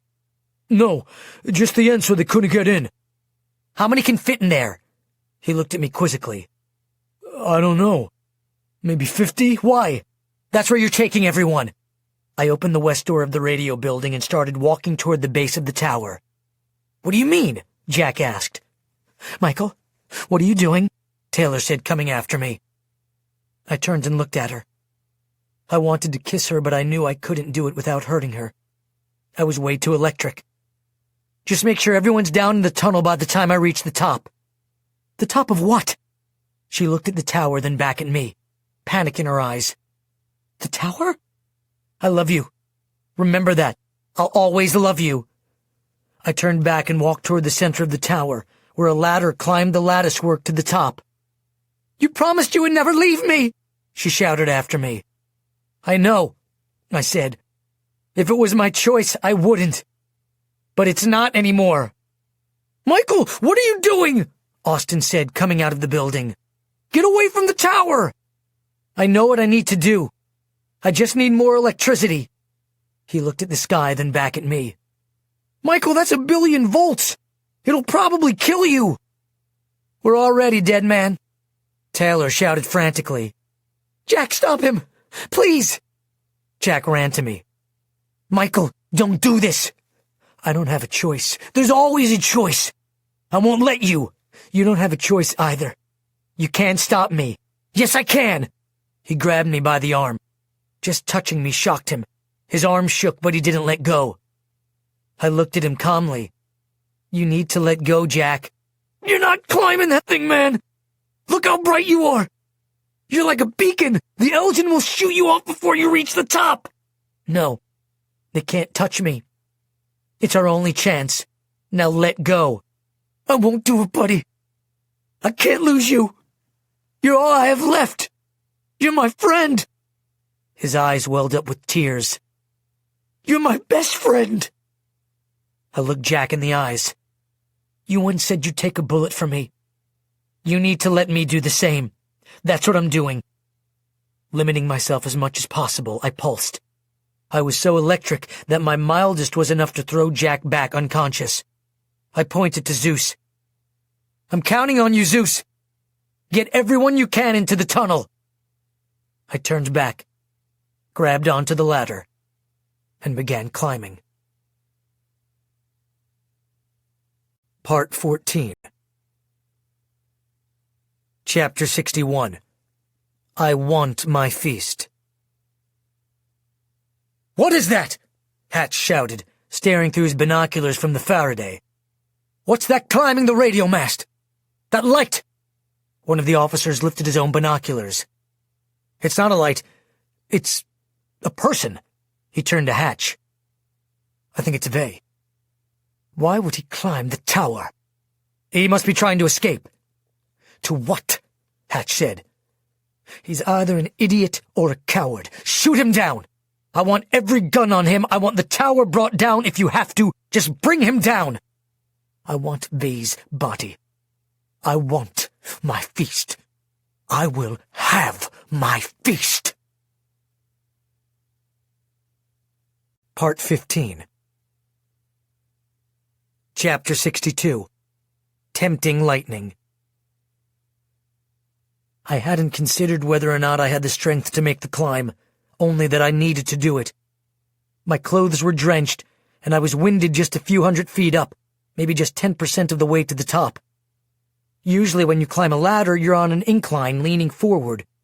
A vertical climb is much more difficult, as you are moving straight up. It feels as if you're being pulled backward. Within 15 minutes, my friends, who were still huddled around the base of the tower, looked like miniatures. Like the plastic army men I used to play with when I was a child. As I climbed higher, I could feel the change in the atmosphere. The air seemed more electric, more charged, and my body tingled with the added power. My clothes began to burn. It wasn't hard to tell when the Elgin army had spotted me. I could see the fire from gun barrels pointed at me, popping like thousands of camera flashes at an NBA playoff. The bullets began whizzing by me like angry wasps. Then, bigger things, projectiles began flying toward me. I didn't mind that they were shooting at me. I hoped they would. It meant they weren't shooting at my friends, and I was so electric that I easily repelled everything the Elgin sent my way. At this point, I think I could have repelled an airplane. My biggest concern was that they might take out the tower. When I was halfway up, one of the shells exploded next to the tower about 50 feet below me, and the entire tower shook. My feet slipped, and for a moment I hung 700 feet up by just my hands. Had I not magnetized, I probably would have fallen. I wondered if they would cut the guy wires. I wondered if they would be willing to bring this whole tower down just to get to me. Of course they would. It took me more than a half hour to reach the top of the mast. 20 feet before the top was a horizontal beam that hung out about 30 feet in each direction. At the very top of the mast, a red light flashed. I put my hand on the plastic shell of the light, pulsed, and blew it out. Not that it helped my situation any, as I was now glowing brighter than the light, but the thing annoyed me. Lightning flashed in a cloud a few miles off, and the accompanying thunder was louder than I'd ever heard it before. I leaned heavily against the tower's rungs, breathless and dripping with sweat and rain. I was mildly afraid of heights. Most people are, I guess. But I was really high up, and hanging on to thin, wet bars by very little. People have base jumped from lower heights. That's when I realized that, in the unlikely event that I somehow survived a lightning strike, I would never be able to hold on to the tower, and I would fall to my death. As I looked up at the churning, groaning sky, I hooked my arm over the highest rung, then undid my belt. Not only did my mother always buy belts bigger than I needed since I was still growing, but I'd lost weight over the last few months, so the extra length of the belt wrapped halfway around my waist. Taylor had once threatened to cut it in half. I had at least 10 inches to work with. I ran my belt over the rung, then buckled it back on so it would hold me, the same way the utility guys fixing power lines did back in Idaho. I noticed things like that. As a child, I was always looking for someone else who might be electric too. That high up, I could see the entire island. I could see all the way to one of the other islands. If I was Ian, I probably could have seen Fiji. There were more Elgin than I imagined. Thousands and thousands. Even as the prison fell, more were coming from boats, more were marching to finish us off. I now understood that we had never really had a chance. Dozens of Elgin boats surrounded the entire island. I wondered where the risky business was. I wondered if they'd made it through. I wouldn't put it past Hatch to just kill JD and keep the $1 million bounty he'd put on Welch. Maybe I should have just electrocuted JD back on the boat. I looked straight down below me. My friends were gone. All of them. I felt relieved and sad at the same time. I was truly alone. It was at that moment that I realized that I would never see any of them again. My eyes welled up, and my tears mingled with the driving rain that stung my face. Peculiar thoughts crossed my mind. Was I enough? Had I been the man I should have been? I wished that I hadn't caused my mother all the pain I did. I hoped she wouldn't miss me too much. I wondered what would happen to her. Just then a bullet struck an iron rung below me. It rang like a bell, awakening me from my thoughts. I thought it was strange that it didn't concern me. I suppose accepting your death is liberating that way. All I thought was, that was a good shot, dude. You almost got me. I've heard it said that your life flashes before you die. I don't know if that's true. I don't know whether this counts or not. But memories suddenly began flooding into my mind. I remembered my mother and me eating at Pizza Max. I remembered the first time Taylor invited me over to her house and gave me awful lemonade, and learning for the first time in my life that I wasn't really alone. I remembered standing on Jack's doorstep, asking him to drive me to California, and the look on his face. I remembered the party when I knocked Corky over. I remembered the time at the academy when Zeus had blown a bullet out of the air that Hatch had fired at me. That was still pretty cool. I remembered Taylor's dream about the crocodiles and lightning and the island of glass. I was sorry that I would never completely understand what it meant. I remembered hundreds of hours with Austin, video games and Shark Week, wasted time that now seemed anything but wasted. How grateful I felt to have him in my life. I regretted dragging him into this all, but I was glad that he had become someone powerful and that he had found McKenna's love. I remembered my mother telling me about my father's death, and then standing next to his grave. I wondered if I would see him soon. So many memories. Most of them recent, it seemed. I suppose I had lived more life in the last year than most people live in 80. That was good, because I knew that mine was coming to an end. Suddenly my body began tingling, and I felt a wave of electricity pass through me, lifting the hair on my head. I took a deep breath, then held up my hand with my fist clenched. "Come on!" I shouted to the clouds, to the gods of lightning. "Come on! Just do it! Strike me!" Chapter 63. I'm no god. During accidents and other catastrophic events, time seems to slow down, sometimes even to freeze, like advancing one frame at a time on a DVD player. When the lightning struck, everything froze. Time froze. I don't know how to explain this, but time became light. Light became time. My skin was impossibly bright. I remember thinking that if I weren't electric, the light would have burned the retinas from my eyes. Next came the sound, like 100,000 freight trains running over me. Only this didn't go over me. It went into me. Through me. It became me. I was lightning. I was pure energy. Maybe for a fraction of 1 second I felt what it feels like to be God. But I'm no God. Part 16. Chapter 64. A Billion Volts. In 1945, at an Army testing site in New Mexico, the first atomic bomb was tested. The explosion was enormous, its energy equivalent to that released by 40 million pounds of dynamite, equal to all the energy produced and consumed in the United States every 30 seconds. That's every car, lamp, diesel, dishwasher, jet airplane, diesel train, factory, everything. However, this bomb's energy was released in a few millionths of a second, and in a volume only a few inches wide. The resulting explosion was terrible. The 100-foot steel tower on which the bomb was mounted was completely vaporized. The ball of air formed by the explosion boiled up to a height of 35,000 feet, higher than Mount Everest. For hundreds of yards around the blast site, the surface of the desert sand turned to glass. That isn't far from what happened that day on Hades. Hatch was still a mile out to sea when lightning struck the tower, or more accurately, Michael Vey. No one had ever seen anything like it. It was like being a witness of that first atom bomb testing. The lightning hit, but didn't dissipate. Instead, Michael absorbed it. Like the energy of that atom bomb released in a volume only a few inches wide, Michael held all billion volts in a 5'6" 126-pound frame. Michael Vey did something no one had ever done before. He held lightning. Not long, only for 1,000th of a second, but long enough to redirect and amplify the force of the energy.